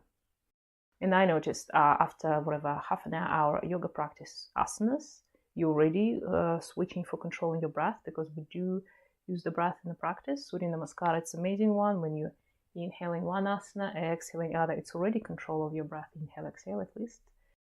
Towards the end, we're kind of holding longer breath. And then when we're going into the pranayama part, we're already body relaxed. You can sit upright, nothing blocking you anywhere. You don't have to worry, oh, my knees sore, my hips sore, because you've done your asana part. Through the asanas, you kind of unblocked main knots created through the last day, last week, last life. And then you start getting into the breathing, and the energies, the channels of the energy nadis become more activated. Like there's, like imagine your highway and you have a car crash and there's a blockage. Nobody can go that direction or that direction. So what we're doing in yoga and pranayama, we cleaning up those roads and the flow goes in all directions, and you can start having easier practices. And kumbhakas become longer and more natural and more comfortable. And you will notice it with practice of yoga. So just in the middle of the day, stop yourself and start doing pranayama, or when you're in a calm state of mind, early morning, do your yoga 1 hour practice, asanas, and then go into the pranayama, and you will have 10 times different effect of it. And eventually, everything we do in yoga, I repeat myself again and again, it's to prepare us for this deeper meditation practice, which 10 times more have effect on you, your life, and changing life around you. So please practice yoga, and I'll see you later. Hari Om.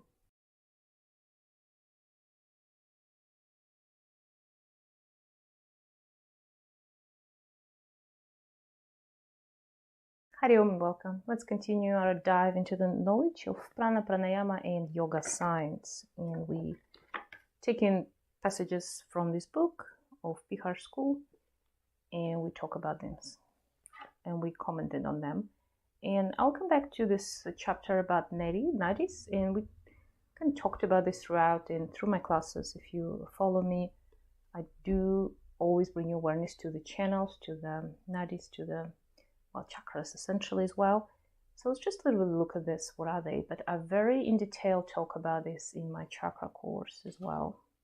So you directly learn about this. But we just will learn the basics from here. Nadis, or channels of prana. This is what it is. Here it says, imagine the rush of energy that you experience in the moment of exhilaration. Now feel the channels through which the energy travels during such experiences. At first, it might seems incomprehensive, but these flows might be traced when the concentration becomes deeper.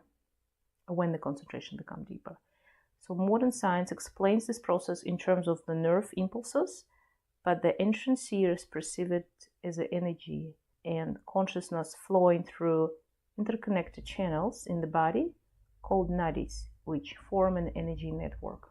And I already touched this before about that we even have ways to see those channels. We have a Korean photography, the particular equipment that can photograph it. And we can see it not just in the human body, the hand, you can see like an aura, the gold aura around the channels. You can also see it in every other live organism on this planet. For example, leaf of the tree. You can keep it in your mind as your very mind trying to explain everything. With a science person, you can explain it to yourself as the nervous impulses, whatever electromagnetic, biomagnetic field of the humans, and whatever it is, this should be the flows. Like if you looked on a geomagnetic map kind of the Earth or any other planet, for example, Mars, here's I would say not geomagnetic, but magnetic field, Mars magnetic field. You will also see the patterns and energy flow somewhere, and it goes into something. So in the human body, it's exactly the same. It's a little bit more complex because we are not spheric like a Mars or Earth object or whatever being. We are more complicated. So we have in the fingers and the nerves and different organs. So it's a little bit more sophisticated, as you would say, but the basic principles.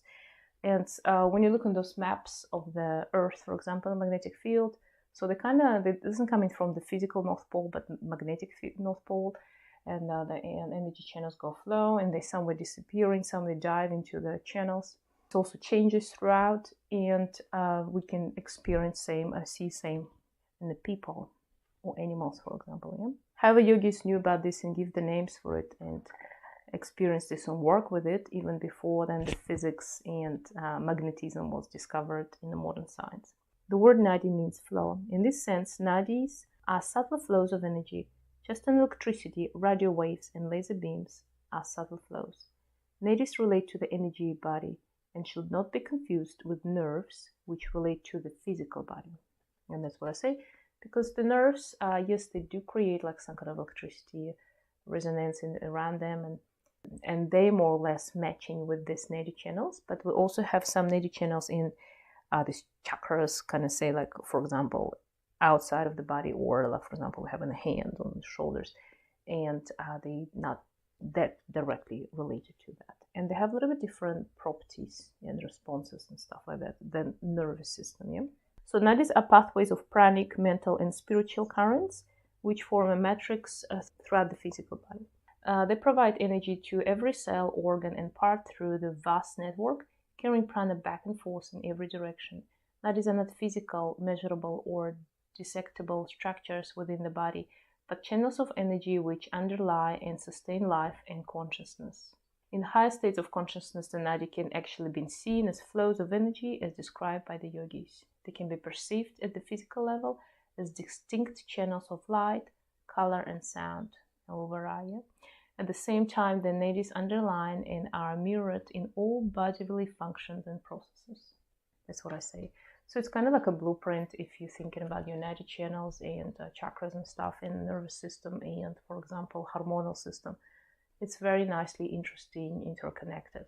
And there's a reason for that. And we also talked about this point before, in the beginning, we talk about prana, that the body can still function, be alive, but the moment, the second you remove the prana life force energy, it will be, just a dead tissue, yeah, basically. That's what it's trying to say here.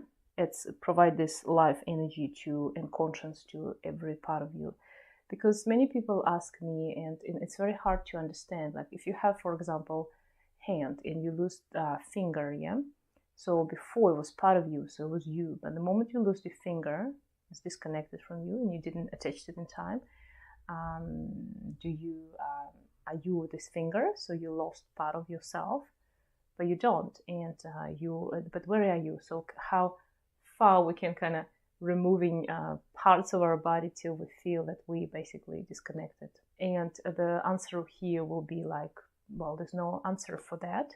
So I won't be in my finger anymore, but I also won't be losing this part of me. Physically it will be uncomfortable, but on a spiritual and energy level, I will still have this part. In a similar, but the death of the person happens the moment of the body, the moment this life force energy leaves the body. When we, for example, the famous story of Frankenstein, yes, so if we recreate biologically one-to-one, very sophisticated, for example, in the future, the body, and then we're going to run everything, hormonal system, brain, we even figure out how the brain works, which is almost impossible. Every cell, every DNA cell, and we recreate this body, like Frankenstein been recreated, remember in the book? But how we bring the life force, so it's this body have energy to live. This is beyond our physical, scientific understanding of this world. And I don't think we can figure out how to do this unless we step into the spiritual, energetic aspects, yogic aspects of the existence. And that's why when people even talk about artificial intelligence and this kind of stuff, yes, you can recreate something that mimicking the algorithms and behavior of people, or the way they can be even much smarter and remember more things and more sophisticated in this sense, but they never will have this spark of life energy force in them. And we know we cannot force it on even on a human being. If the person dies, no matter how, with any tools, equipment, you're trying to keep this person alive, if the energy force decided to leave or it's time for it to leave, we cannot bring it back from from the dead. Yeah, so that's something that which people don't talk about much, I notice. There should be conversation between and science community and the biological engineering community and the spiritual community, because that's so obvious, but it's so not spoken about. And there's so much confusion put into people's mind about life and death and what it is. Rabbit, for example, he has the prana energy life force. We can spend all our money, time, and energy to recreate the body of the rabbit, make it function, make it jump, but we'll never have ability to bring its prana life force to the rabbit, unless there'll be some kind of sophisticated saint and guru who could do that, and he will know the answer to that. Think about this in this sense. That's what they're trying to explain. In our nadi channels and chakras, these things, this body that's been coming here in this physical body for time, that's how I see it. This has this view, the map. So I have my physical body, which look like that. But if I look at myself through my energy point, or a guru look at me, and you do see this if you start practicing yoga and start being attuned to the subtle energy, as I say, it's here in this book. You start seeing the energy flows, the colors, the different aspects of this energy body. And many healers do this, they see. And some people see people in color or energy flows or in emotion. And it's hard to explain, but it exists. It's not something that people imagine, especially children. They see that easier. Scientific research has been carried out to verify the existence of the nadis. Dr. Hiroshi Matayama pioneered this research and found subtle voltage of electromagnetic current flowing within close proximity to the nervous system, which he cited as evidence for the existence of nadis.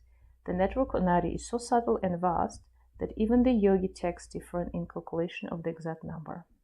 There's a reference to it in Hatha Yoga Pradipika. There's a 72,000 nadis. Parapanchasara Tantra gives the number of 300,000, while the Shiva Samhita states that 350,000 nadis emerge from the navel center. You can imagine how sophisticated is this. Let's look on the major nadis. So let's just go through them, and we will talk about them and the location. Out of the thousands of nadis, which include all the major and minor flows, 72 are considered important. 72. So you just need to remember 72, not 300,000. Good news. Out of the 72, 10 are considered to be major. Among the 10 major prana flows, 3 are most significant. Ida, Pingala, and Sushumna. That's what we'll talk about, and that's what we talked about in every yoga class. You practice on those, and sometimes I name them, sometimes I don't name them directly. I just say what you experience, and we're talking about those. These 3 major nadis are situated in the spinal column and pass through every chakra. Here says in every known 7 chakras. We have 7 chakras going through the main axis of the body, but we also have some other chakras, and here it's mean those main ones. Ida Nadi is the mental channel, Pingala Nadi is the vital channel, and Sushumna Nadi the spiritual channel. That's how you can interpret them. Ida, Pingala, and Sushumna are the 3 main channels for the distribution of energy throughout the entire pranic network. Maximum pranic charges flow through them and they impact the entire network instantly. They're the high voltage wires that conduct the energy from the substations or chakras